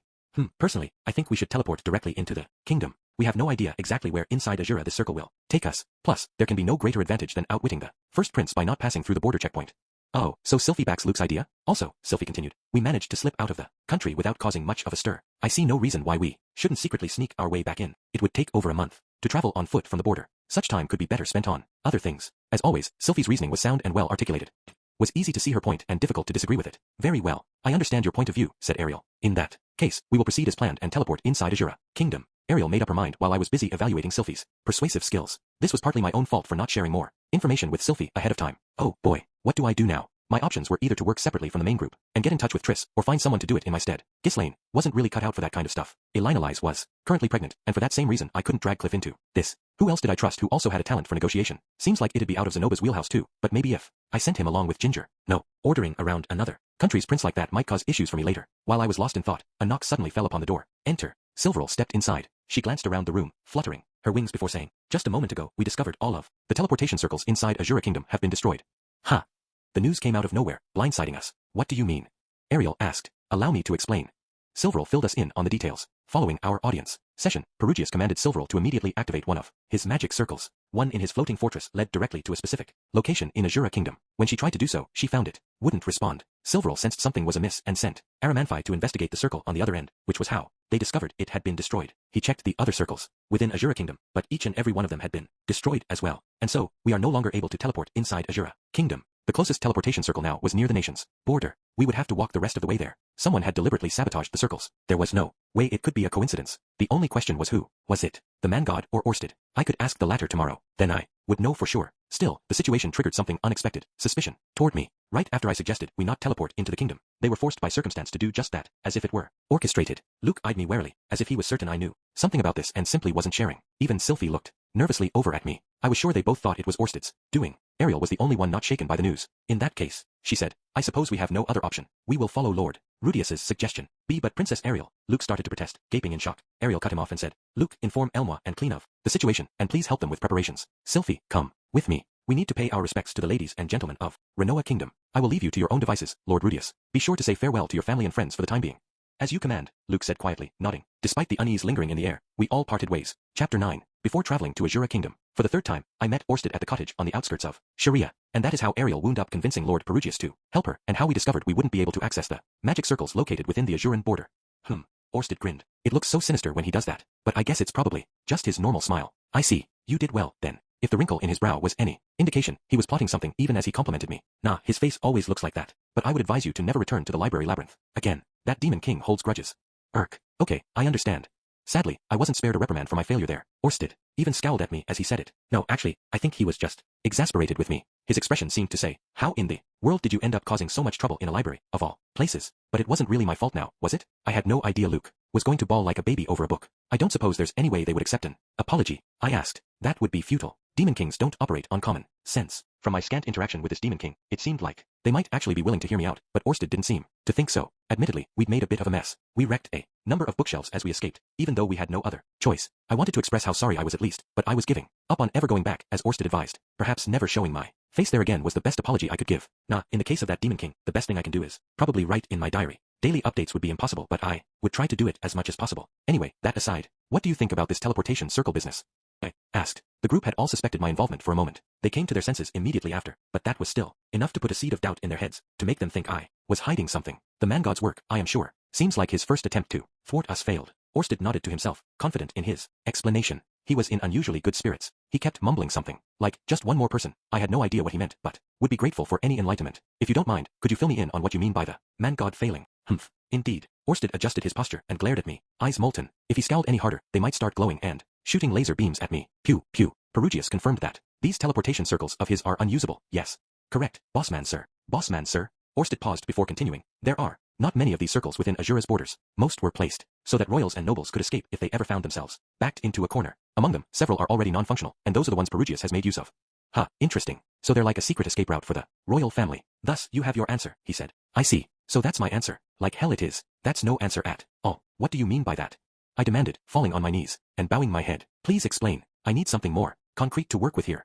Orsted scowled menacingly. Okay, not menacingly. That's just how his face always looks. Simply put, these teleportation circles are in places where your average civilian cannot happen upon them. Many are protected by soldiers. Someone who can go in and destroy them must be someone of respectable authority, either a noble or a high-ranking aristocrat. Okay, I get where you're going with this. And use your head a little. Yes, sir. Okay, let's go over this. The culprit, who was either a royal or high-ranking aristocrat with the authority to enter a restricted area, had suddenly cut off their own lifeline by destroying all the circles that acted as escape routes for them. Not to mention these were already non-functioning circles that Perugius might use to travel. The possibility that the man god orchestrated all this seemed astronomically high. A normal citizen had no reason to destroy a magic circle. That meant one of his apostles was either a royal or someone in a position to manipulate the royal family. The most likely candidates for that role were First Prince Grabble or High Minister Darius. One of them is the man god's apostle. Indeed, the spread of those circles across the kingdom implicates the involvement of High Minister Darius, since his private soldiers are scattered throughout the nation. Ooh, now I am starting to see the bigger picture. I had no idea. He had a private army dispersed throughout Azura, but it makes sense. So we can be reasonably sure High Minister Darius is the man god's apostle, then? Yes, there is a possibility it might be the first prince, but that changes nothing. We'll have to kill them both regardless. Well, the first prince is Ariel's enemy, so that makes sense. But does that justify us murdering a prince? Guess it doesn't matter. If Orsted says it needs doing, I'll have to do it. That means there is just one apostle left unaccounted for, said Orsted. Just one. That means you are certain Luke is an apostle now. There can be no doubt. What about Ariel? I asked. Is she a possibility? No. Okay, come on. Enough with the vague answers. Exasperated, I said. And what do you base that on? There are certain people the man god cannot manipulate. Okay, so, how can you tell that she's one of them? Intuition. Based on many years of experience, said Orsted. Intuition, huh? He paused briefly before he answered, which meant he was certain Ariel wasn't an apostle but couldn't tell me his real reasoning. I decided not to pry any further. There were more important questions on my mind. What happens if your intuition turns out to be wrong and she is an apostle? If that should happen, I will take responsibility and dispose of her myself. Dispose of, as in kill? That was harsh, especially considering how close we'd grown over the past few weeks, including the incident where I'd walked in on her while she was changing. But if Orsted was willing to stake that much on her not being the man god's apostle, I should probably trust him. In that case, maybe I should share information about him with Ariel. His curse didn't seem to have as much of an effect on her, and if she wasn't one of the man god's apostles, it might be better to disclose everything to her. That way, she could work with us to keep an eye on Luke. Nah, best not to do that. Like Sylphie, she trusted him implicitly. She would never believe that he would work for her destruction, and Luke was only doing what he thought was best for her. Bringing up the man god would be kicking the hornet's nest. Luke wasn't Ariel's enemy. Being manipulated by the man god hadn't changed his allegiance. He was only doing things that sounded like a good idea to him, despite the fact that they were anything but. Right now, Orsted considered him a mere spy who observed my actions and reported them to the man god. He wouldn't do anything to directly harm Ariel. However, he might end up acting on the man god's advice to do something that seemed like it would help Ariel on the surface but would ultimately lead to her doom. That's what truly made him dangerous. I could understand Orsted's instinctive desire to kill him. Sir Orsted, I said suddenly. What? There is something I would like to clear with you, just to be on the safe side, regarding how I should approach our battle with the man god. Do you mind if I pick your brain? His forehead wrinkled. All right. I started outlining his war with the man god. First, we knew the man god could see the future. His view of it was both expansive and precise. He also had the ability to manipulate people to change the course of that future. However, he could not see events relating to Orsted. The dragon god's secret arts were stronger than the man god's prescient vision. Whenever Orsted got involved in an affair, the man god would see a false reflection of the future. Thus, he knew Orsted was involved. Whenever he sensed something slightly amiss or the future experienced a dramatic shift, but he couldn't see exactly how Orsted had brought about those changes. All he could do was guess. If he couldn't work out Orsted's objectives or what he had planned, the man god couldn't respond accordingly and influence the future in a way that benefited him. Orsted's curse meant none of the man god's apostles had been able to get close enough to spy on his activities, so his movements had gone undetected. At the same time, that curse also limited the scope of what he could accomplish. It was only now, after I had joined him, that he had more options at his disposal. As far as the man god was concerned, I was currently an invisible pawn on the chessboard, but if I took concrete action, he could suss out what Orsted was planning. That was why I was keeping my movements discreet, so I could avoid showing my hand to Luke, who was acting as the man god's eyes and ears. I also withheld information from Sylphie and Ariel, since I knew how much they trusted him and that they would answer whatever questions he asked. They say you can't put doors over people's mouths, so I've tried not to say anything to anyone, far as I can help it. I plan to keep Orsted's aims and actions as secret as possible. That might make me look suspicious to the others, as it had this time, but this would lead us to victory for sure. We would keep our intentions under wraps while defeating the man god's apostles. As we worked to achieve our objectives, I would serve Orsted for the rest of my life, and 100 years from now he would come out on top. And that's my interpretation of the situation. Is that correct? Yes, it is. Orsted nodded. In that case, everything I had done up until now was technically correct. Perugius had called me weak, but we were on the path toward our goal. For now, we knew that Luke and Darius were the most likely candidates to be the man god's apostles. That left one other. I wonder who the last person is, I said. I know not, but judging by the man god's past patterns, it is highly likely to be someone extremely skilled at either martial arts or magic. Someone skilled at martial arts or magic. He did say it wouldn't be anyone in my family, right? Which means Eris and Sylphie are out of the running, fortunately. Come to think of it, my future self's diary mentioned a North Emperor and Water God in Azura Kingdom. Ariel also mentioned the first prince was employing a North Emperor. Could it be the North Emperor or Water God? I asked. Aubert and Rida, Yes, there is a good chance. When you leave for Azura Kingdom, be wary. You won't be coming along? I will be tailing behind you, of course, but we will not be operating together. The way he said, tailing behind you, sounded sinister, as if he was going to shadow me like a puppet master. Well, that means I can consult him if anything crops up. It's not so bad. All right, I said. In that case, Luke, Darius, Aubert, and Rida are the ones I should watch out for. Indeed. You may kill Darius, Aubert, or Rida if you like. As for Luke, keep an eye on the situation and use your judgment. If necessary, dispose of him. You want me to decide whether to kill any of them? I gaped. Yes, I leave it to your discretion. Did he seriously think I was someone capable of making those kinds of decisions? Sorry, silly question. Of course he did. I hadn't shown any hesitation when I attacked him and tried to claim his life. After all, well, I said, what shall we do until it's time to depart? Orsted shrugged. Make preparations. Preparations, right. But what does that mean? What should I be preparing, exactly? First, get your equipment ready. You will likely be facing the man god's apostles in battle while you're in Azura. With your strength, I am sure you will have no trouble, but it would be wise to bring some form of protection. He turned and looked out of the cottage, where my magic armor lay in shambles. Zenoba was currently repairing it, but there was nowhere for us to store it in the city, so we had left it here. That thing doesn't measure up to the armor of the fighting god, but it is still a spectacular piece of work. I am sure you must have labored hard to create it. Well, yes, but we did get quite a bit of advice from the man god on its construction. Oh, then he dug his own grave. What do you call it? I blinked at him. Call what? The armor. Oh, magic armor. I see. What an uninspired name. Shall I give you a new one for it? Let's see. No, I said, cutting him off. But thank you. Orsted narrowed his eyes and chuckled. His smile was as unsettling as ever. Our taste in names, or lack thereof, aside, I wondered how Zenoba and Cliff would take it if they knew someone as supremely powerful as the dragon god Orsted had praised their creation. If you plan to continue using that thing in the future, you should consider improving it. It currently drains you of all your mana in a single battle. I frowned. But even if we were to make a smaller, more efficient version, it wouldn't be finished in only 2 weeks. Then we'll have to shelve that idea for another time, Orsted said, stroking his chin. Wonder if he'd be willing to lend a helping hand. In which case, I guess the Dragon God Society logo will end up being slapped on it. Not being able to use battle aura certainly is inconvenient. Orsted murmured. For now, I'll see if I can't prepare a few magic items for you to use.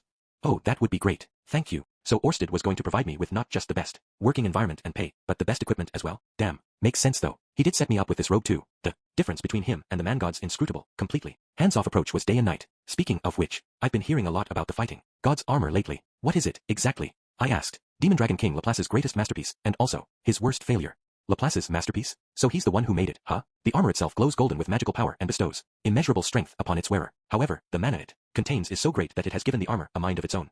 Assumes control over the wearer, forcing them to fight until they die. It's a cursed armor. Cursed armor, huh? Guess the dragon folk have a knack for making those kinds of things. Laplace had made all manner of cursed items, from the supered spears to this golden armor. Nothing he'd created was any good. Having said that, Orsted continued, the armor is currently sleeping deep in the middle of the Ringa Sea. Orsted seemed to know anything and everything. It made him a truly convenient resource. Nonetheless, I couldn't depend on him for everything. I had to find some things I could do independently. Sadly, there was only about 2 weeks till we were set to leave. There wasn't much I could do. I couldn't get complacent simply because I was Orsted's subordinate. He was a bit too aloof about matters. Or, more precisely, he seemed to think he could always try again if the first attempt failed. Perhaps he aimed to develop magic that could allow him to return to the past after reading my future self's diary. Or maybe he'd already experienced a time slip like that himself. Come to think of it, he once said something along the lines of trying again next time, and as soon as the words left his mouth, he made this awkward face as if he realized he'd slipped up. Maybe he'd been through these time slips not once or twice, but a number of times now. I had no idea why he would keep that under wraps, but since he hadn't mentioned it, he probably wouldn't answer me even if I asked. But even if Orsted could simply do things over again next time, there was no next time for me. You only get one life to live, or so I'd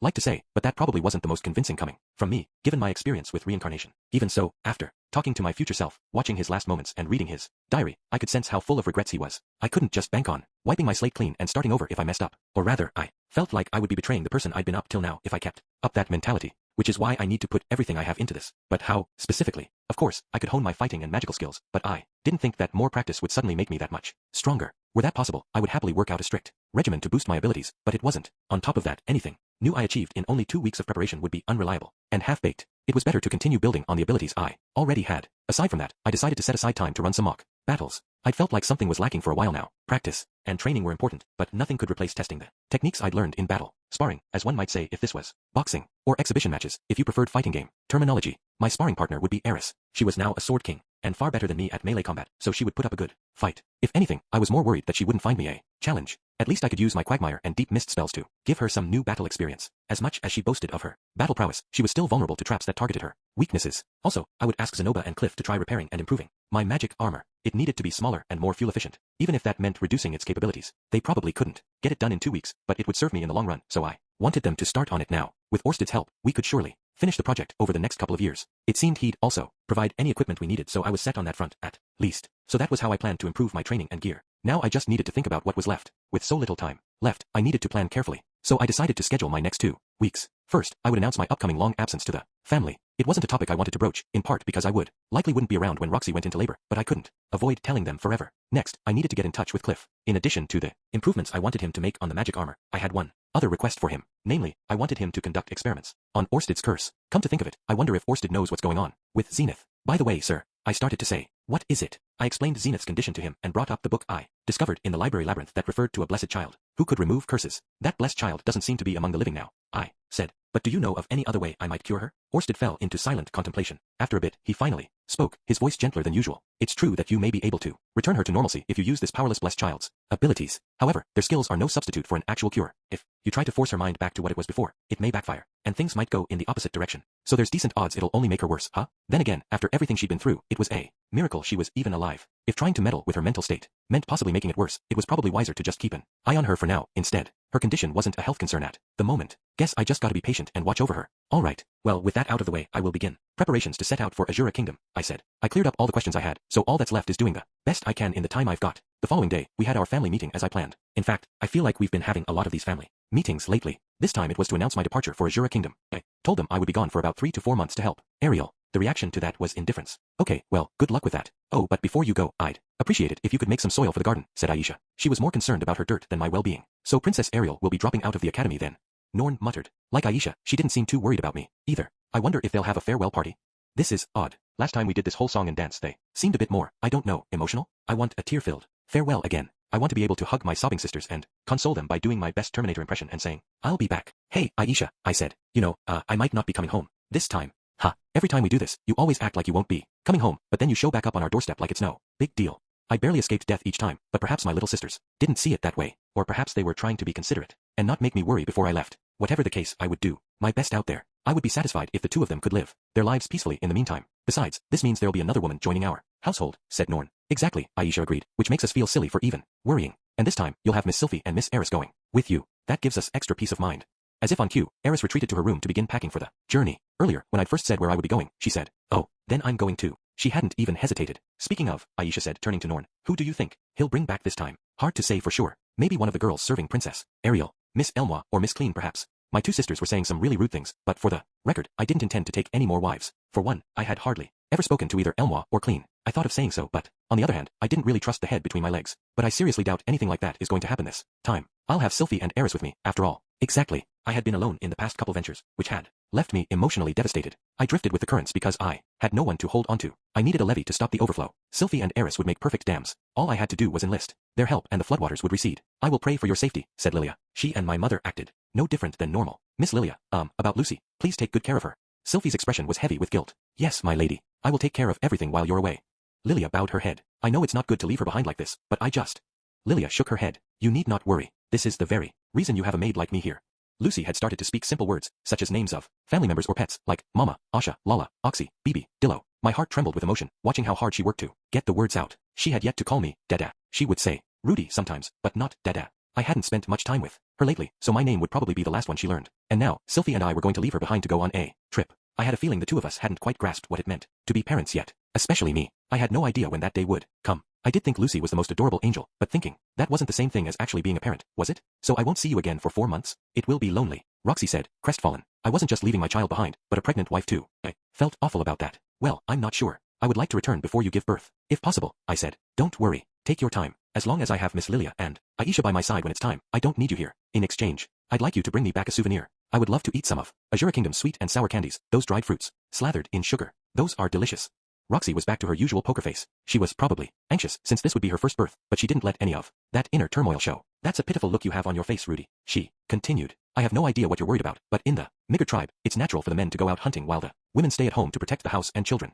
She puffed out her chest as she spoke, ever the reliable wife. I knew everything would probably turn out fine if I left it in her hands, but could I really justify leaving her like this? It is a bit of a shame, though, since I finally got this long vacation. Roxy sighed. I thought I'd be able to spend it quietly with you. Yeah, I wish we could have done that. Roxy had taken time off until the baby's birth. In Renoa, it was normal for a wife to quit her job when she got pregnant so she could focus on raising her child, but Roxy wanted to continue being a professor, so she persuaded Genius to give her some maternity leave. I didn't learn until afterward that she had used my name to get her way, but if that got her what she wanted, then by all means. There was still a little time left before our departure. I decided to spend the spare minutes and hours I could find with Roxy. That night, I heard Sylphie and Eris's heated voices spilling from the latter's room. Sylphie would say something and Eris would snap back. From the other side of the door, I caught Eris shouting words like why and how come. Each time, Sylphie would respond calmly, and gradually, Eris's tone grew quieter until, at the end, she finally mumbled, fine, I get it. Later, Eris came to my room, just as I had crawled into bed and was about to fall asleep. She sullenly burrowed under the covers and wrapped her arms around me, pulling me close as one would a body pillow, her soft, ample breasts pressed against me. Oh ho, not very chivalrous of you to sneak in here in the middle of the night and tempt me with these. Not that I minded. I was a gentleman of the night myself, as far as sex was concerned, anyway. But before we got into that, there was one thing I needed to ask her. Did you have a fight with Sylphie? No, she huffed. Okay. I hadn't heard any fists flying. It was possible that if I slipped from bed and went to Eris's room, I might find Sylphie passed out on the floor, but I decided to take her word for it. Starting tomorrow, I'll be tagging along with Sylphie, Eris said. We're going to meet with Ghislaine and help get things ready. Ariel had already begun making preparations. She was going to pull out of the academy to return home, and the short notice meant packing was a nightmare. She also had to make calls to various people in the region, which was probably why Eris had been asked to help out as a bodyguard. So in the meantime, Eris continued, she wants you to spend as much time as you can with Roxy. She? You mean Sylphie? I asked, surprised. Yep. So that was why the two were having a row. Sylphie was trying to be considerate of Roxy, and if I had less on my plate to deal with, then I could spend more time with her. She'd really thought this through. Still, I was shocked she'd managed to persuade Eris without having to throw down. Eris sure had matured. She was no longer the same girl who pummeled people indiscriminately. If you made a well-reasoned argument, she would actually hear you out. And that's why she said I could have you tonight, Eris said. Perhaps I spoke too soon. Apparently, Eris had set her own conditions. Even so, it was still impressive that she agreed to Sylphie's proposal. She had mellowed out. She had been so self-centered all those years ago. Now that was gone. Her raging passion had cooled, and her clenched fists would no longer find their way to faces. The berserker princess was dead, the wild monkey silenced, the mad wolf claimed by eternal sleep, the heiress who had bared her teeth at everyone was gone forever. Nah, this is probably an exception. It was just like Sylphie to give up her turn with me as part of their agreement, setting aside her own desires. I would have to do my best to shower her with kindness while we were on our trip. Preoccupied with those thoughts, I wrapped my arms around Eris. Almost immediately, she began tearing my clothes off. You know, I said, it'd be awful timing if you found out you were pregnant on the trip, so maybe we should take today easy, and we'll cross that bridge when we get to it. And she had her way with me that night, just like she always did. Family planning were clearly words that did not exist in her dictionary. The following day, Cliff happened to come by for a visit. Hey, Rudius, if you're free tonight, want to go out to eat? It was a dinner invitation, and the only people going were Cliff, Zenoba, and I. I'd never had a boys' night out. Normally when we did this, Sylphie, Elinalize, and a number of others would tag along. Maybe this time, the other lads planned on going somewhere too. Raunchy for the girls. Or maybe they wanted to discuss something. That would be too awkward to bring up with women present. All right, I said. Whatever the case, I instantly agreed. I had no reason to turn him down, and more importantly, I had a favor I wanted to ask of him anyway. So this was perfect timing. The sun was beginning to set when I met Cliff and Zenoba at the agreed-upon spot. The restaurant they brought me to was more posh than the places we usually frequented. As we entered, I paused to check the sign out front, which read the Red Sea Eagle. This was a naming trend in the 3 magic nations. Places with eagle in the name were typically restaurants, while falcon was for bars and pubs, bat for brothels, and horse for inns. Granted, not every establishment followed this nomenclature. Some places would start out serving excellent alcohol, but then the proprietor improved. Their cooking skills and food became their mainstay. It was surprisingly common, in fact, so the naming trend was more like a general guideline. The Red Sea Eagle was exactly the kind of place Cliff would select, sophisticated and luxurious. The customers were mostly minor nobility or rich merchants. One of the staff guided us to a stylish room. According to them, this was the 3rd best room they had to offer. Had we known Lord Rudius would be paying us a visit, we would have prepared one of the better rooms, they said. But there was no need to apologize on my account. So this is what a luxury restaurant looks like, huh? When Cliff said we would be going out to dinner, I figured we'd be getting some casual chow, but this place actually had dinner courses. The 4 of us took our seats at a square table. Now then, Rudius, do you know why we came here? Why we specially reserved a room to speak with you? Cliff asked, brow furrowed. He seemed sort of angry, and I had a feeling I knew why. Is today your birthday? I asked. My birthday has already passed, Cliff replied dryly, unamused by my joke. Hold on, is he 20 now? Or 21? He was baby-faced, so he looked 5 years younger than he actually was, but by this world standards, he'd long reached adulthood. Some people already had 2 or 3 children by his age. We are here for something else, Cliff said. All right. I sat up straighter. Apparently, we were about to have a serious conversation. You see. Knowing Cliff, it was probably about Orsted. I had sworn I would fill him in on the details about what happened with Orsted when I returned home after getting beaten to a pulp, but I never did make good on that promise. I figured he'd called me here to give me an earful regarding the child Elinalize and I are having. I have been thinking of calling it Clive if it's a boy and Elaclaris if it's a girl. What do you guys think? Wait, a name? That's what we came here for today? So I had the completely wrong idea. Basically, we will be going with a Milla-style name if it's a boy, and an elf-style name if it's a girl. What are your thoughts, Rudius? Cliff turned toward me. Well, Clive sounds like the name of a clever man with good odds of making it as a politician, but it also sounds like a name someone with a fussy personality would have. Elaclaris is a pretty name and has a nice ring to it, although I can't help feeling she might have a bad encounter with a thief in her future, one who will steal something important from her, like her heart. That was about what I figured you would say, Cliff replied as he leaned back in his chair, gazing at the ceiling. After a moment he looked back at me, his expression tight. Actually, that was a joke. We've already decided on the names. While I do appreciate your input, that isn't why I brought you here today. Oh, so he was just pulling my leg. Couldn't have done it with a straighter face. If you're gonna mess around, at least smile a bit. Both you and Zenoba look stiff as statues, you know? Surely, you have already guessed what it's about by now. Rudius, it's related to your actions as of late. Cliff jabbed a finger in my direction. Zenoba nodded in agreement. He also seemed a bit irate. Master, no matter what you decide to do, I have every intention of following you to the bitter end. That said, do you not think you have been a bit too secretive with us lately? You think so? I shrugged. Out of nowhere, you asked us to start building this insanely powerful armor for you. Midway through creating it, you began giving us extremely specific advice. You wouldn't even share who you were going up against, and then we find out it's one of the 7. Great. Zenoba was interrupted mid-sentence by the door swinging open. A staff member entered, carrying our drinks. Zenoba flinched and snapped his mouth shut, quietly waiting for them to finish distributing the beverages. Once they left, he resumed the conversation. While I suspected they had reserved this room to keep our conversation private, their attitudes made it clear it was partly out of fear of Orsted. We find out your opponent is one of the 7 great powers, the dragon god Orsted, Zenoba finished. And not only that, since you went all out in battle, you completely decimated an entire forest. Nah, it's still there. Well, half of it is, anyway, I said. Zenoba ignored my defense and continued. And after all that, you capitulated. I had no other choice. For him to bring you to your knees without killing you after you wore that armor and threw everything you had at him. The man must be a monster. It's the only explanation. Well, in a sense, Orsted was a type of monster. It was bad enough that he could nullify spells from a distance, but I didn't stand a chance against him in melee or combat either. Not that I was particularly skilled myself, but I'd still thought I could put up a decent fight. Since you didn't seem too torn up about it, I assumed the dragon god must be a decent man, but he... Zenoba paused, shivering as he dropped his gaze. After a moment, his head shot up again and he loudly declared, that man is a demon in the flesh. Few days ago, I saw him with my own eyes, and I knew in an instant. He was our enemy. The two of them had a little scrap last week where Orsted completely knocked Zenoba out. That brief meeting was enough for him to be hit with Orsted's curse. But wait a minute. Until that point, he hadn't thought that poorly of Orsted, which must mean the curse doesn't activate until someone actually meets him. Come to think of it, Aisha and Norn don't seem as repulsed by him as everyone else. Guess the curse won't affect them as long as they only know of him indirectly. I have to assume you have lost your sanity to serve a man like that. Zenoba shook his head, unable to fathom it. The curse had to be extremely potent for him to have such a strong reaction simply from seeing Orsted once. Personally, I have yet to meet this Orsted myself, so I don't know what Zenoba means exactly, Cliff chimed in. But Zenoba, Sylphie, and Roxy all seem to consider him dangerous. If they're all on the same about him, he must be an evil man. That was a shocking statement coming from a man who never seemed to listen to what other people were saying. However, from the sound of it, Cliff wasn't yet affected by the curse. Agreeing to work under a man like that doesn't sound like the wise Rudius I know, Cliff said. Yeah, well, I'm not particularly wise. Still, this posed a problem. It would be hard to keep going when so many of those closest to me disapproved of Orsted. But when you asked us to repair the magic armor, I finally realized. Cliff grinned smugly. You plan to fight him again, don't you? Dragon God Orsted, I mean. Ha. My jaw dropped. You're only pretending to work under him so you can wait for an opening and pounce. That's your strategy, right? No, Orsted and I. Cliff held up a hand to stop me. You don't have to say anything to me. The whole reason you asked us to improve the mana efficiency of the armor is because you want to make it accessible to Zenoba and me, right? In other words, you plan to have us fight with you eventually. He smirked triumphantly. Well, am I wrong? Yes, you're absolutely wrong. It almost felt silly to argue the matter at this point. It was better to shrug it off and say sure, they'd eventually fight with me, and this was merely preparation for the battle to come. That way they would eventually see for themselves, albeit gradually, that Orsted wasn't such a bad guy. So I started, Master Cliff. Then I paused. Given how close we were, I didn't think it was right to sugarcoat things and lie to suit my own self-interests. They might not believe the truth, but I had to at least try telling them. What is it? Actually, I explained, Orsted has a curse placed on him that makes everyone around him hate him. Would you believe me if I told you that? What? Seriously? An evil god tricked me, which is why I got stuck fighting Orsted in the first place. Would you believe that too? An evil god? You mean the one you worship with the panties and the blood-stained cloth? I glared at him. I'll murder you right where you sit if you dare. Say that again. Sorry. I guess not that god then. Right, I get what you're saying. Keep going. Whoops, I accidentally let my anger slip for a second there. Even so, it wasn't right to deride another person's religion. Roxy was a righteous goddess. Anyway, that's beside the point. That was how I wound up meeting Orsted. For whatever reason, his curse doesn't work on me, so the two of us were able to talk and work things out. In exchange for his forgiveness, I agreed to work alongside him to combat this evil god. Would you believe that as well?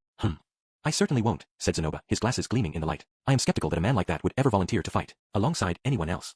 Surprising to hear someone like Zenoba take that kind of stance, Cliff said. He crossed his arms in contemplation. Think about it this way, I said. Zenoba is only interested in dolls and figures, yet he's strangely insistent about his distaste for Orsted. Doesn't that strike you as odd? It has to be an effect from the curse. Well, now that you mention it, Cliff paused. No, when I think about it, Zenoba does care a lot about matters concerning you. If Orsted really is that untrustworthy, it only makes sense for him to worry. Perhaps that was true. Maybe Zenoba really was worried for my well-being. I was grateful that he cared so much, but at the same time, this was one instance where I wished he didn't. Yes, Orsted was hiding some things from me, and I didn't yet know if I could trust him completely. Even so, I wasn't foolish enough to bounce between Orsted and the man god and risk making enemies of both. Well, guess I have no other choice. I'll just have to lie, then. Alright, I understand. In that case, we'll go with Cliff's explanation. My explanation? What do you mean? I cleared my throat.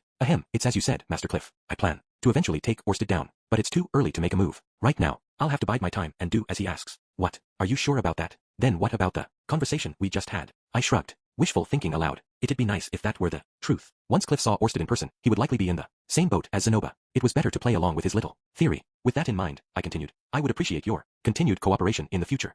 I will have your back, Master. In preparation for the next battle with Orsted, I will make armor that even Julie could wear. Great. Looking forward to it. I had no intention of making Julie fight, of course, but knowing he was motivated to go that far was enough. With that out of the way, there is something else I would like to ask of you, I said, turning to Cliff. Yeah. I had originally planned to ask him for help combating Orsted's curse, but now I would have to explain it in a way that aligned better with his theory. You see, Orsted is actually protected by a sort of barrier, I said. A barrier? Like a magical one? No, more like a curse. Cliff furrowed his brow. The curse makes it so that when you gaze upon Orsted, you automatically pull back, too intimidated to fight at full strength, I explained. Really? He has a curse like that? Yes, that is the whole reason I lost to him. I assume it must have been the same for you, Zenoba. I asked, turning to him. It did seem as though I had been defeated out of nowhere. I couldn't understand what had happened. Now that you mention it, I got the sense that my body wasn't moving the way it normally does.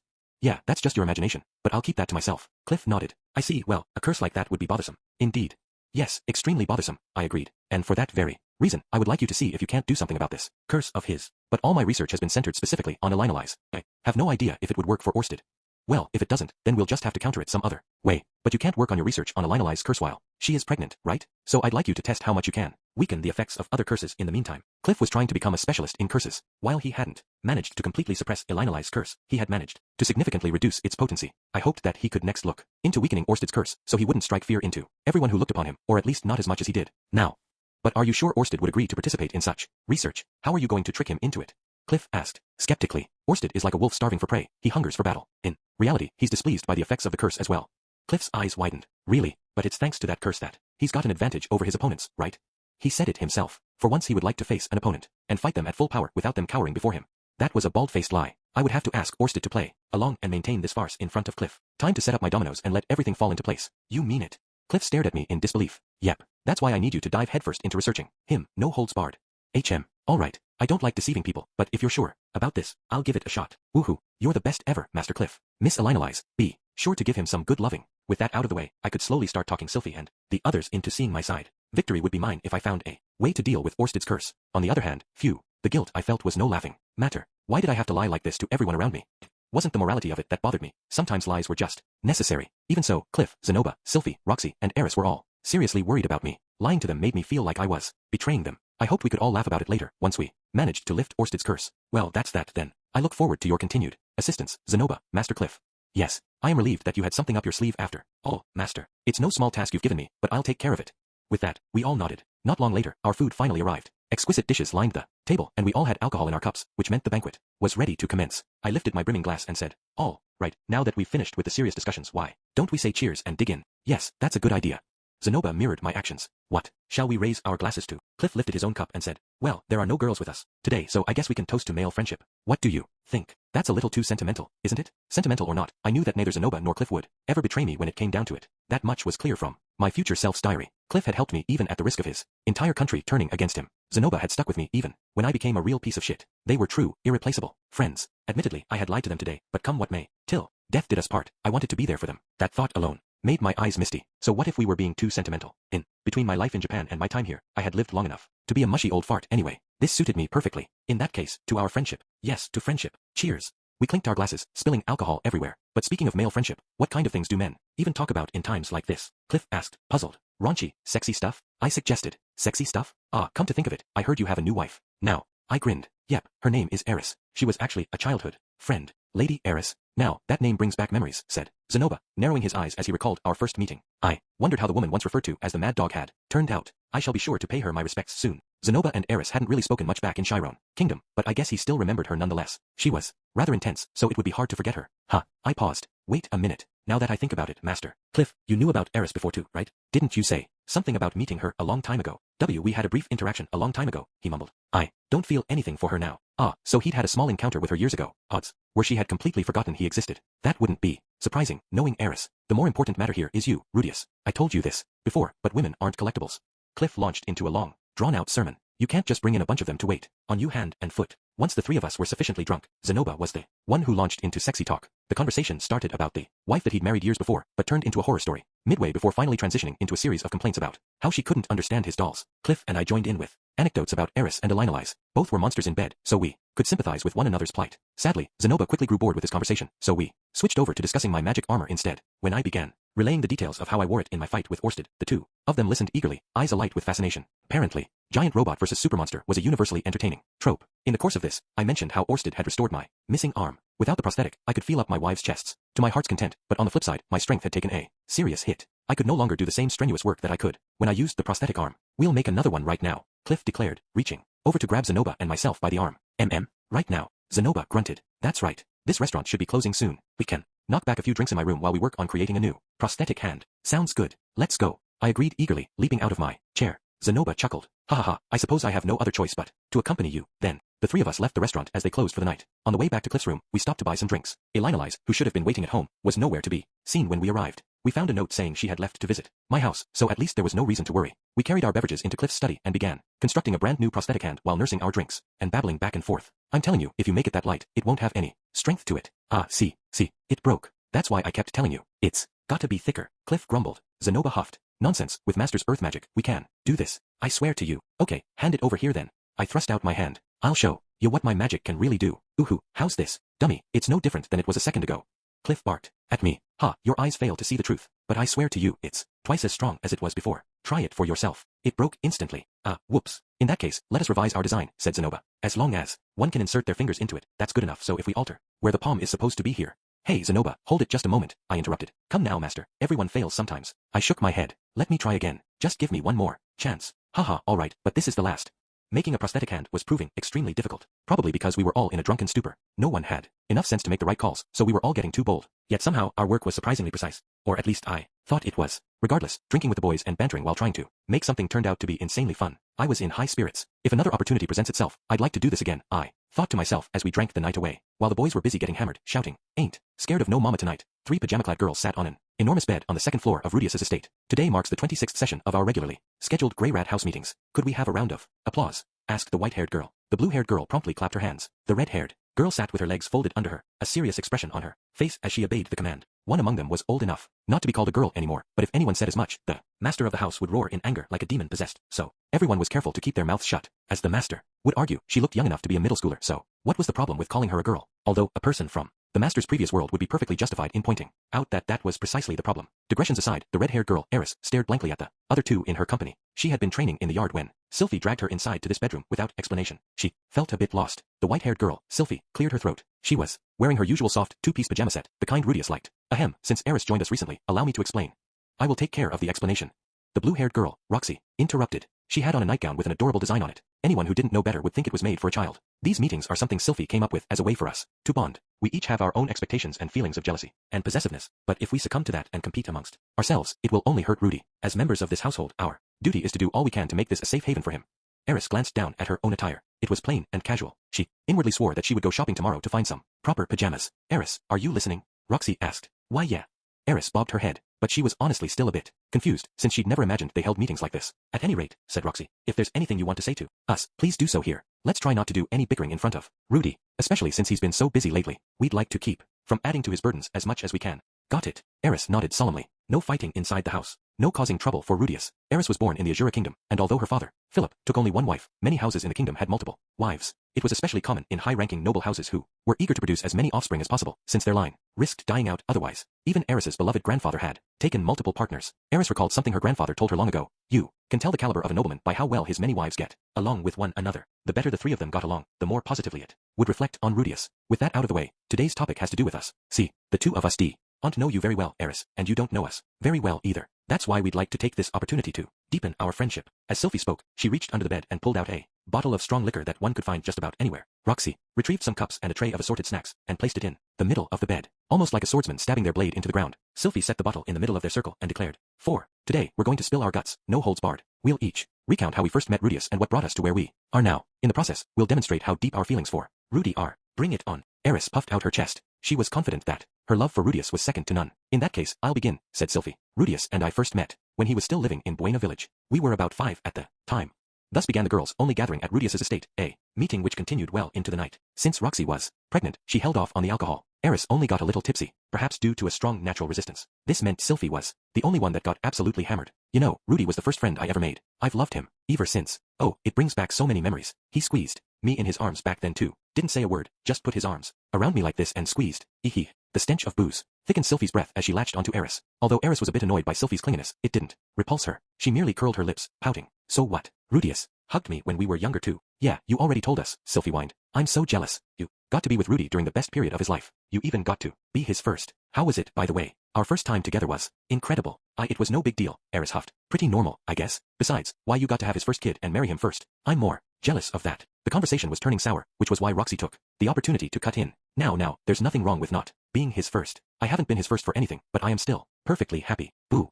Sylphie jeered. You don't get to talk, Roxy. You're his number one. You're the one he respects the most. Respect.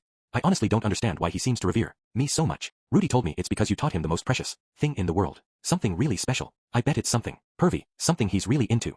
Roxy shook her head. He was plenty perverted by the time I came along. I had nothing to teach him in those matters. When he was younger, he even spied on me when I was showering. All I ever taught him was normal stuff. She fell into thought. Honestly, what did Rudius see in her? From what Roxy could remember, he'd been pretty attached to her from the start. But what could she have possibly taught him back then that was so special? Nothing stood out in her mind. Well, your special circumstances aside, even Eris has her own distinct charms. I'm really losing confidence over here. Sylphie hung her head. Distinct charms? What's that supposed to mean? Eris demanded. I mean, you know, you're strong, right? I'm jealous you get to fight by Rudy's side. I worked hard to get where I am and have grown A lot, but I'll never compare to him. You saw it in the library. Labyrinth. Rudy's always trying to protect me. I appreciate that. But, Sylvie fidgeted in place, having drunk way more than she should have. Despite seeing how anxious the other woman was, Eris didn't let those words swell her ego. She went to the sword sanctum precisely to train herself to be his equal. Her goal was to rival him in strength, and she had achieved that. She was confident she could beat him, even if he whipped out his magic in battle. That brought her great satisfaction, but she still couldn't help feeling a little envious of the relationship between Sylvie and Rudius, especially because she was strong enough to protect herself and could never be the woman Rudius had to look out for. While Sylvie agonized over the issue, Roxy cocked her head, and Eris crossed her arms. Out of the blue, the door to the room swung open. Pardon me, mistresses. Oh, it's you, Miss Lilia, said Roxy. In walked a middle-aged woman in a maid outfit. Wisps of steam rose from a bowl of boiled potatoes and other assorted vegetables. I brought you an extra late-night snack, said Lilia. Roxy smiled. I apologize for inconveniencing you like this. Not at all, Lady Roxy. Looking after you and the other mistresses of the house are a part of my duties as a maid. Roxy bowed her head in thanks, and Lilia dipped her chin in turn. Well, I am most humbled and deeply, thankful.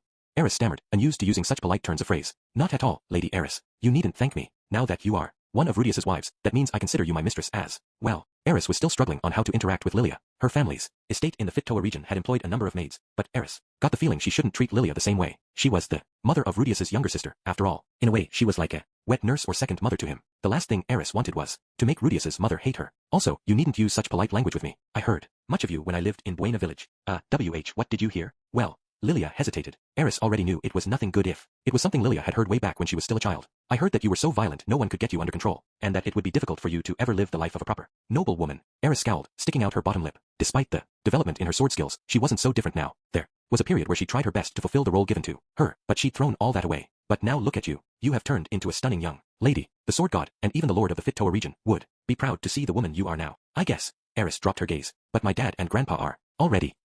I apologize. Lilia's eyes filled with sadness, and she lowered her head. It's fine. That disaster affected everyone. I'm not the only one who lost someone. Rudius's mom and dad were also. Silence fell. In that brief exchange, the atmosphere in the room had turned gloomy. Steam continued to rise from the hot food Lilia had brought in. Uncomfortable with a change of mood, Sylvie piped up. See, come to think of it, Miss Lilia, you've been with Rudy since infancy. Right. After a pause, the maid answered. Yes, I was hired to be his wet nurse, after all. That means you knew him before Roxy and I ever met him. What was he like back then? As an infant? Lilia went quiet for a moment as she thought. Back. I must confess, I found him a bit disturbing at first. Why? It's difficult to put into words. Lord Rudius was as elusive as a ghost. He'd disappear suddenly, and just when you thought you'd found him, he'd have this creepy grin on his face. Perhaps that's why. She smiled as she remembered the past. Why had she avoided Rudius so much back then, even though he was such an adorable child? Lilia remembered feeling disgusted by him, but she had forgotten those emotions with time, and all that remained were happy memories. But honestly, that's not any different from how he is now, right? Yes, true, Lilia admitted. Back then, whenever I picked him up, he would have this lecherous grin on his face as he groped my chest. I don't think that has changed at all either, has it? Sylvie asked. Now that you mention it, no, it hasn't. Rudius had been a pervert from the moment he was born. Apparently, Lilia's stories left an awkward air in the room, and yet, there was one girl among them who snorted triumphantly. If he liked Lilia's chest that much, then he should be plenty happy with mine, Eris declared. She did indeed have an impressive bosom. I was kinda worried, actually. Sylvie and Roxy are so tiny, I thought maybe my body wasn't his type. Our Rudy isn't the type to judge a girl by her curves, Sylvie said, a tremor in her voice. Now that I think about it, while we were traveling together, he did stare at girls' chests all the time, Eris mumbled to herself. What, even while you were traveling? Sylvie stroked her chin. Although, now that I think about it, he did find every excuse he could to touch my chest right after we got married. On my days off, he'd spend the whole day doing that. He hasn't really touched mine that much. I wonder if he's just not interested in my chest. Roxy's shoulders sagged as she squeezed at her breasts. Sadly, there wasn't much to grab. Well, at any rate, I should excuse myself, said Lilia. Sylvie called after her. Miss Lilia, you should drink with us. Couldn't hurt to do so occasionally. Roxy nodded. Yes, now that you mention it, I don't remember you drinking much while we were in Buena Village either, as you well. No, I can't have any right now, but since you're already here, why don't you join us? But I have to look after Mistress Zenith. Then bring her along too, said Sylvie. Eris nodded. Yeah, we're all adult women here. We can drink together. The one thing a drunkard didn't lack for was gusto, and these girls had that in spades right now. It took Sylvie no time at all to cajole Lilia into dragging Zenith into their drunken merrymaking. Elinolise was lonely that evening without Cliff. He had gone out earlier, insisting he had something to talk to Rudius about. Man to man. Not wanting to dampen his pride, Elinolise wished him farewell, while lauding herself for being such a virtuous and forgiving wife. However, she quickly enough found herself bored with nothing to do. She and Cliff had been having sex regularly despite her swollen belly, but with him gone, there was no way for her to satisfy her carnal urges. In fact, since she was pregnant, they were no worse than normal. She figured she would be fine skipping a day, and so she left their abode to visit the Grey Rat residence in order to check in on Sylvie and Roxy. She arrived to find a group of 5 ladies throwing their own drinking party. Oh, dear me, seems you girls are up to something fun. Ah, Grandma. Sylvie beamed. Your tummy sure has gotten big. Is my little brother in there? Or will I get a little sister? Oh, wait. If Cliff is basically my father, then that makes Rudy. When Elinolise walked in, Sylvie was in the midst of feeling up Eris's boobs from behind. For her part, Eris ignored Sylvie, eyes glued to the food she was silently shoving into her mouth as she nursed her drink. Zenith was sitting nearby, acting as Eris's personal drink refiller. Beside her, Lilia was chugging away from her own mug, with Roxy topping off her glass whenever it grew empty. Miss Roxy, said Lilia, why is it that my daughter can't earn Lord Rudius's love as well? He does love her. Disappointed as she was that she couldn't join in because of her pregnancy, Roxy still humored Lilia with an earnest response. I wonder if that's really true. Well, admittedly, he does only see her as a younger sister. Roxy said, but doesn't a woman's true happiness come from being loved by a man? Well, I definitely am happy, but I don't think that's the only form of happiness one can have. Besides, Aisha is a talented girl. I am sure she will find a wonderful partner eventually. Lilia shot up straighter. Someone even better than Lord Rudius. Well, it would be difficult to find a man better than Rudy. When you put it like that, I really hit it big, didn't I? Like buying up a prime spot of land for pocket change before everyone realizes its value and the price shoots up. Watching them, Elinalize remembered how single girls from the Adventurers Guild would gather to throw parties, those lamenting how they couldn't snag a good man would regularly meet up to get drunk and make merry before ultimately getting told off by the bartender and ending up on the streets after closing hour, where they'd nod off till morning. Elinalize would eagerly join those girls from the Adventurers Guild when she could. She had nothing to fear. Unlike them, she never lacked for male partners. The only reason she participated was so she could enjoy some alcohol with a group of people. Rudius would weep if he could see you girls like this. The only time a girl is supposed to get this inebriated is in her partner's company, when it's just the two of them, she said. Ah, don't say stuff like that, Grandma, said Sylphie. Oh, hey, you're always teaching Roxy how to do stuff in bed, right? Why, won't you teach me anything, huh? How come? Oh, Sylphie, honestly, you are completely wasted. But as for why I have never taught you anything, it's because Rudius will be more turned on by you if he thinks you're an innocent girl who doesn't know anything about sex. All the more reason for you to teach me all kind of stuff. I'm tired of letting Rudy do whatever he wants to me in bed. It's about time I made him squeal for a change. It took only a few seconds for Elinalize to abandon all good sense on seeing her granddaughter drunk as a skunk. She was a good talker, which was precisely why she decided it best to join the girls by drinking alongside them. At any rate, Elinalize said, I'm going to get me a glass. She barely managed to grab an empty one before Sylphie's hand shot out to stop her. You can't. Girls with big tummies can't have alcohol. Tell that to Roxy. I don't gotta. Roxy isn't drinking, so there's no problems there. Plus, even if she did drink, she can use detoxification magic, so I don't gotta worry. A sober Sylphie would never have said something like that, but she was already 3 sheets to the wind. Elinalize sighed, exasperated, and found an empty chair to flounce into. You know, I learned how to use that magic too at the academy. Well, I can do it without chanting an incantation. Sylphie huffed. Yes, how incredible. I would expect no less from my granddaughter. And that's exactly why you can't drink. It's a no-no. Yes, I understand. Elinalize laughed off Sylphie's triumphant bragging and gave up on the idea of alcohol, opting to snack instead. It's not 'cause I'm your granddaughter. It's thanks to Rudy teaching me, said Sylphie. I do whatever he tells me to, whether it comes to GIC or sex. And it's because you're that kind of woman that you tempt him. So, Elinalize pointed out. Yeah, he acts way more motivated the morning after we've slept together. It took Elinalize about an hour to catch up with Sylphie's high energy. That night, 4 of the women drank themselves into oblivion, guzzling down drinks as they let out all the negative feelings they'd built up. Their anxiety around Rudius doing so many things in secret lately, their suspicions about the man god and Orsted, and yet they were all optimistic that it would somehow work out. It was with that whirlwind of emotions that they knocked back their drinks and enjoyed themselves in drunken bliss. Roxy and Elinalize, who remained sober, were kind enough to humor the others and their numerous complaints until they eventually nodded off. It was they who cast detoxification magic on the others. When all was done at last, Elinalize returned to her home, while Roxy retreated to her room. The latter made preparations for school tomorrow before slipping into bed. There was only one girl in the household who couldn't participate in their little party and sulkily slept the night away, but Roxy wouldn't even realize they'd left her out until the following morning. When my eyes cracked open, I found myself clinging to Zenoba. It should go without saying, but no homo. I only did this because I got totally smashed last night. That was some good alcohol we'd had. Honestly, I never got the point of drinking with a bunch of other men in my previous life, but it turned out that hanging with a bunch of guys I liked made the alcohol taste that much better. Ugh, but my head is killing me. Since my head was pounding something fierce, I cast healing and detoxification magic on myself. The throbbing immediately receded. It was like taking a super strength aspirin that kicked in immediately, washing away both the pain and its source. I did the same for Zenoba and Cliff, even though they were still sleeping like a couple of logs. The former had his foot resting on Cliff's face, which was probably why Cliff seemed to be having such a bad time sleeping. Sorry buddy, but healing and detoxification magic can't take away the source of the stench. While my magic did an excellent job of easing the pain of a hangover, it didn't help with the dehydration. I decided to get a drink of water before my headache returned, using earth magic to conjure a cup and then water magic to fill. I paused as I noticed something in the middle of the room. Whatever it was shaped like an arm, but numerous metal plates had been layered together, making it slightly larger and thicker than a normal arm, and unwieldy besides. What was this thing supposed to be again? I racked my brain, trying to recall the happenings of the previous night. In fact, where the heck am I anyway? I scanned the room, but I didn't recognize my surroundings. I was pretty sure that I had been here before, and I could tell it was Cliff's room at least, but other than that, let's see, I think we drank a bunch at the restaurant. Oh, yeah, we got on the topic of remaking my prosthetic hand. Cliff said he had the materials here to draw magic circles for it, so that's why we came here to his place. That was where my recollection ended. Everything after that was murky. Judging by the evidence, we'd guzzled alcohol while working on making this new version of the prosthetic.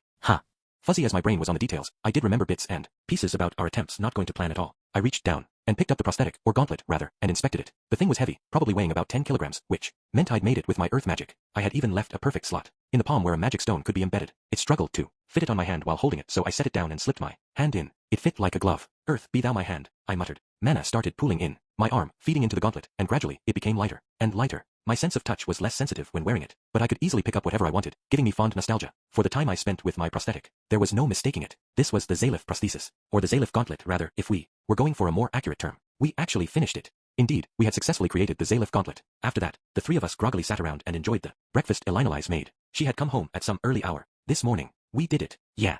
Let's be sure to inscribe a clean blueprint for it later. While we celebrated the completion of the gauntlet, we lacked the energy to show much enthusiasm. No amount of healing or detoxification magic could restore the hours of sleep lost to partying. Till the wee hours. Well, see you. Yep, let's drink again sometime. Indeed, it was a pleasure. We bid our quiet, reserved goodbyes, promising to do this again. My feet dragged as I made my way home. It was already almost noon, and the sun beat down on me. The summer heat was inescapable. This also meant the snow was long gone, and soon enough, the beastfolk would enter mating season. Personally, I was eager to mate year-round, so the seasons didn't have much of an impact on me, but seeing how antsy everyone else was made me restless as well. Roxy's belly had begun to swell. I was looking forward to deciding on a name for our baby, but in just 2 weeks I would have to leave with Ariel for Azura Kingdom. I could instantly return home with teleportation magic, but we had no idea how many months we would be spending there. I hated the idea that I wouldn't be there for the birth. After all, by the time Roxy went into labor, she would have spent over 9 months with uncomfortable pregnancy symptoms. Also, she could give birth to my child. There was little I could do for her in return, but I needed to show how grateful I was through my actions, at least. Wonder if it'll be a boy or girl. Since Lucy was a girl, I kind of wanted a boy this time, but honestly, it didn't matter either way. Come to think of it, Eris mentioned she wants to have a boy. Back in Japan, there were tips and tricks for determining the sex of your baby, but what were they again? Like, if you did thing A then, it would be easier to have a boy, and if you did thing B it would be easier to have a girl, or something like that. I recalled vinegar being used at some point too. I wonder if you can change a baby's sex through magic in this world. Well, it didn't matter either way. We would lovingly raise our baby regardless of their sex. Eris would likely also wind up pregnant in no time. My concern with her was whether or not she would settle down and behave while pregnant. On top of that, she seemed to be in a rush to have a baby. In the middle of intimacy, she would pause numerous times to ask, "Can I get pregnant this way? And are you sure this is right?" Part of it was because she naturally had a high libido, but maybe part of it was that she felt a step behind the other girls, since Sylphie had already had Lucy and Roxy was currently pregnant. In Azura Kingdom, there was a strong sense that one couldn't openly declare themselves a man's wife until they had their child. I had no idea what Eris thought about that, but if she wanted to have a baby quickly so she could feel more secure, I would oblige her. Finally, I saw my house in the distance. Since I hadn't told the girls I would be staying out for the night, I figured they would probably be upset with me. Not that our household was strict about that kind of stuff. Perhaps it would be wise to make a concrete rule regarding curfew and staying out. Kidnappings were a common problem in this world, and there was no telling what the man god might do. Lucy was growing up, so making a rule now would serve to protect her and our other future children. "I'm home," I declared as I walked in. "Oh, big brother, welcome home," Aisha said. I saw neither hair nor hide of the rest of my family. "Ha, where is everyone? Did they all go out?" "They were up late into the night," Aisha explained. "They're still asleep." "What, they were partying it up? Without little ol me? Does that mean I was left out of all the fun?" In other words, while I was out knocking back drinks with the boys, the girls had a celebration of their own. I could only hope they hadn't spent the time badmouthing me. Can you believe them? They were so cold to me, Aisha groused. While I was sleeping, they got together to have drinks and chat. "Oh, so you weren't a part of the festivities?" "Nope. Leo and I slept together the whole night." Speaking of Leo, when I woke up this morning, I noticed the bed felt cold and wet. Leo apparently had an accident. I got onto him, and he looked all dejected. He may look like a big dog, but he's still just a little pup. Aisha sure seems to be enjoying her days here. "So, what did you do? Did you wash your bedding?" I asked. "Of course I did. Oh, and Miss Eris helped me out. She promised she wouldn't tell anyone since she used to wet the bed as well." I told her it wasn't me, but she wouldn't believe me, no matter what I said. "Please tell her the truth. I swear, I have never once wet the bed since I was born." "I don't know. You sure about that?" I teased. "Ugh, not you too. You guys are cruel." We moved to the living room as we bantered. I wonder if Eris took part in this drinking party. It left me a little anxious, but it was good she seemed to be getting along with the other girls. "Oh, Rudius, welcome home." As I was lost in thought, Eris came down the stairs. She was wearing light, flexible clothing and carrying a wooden sword, even though her real weapon still rested at her hips. "Good to be home," I said. "Going out for training now?" "Yep. I have to train even harder." I had no idea what they had discussed during their party, but she seemed to be in high spirits. Which reminds me, I have a favor to ask of her. "Eris, what?" Perhaps it was thanks to the sun on the walk back, but my head was clearer than before and my body felt lighter too. All I needed was another glass of water and I'd be good to go. One big glass. And while I was in the mood, it was the perfect time to ask, "If you're going to do some training, how about having a mock battle with me? You know, like you and Rudyard used to do while we were traveling together." "Haven't done that in a long time." For a moment, she stared vacantly at me, but she soon recovered and flashed a grin. "Sounds good. I'll pound you into the ground like I used to." Ulp. "Well, I'll try my best to keep up." Since this was a mock battle, I hope she'd at least hold enough back not to kill me. This is going to be okay, right? Right. I mean, she is a sword king now, so she can hold herself back, right? "Well, I'm gonna head out to the garden first then," Eris declared, before hurrying off. With that promise made, I left to change clothes. Eris had become quite the badass since I last saw her, and I couldn't let myself look too pathetic in front of her. Time to get my game face on. The two of us stood apart, facing one another. "It's been a really long time since I sparred with you like this," said Eris. "Sure has." How many years had it been since we traveled with Rudyard? About 5, if my approximation was correct. "I won't lose to you anymore," Eris bellowed. "Don't worry. I don't have any illusions about being able to win.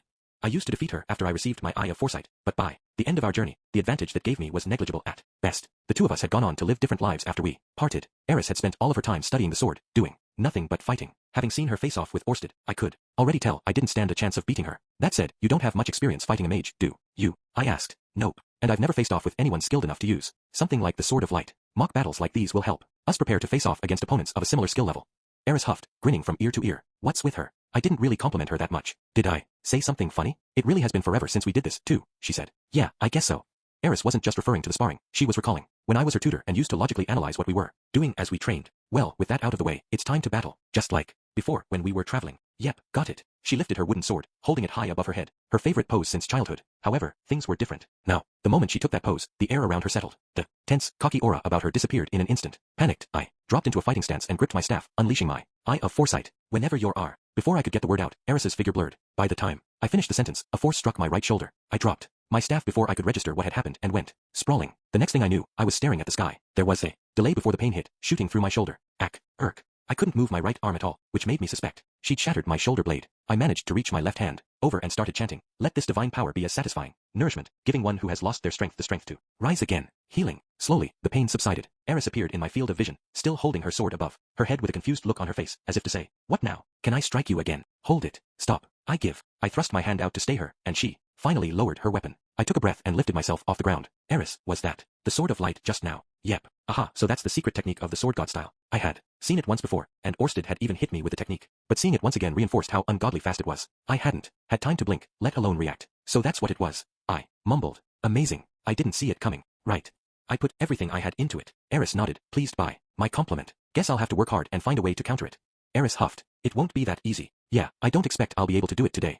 Still, I couldn't look like a complete loser in front of her. I needed to make sure she could learn something from these mock battles. To sum up the results of our battles, I lost miserably. Eris won 9 out of 10 of our matches. I frowned. I already knew Eris was strong. In fact, I'd already figured I would be no match for her before we started. The point of these mock battles was not for me to win, but to get stronger. Experiencing the best of the sword god style was a valuable lesson in itself. Yet, as much as I appreciated that, I couldn't help feeling utterly dejected after having the snot kicked out of me again and again. I really did try everything. Quagmire, Deep Mist, Earth Fortress, Vacuum Wave, and Sonic Boom. I even tried using wind and sand to obscure her vision. I thought getting cornered would be her weakness, and it certainly was, but her Sword of Light was so fast it could overcome that. Even if we managed to strike each other at the same time, I still lost. I thought electric would be enough to knock us both out of the fight, but Eris kept a firm grip on her sword even as it shot through her, and kept charging at me. She didn't lack guts, for sure. Meanwhile, all it took was one hit and I was out of the game. The ridiculous gap between her stamina and mine made me worry whether she'd feel disillusioned after all of this. I really am a loser, aren't I? I sighed. Why do you think that? I mean, look at you. You worked hard and became this powerful as a result, while this is all my efforts have amounted to. I feel like I can't look you in the eye, especially with how many hours of training you put in compared to me. The one time I managed to snatch a win was when I managed to stop her sword with my Zalif gauntlet. Eris was thrown off by the abnormal resistance she felt through my sleeve, which left her gaping in surprise. I couldn't blame her. She thought she would break my arm with her swing, only to be met with steel that deflected her attack. The Zalif gauntlet had a sleeker design than its predecessor, though the two weighed about the same. Without thinking, Eris had blurted, "What? So you can make your arm hard too?" The sexual implications had her cheeks flush brightly. Alas, there was only one part of my body I could harden like that, and it generally remained flaccid until night time. In any case, I might have won, but it wasn't because of my strength. Luck had favored me, and the same tactic wouldn't work twice. If she'd used a real sword instead of a wooden one, there was a good chance she would have lopped off my hand along with the gauntlet. As far as I was concerned, that win didn't count. My win rate, then, was 0%. Yep, just call me Big Loser Rudius. That's not true at all, Eris said. We're talking swordplay versus magic here. In melee combat, it's only natural you'd lose. Honestly, that was not the reaction I expected. In my mind I had only imagined two scenarios. In one, she would sniff, puff out her chest and say, "Of course, because I'm stronger." And then she would lose her temper and snap, "Rudius, you need to train harder." In the other one she would sigh, be disgusted and say, "You bore me." Her response was so different that I was left gawking. Seriously, did I just hear the word melee come out of Eris's mouth? We start within my preferred attack range, so you're at a disadvantage from the beginning. In fact, I'm the one who should be ashamed that you won even once. Eris said all of that with a completely earnest look on her face. Am I hearing things? Is this really my Eris? I had to remind myself that she was a sword king now. Of course she would be knowledgeable about combat. It would be odd if she wasn't. She had spoken this analytically when she taught Norn swordsmanship, too. I knew that, and yet I couldn't stop myself from asking. Eris, I have one question. What? Who, taught you all that? Was it the Sword King? A Sword Emperor? I suspected it was one of those two. I wasn't really asking because I wanted to know who specifically taught her. Maybe I just wanted to reassure myself by confirming that she hadn't come up with all that on her own. If that's the case, I'm a hateful bastard, but I couldn't really help it. On the outside, it looked as though she hadn't changed at all, but so much about her was different and it left me a little, well, gobsmacked. Aubert was the one who taught me about melee, Eris declared. As I figured, someone did teach her, but the name Aubert gave me pause. I was pretty sure I had heard it somewhere before. Wait, the North Emperor? North Emperor Aubert. That's the one. From what I understand, you were the Sword God's apprentice, but you're saying you also learned from the North Emperor. And a bit from the Water God too, yeah. Water God Rida too, huh? Of course, it wasn't surprising that she would pick up on other swordplay styles in the sword sanctum. It was in the place's very name. Or maybe those warriors had happened to swing by, and she had received unofficial lessons from them that way. Regardless, North Emperor Robert and Water God Rida were big names. Orsted mentioned there was a good chance we would be fighting those two in Azura, and lo and behold, they were the ones who taught Eris what she knew. I wondered if this was a trap. I wanted to believe it was a simple coincidence, but, Eris, to tell you the truth, there's a good chance we might be facing those two when we go to Azura. Really? Yeah, they're on the enemy's side. I thought that even Eris would find it difficult to face her former teachers. I tried to word it diplomatically, but she simply crossed her arms and grinned like she was ready to walk into battle. Yeah, that gets me itching to fight. She looked like she would gladly throw down with them right here and now. Apparently, she hadn't built the same kind of relationship with them as the one she had with Ghislaine. In fact, I wondered if she'd even made any friends at the Sword Sanctum. Worried me. Well, if you're raring to go, then I won't hold back when fighting them either. Of course, you better not hold anything back with them, she said. I stared at her. Because you think it would be disrespectful? Because they'll cut you in two in an instant. Her expression made it clear she wasn't kidding. But don't worry, you have me to protect you. All right. Reassuring as that should have been, being told they'd cut me in two was honestly terrifying. I definitely didn't want to face them head on. Maybe we could lure them into a trap or rig things so the conditions favored us. I'd have to bank on that. Well, thank you for doing this mock battle with me regardless. No need to thank me. As your wife, it's my duty. Oh, goodness. You're going to make me blush. Well then, as your husband, I'd better work hard so I can stand toe-to-toe with you, I said. You're fine as you are. You sure? Yeah, everyone has their own role to play. In fact, if I know you have my back in battle, it'll put me at ease. 5 years ago, Eris would never have said something like that. The skills she had picked up during the time she spent training were certainly the most notable thing, but she had matured mentally as well. I am really going to have to work hard so she doesn't feel disillusioned by me. I continued sparring with Eris as I made preparations for our departure. That included making improvements to my magic armor, working on a way to combat Orsted's curse, as well as packing for the trip. I did all of this while trying to spend more time with Roxy. Of course, I wasn't with her all the time. I had several meetings with Orsted where we discussed what abilities North Emperor Aubert and Water God Rida might use, as well as how to counter them. We also worked out how to contact the band of thieves Triss was involved with. Just to be on the safe side, I brushed up on my geographical knowledge of Azura's capital, Ars, as well as the layout of the Silver Palace where the royals resided. I also introduced Cliff and Orsted so the former could begin studying Orsted's curse. I was pulling out all stops to do whatever I could, all while trying to set aside extra time to spend with Roxy. I wasn't stalking her, to be clear. Yeah, maybe I loitered in front of her door sometimes and snuck into her peripheral vision to get her attention, but most of the time I was pretty direct in asking for her time. Perhaps because she was pregnant, she was more willing than usual to accept my company. Not that she had ever refused it before, of course, but she was making a more concerted effort to approach me. It warmed my heart. She had always been a little aloof with me. If I was sitting on the couch, she would opt for one of the armchairs or take a seat directly across from me, rather than settle in beside me. That had changed as of late. She would either cozy up beside me or plop herself in my lap. Can you believe that? In my lap. This was the same Roxy that hated being treated like a kid, but she was willingly perching herself on my legs. If that wasn't enough, her cheeks would light up as if she was embarrassed to be doing it. No doubt it took more courage to do this than simply take a seat by my side. That was why I made sure to offer prayers of gratitude to my altar every night. My goddesses, thank you for letting me have such a happy life. One evening Roxy and I found ourselves sitting on the living room couch, side by side. We would often sit together and chat like this as the day drew to a close. We never ran out of things to talk about. Roxy would discuss how things were at school or news about the latest magical implements. Sometimes we would talk about our adventures following the displacement incident. None of the subjects were terribly important, but chatting with her always put me at ease. Hearing her voice alone was enough to make me happy. Roxy's words always carried deep nuance, filled with wisdom and enlightenment. I never spent a dull minute with her. You're being too insecure, said Roxy. While a mage should keep their distance while attacking, if they get too far away, that means a greater delay before their attack hits.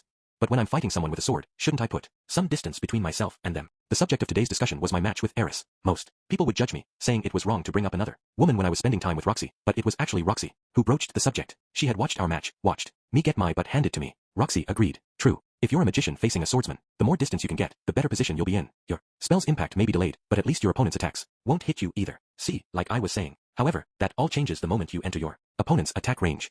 My shoulders slumped. Really, once you're within their reach, they have the complete upper hand. After all, they're fast. Trying to put distance between yourself and them at that point is futile. You won't be able to move fast enough to get out of their range. They're going to come straight for you if you try that, and their attacks are like a cone-shaped wave that moves outward, meaning you're more likely to get hit by it the further you move away. Yeah, I figured. I had experienced that numerous times in my practice battles against Eris. She usually charged at me as she attacked, but she also often kept me barely within range. From that position, she could counter any magic I tried to sling at her, and if I tried to fall back, she would chase me down. I had lost almost 30 times before realizing what she was doing. Allow me to quiz you. When you're up against an opponent whose area of attack is in front of them, where is the most advantageous position on the field? Behind the enemy, I guessed. Roxy nodded. Precisely. They're going to lunge forward with their attack, so their center of balance is going to be tilted forward. Even if they try to defend their rear with an attack, its power will be severely reduced. If you can withstand that, you'll have a chance to counter them. Thus, the key is to slip out of their attack range and flank them. Makes sense.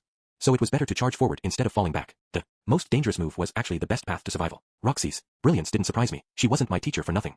An adventurer, she had probably seen her fair share of such situations. She'd probably taken down a number of powerful, demon-like beasts at close range. Calling her a god was no Exaggeration. My eyes sparkled as I stared at my wife, and she awkwardly averted her gaze. Ahem, well, I'm sure it will be difficult with Eris as your opponent. I certainly couldn't do it, so please don't ask me to demonstrate for you. No, I am certain that if anyone could do it, you could. I gushed. No, I really couldn't. So stop looking at me like you think I'm some kind of invincible superhuman.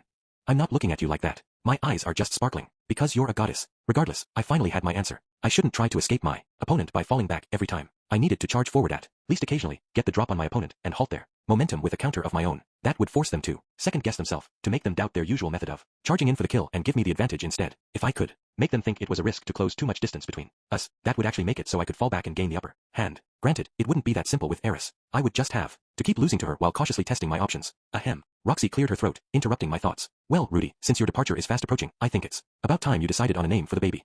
Isn't thinking up a baby's name before going off on an adventure kind of an ill omen? I said. That's a superstition born of a human hero's story, right? It has nothing to do with the Migurt tribe. Oof, she'd rejected that outright. But an ill omen was still an ill omen. Still, if my goddess said it was nothing to worry about, there was no need to buy into the superstition. I would do as my goddess bid me. In our village, it's the tribe leader's job to pick a name, said Roxy. And you're the leader of our household, right? So hurry up and make your decision. Are you sure you want me to make that choice all on my own?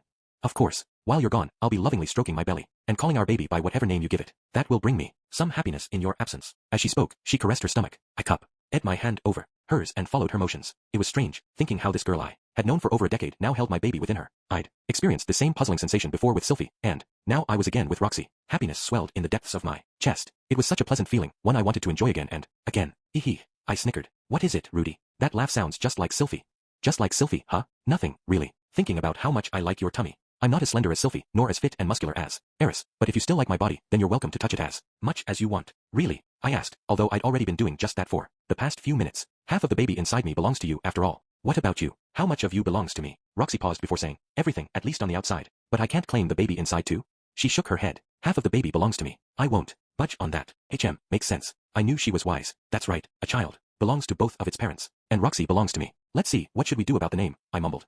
Well, a Migurdian name would be something like Lola. The Migurt sure did seem to like names that started with Ro or Lo, but since our child was only half Migurdian, there was no reason we had to stick to tradition. I think it would be best if we took something from our names, Rudius and Roxy, and combined them.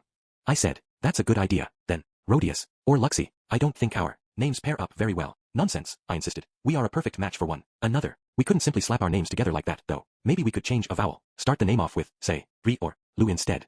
Rear. Oh crap. That sounded just like Old Man Rear from Tensei. Bakabun. I could imagine our child humming Rear to themselves as they swept the floor with their bamboo broom. There was nothing wrong with wanting things clean, but that was definitely not what we needed right now. I liked the sound of the name that Roxy recommended a moment ago, Lola. It made me picture a young woman who was anxious to experience the feverish passion of love. But that wouldn't work either. I wanted something more Roxy-like. Something that sounded wise and yet endearing at the same time. I loved the way she turned when I called her name, and how she peered up at me, wearing a perfect poker face as she asked, yes? What do you need? And that was exactly the kind of name I wanted for our child. La, Li, Lu, Lo. Which of them would be the best fitting for her? Baby. I got it. If it's a boy, we'll call him Loro, and if it's a girl, we'll call her Lara. How's that? I proposed. A fine idea. Loro and Lara. I like the sound of those names. Of course you do. I practically ripped those names straight out of Adventurers of Lolo, after all, with some slight alteration. Doesn't that make you happy, Loro? Or Lara? Your father was kind enough to decide on a name for you. Despite having the appearance of a middle schooler, the expression Roxy wore as she cooed at her stomach was like that of the Holy Mother. Divine. She's utterly divine, which means our baby will be a goddess's child. Rudy, Roxy said, interrupting my thoughts. Yes, I know I acted like I wasn't worried at all a few days ago, but I expect you to come home safe and sound, okay? I want both of us to be able to hold this child together. Yes, ma'am. She didn't have to tell me twice. Those indulgent days passed by quickly, and soon enough, we had to depart for the kingdom. There were 8 of us in the party. Ariel's group consisted of Luke, Sylphie, Elmois, and Clean. Then there was Eris, Ghislaine, and me. We had a single carriage, which required 2 of our 5 horses to pull it. Ariel's trappings were rather modest for the second princess of a country as great as Azura. To the outside world, it would look like we were gearing up to sneak into the country. In reality, we planned to access a forbidden teleportation circle to transport ourselves in. Despite the secretive nature of our mission, there was a whole crowd at the entrance of the city waiting to see us off. This group included the vice principal, officers of the student council, the general manager of the Magician's Guild, the leader of the magical implement workshop, and a handful of other heads of organizations, along with representatives for nobility and royalty from the 3 magic nations. They all swooped in one after the other to bid Ariel farewell. These guys don't understand the definition of covert, do they? Just because you're not throwing a party doesn't mean it's okay to gather en masse. Well, regardless, their presence here was proof that Ariel's efforts to make connections in Renoa had borne fruit. Perhaps a day would come when I would need to make use of those connections myself. Orsted was insanely powerful, but he didn't have very good relations with others. I was on my own on that front. I decided to mingle with the others and pay my respects to them, and thus, we set off for Azura Kingdom. Extra chapter. The Black Wolf Sword King. Ghislaine de Doldia's mornings began before the sun came up. She would change into the day's clothes, chug a glass of water, do some basic stretches, then leave the inn where she was staying. She'd spend the next hour walking around the city. It was quiet in the early mornings, but that didn't mean no one was up and about. People clustered behind large company buildings, in front of the Adventurers Guild, and at the city's entrance, where they sleepily bustled about. Ghislaine approached the city entrance as a team of adventurers were returning from a mission. They were a large group numbering over 20, most likely a famous clan. Behind them, a brawny horse pulled a large wagon housing an enormous bovine creature. This beast was a likely sudden mutation that appeared on the outskirts of the city, and this famous clan had accepted the quest to take care of it.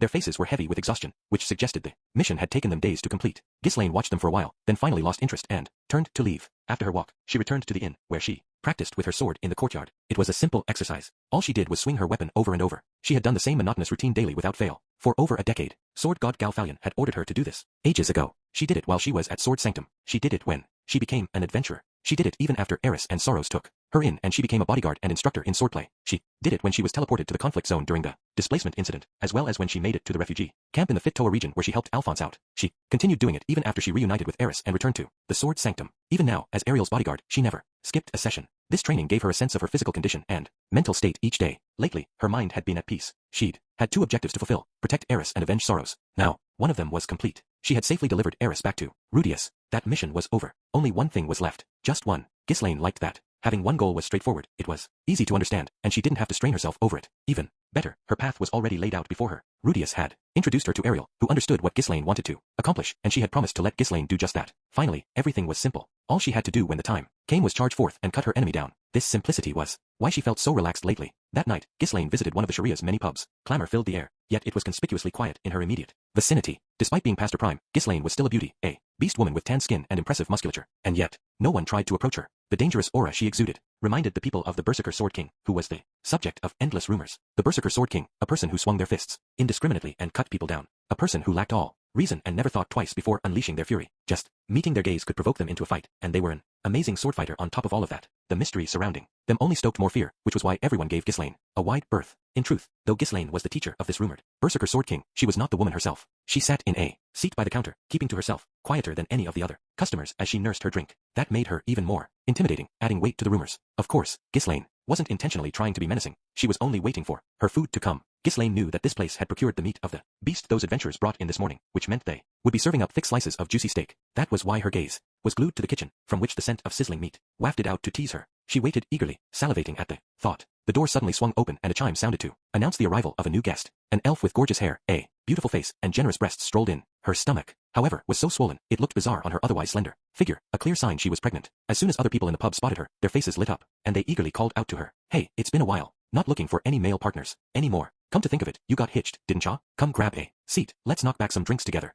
The elf woman masterfully rebuffed their invitations, instead heading deeper into the pub, straight for the innermost seat along the counter. There, she took up a spot beside the one person everyone else had been avoiding like the plague. They all watched her and gulped nervously. "Heya, Ghislaine. Sorry to keep you waiting," Elinalise said in a sing-song voice as she turned to the beast woman. "You're late," Ghislaine grunted. "Well, I can't help that. After all, I'm preg." "Wait." Ghislaine's sharp voice rang out, cutting Elinalise off mid-sentence. Shocked, Elinalise froze. The proprietor appeared from the kitchen, carrying an enormous wooden plate. He headed straight over to them and slammed the meal down in front of Ghislaine. "Is this what you wanted?" There was an iron plate over the wood, on top of which sat a sizzling steak with steam rising off it. It came with a side of grilled potatoes and assorted vegetables that only further taunted her growling belly. "Yep." Ghislaine nodded, too preoccupied staring at the meat to spare the man a single glance. "Then take your time and enjoy the meal."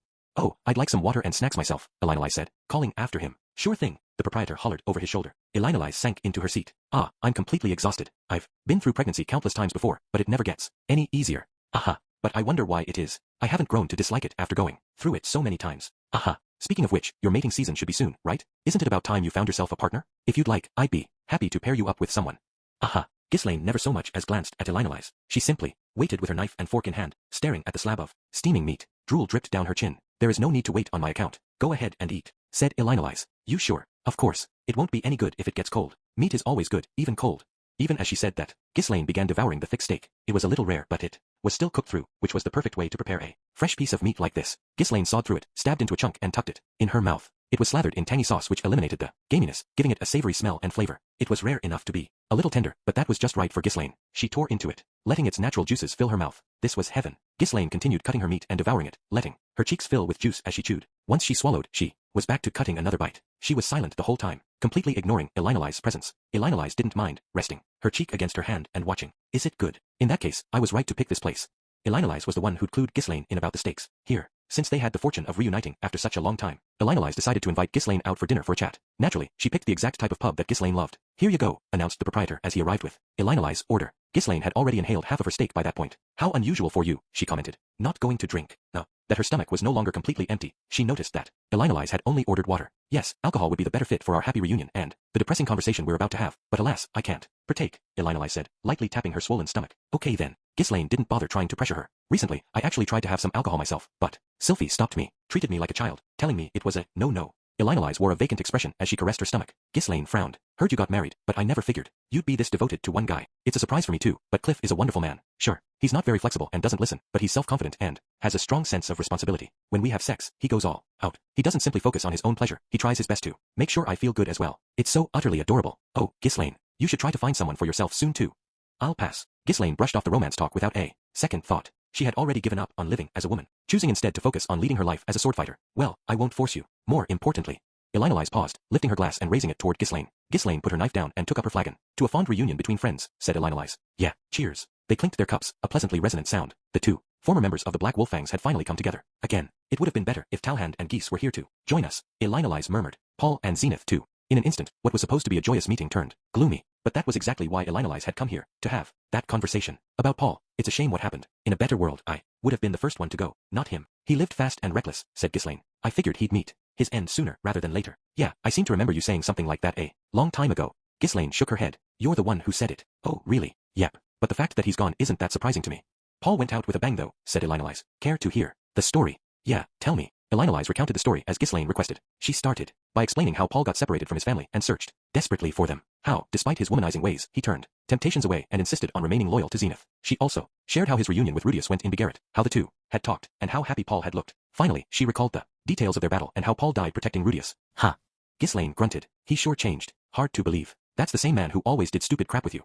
Oh, I seem to remember you being the biggest idiot of all. Ghislaine, as I recall, you would wag your tail every time you looked at Paul for a while there. I was delusional. Must have been mating season. Besides, I'm not an Adoldia. My tail doesn't wag whenever I'm happy. It was a figure of speech, Elinolise reassured her. Humph. But you really were adorable back then, always fussing over Paul at every turn. That was a long time ago. Forget about it. Elinolise sniggered, popping a sweetly seasoned bite of meat into her mouth. It wasn't as tender as Ghislaine's steak, so she had to chew a bit before swallowing. As Ghislaine watched, she decided to order the same thing. Here, you can have this. Let's order something else instead and split it between us, Elinolise said, passing her plate over to her friend. The two feasted, letting the sound of munching fill the air between them for a while. Zenith's condition was a bigger shock to me than Paul's death, said Elinolise. Once the plate was empty, Ghislaine responded. Yeah, never would have dreamed I'd see her in such a state. Indeed. Ghislaine didn't respond. That's just how it goes, I guess. We are adventurers. The fact that she's even alive should be cause for celebration. Besides, Rudius is looking for a way to heal her. Who knows, maybe she will return to her normal self eventually. Yeah, well, she may be an old woman by the time that day comes. Ghislaine chuckled and drained her flagon. When that happens, hopefully we can drink together again.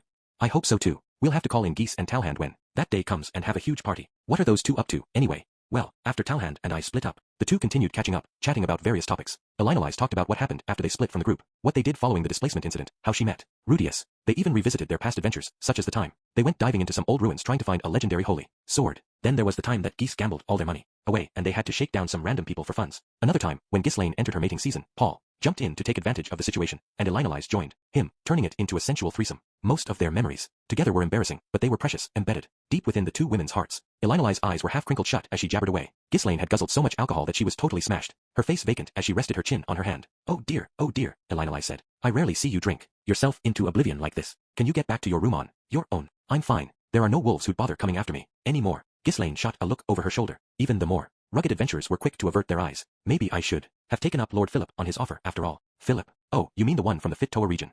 Yeah. He asked me to become his mistress once. Oh dear. You missed a prime opportunity there. You could have been set for life if you'd agreed to that, Elinolise teased. Ghislaine smiled sadly. I couldn't have faced Eris if I had agreed. I'm shocked to hear you worry about such a thing. Elinolise tilted her head. Oh. Ghislaine's eyes were fixed on the wall, burning with fury. Lord Philip is already dead. He didn't survive the displacement incident. I gave him a proper burial and claimed the heads of the ones who killed him. Oh my, I didn't realize. That is a shame. Lady Eris is married to Rudius now. Ghislaine lifted her head, a murderous glint in her eye as she stared up at the ceiling. All that's left is to avenge Lord Sorrows. She exuded such a menacing aura that several of the patrons decided to flee, sensing danger. Elinolise wasn't shaken by it. She knew Ghislaine was capable of turning vicious on the fly and cutting someone down, but she also knew that she wouldn't be the beastwoman's target. So that's why you became Her Highness's bodyguard, Elinolise surmised. Yep. Elinolise sighed and followed Ghislaine's gaze to the ceiling. You sure have changed. You didn't used to be such a fiercely loyal knight. Ghislaine froze and dropped her gaze to her glass, catching her own reflection in the amber liquid within. The answer came to her at once. I'm a member of the Doldia tribe. That's why. She abruptly stood, her gait so confident that it was hard to believe she was sloshed. Where are you going? Elinalise called after her. Home. Oh dear, you're as hasty as ever. Elinalise shrugged and lifted herself from her seat. She pulled out a silver coin from her pocket and slapped it on the counter. Then she hurried after her friend, who had already left the building and was disappearing down the dark street. Ghislaine paused, ears twitching as she looked over her shoulder. While you're in Azura Kingdom, be sure to protect Rudius and Sylphie. Those two are my adorable grandchildren, you know. Yeah, will do. Ghislaine's tail perked up as she answered. With that, Elinalise turned the opposite direction, back to her humble home, where Cliff waited. Ghislaine stared after her. Humph, she grunted. Her list of things to do had suddenly increased. On the other hand, it wasn't something she had to do. Protecting those two was something she planned to do anyway. I've gotten wiser, she realized, pleased with herself. She was in high spirits as she headed back to her inn.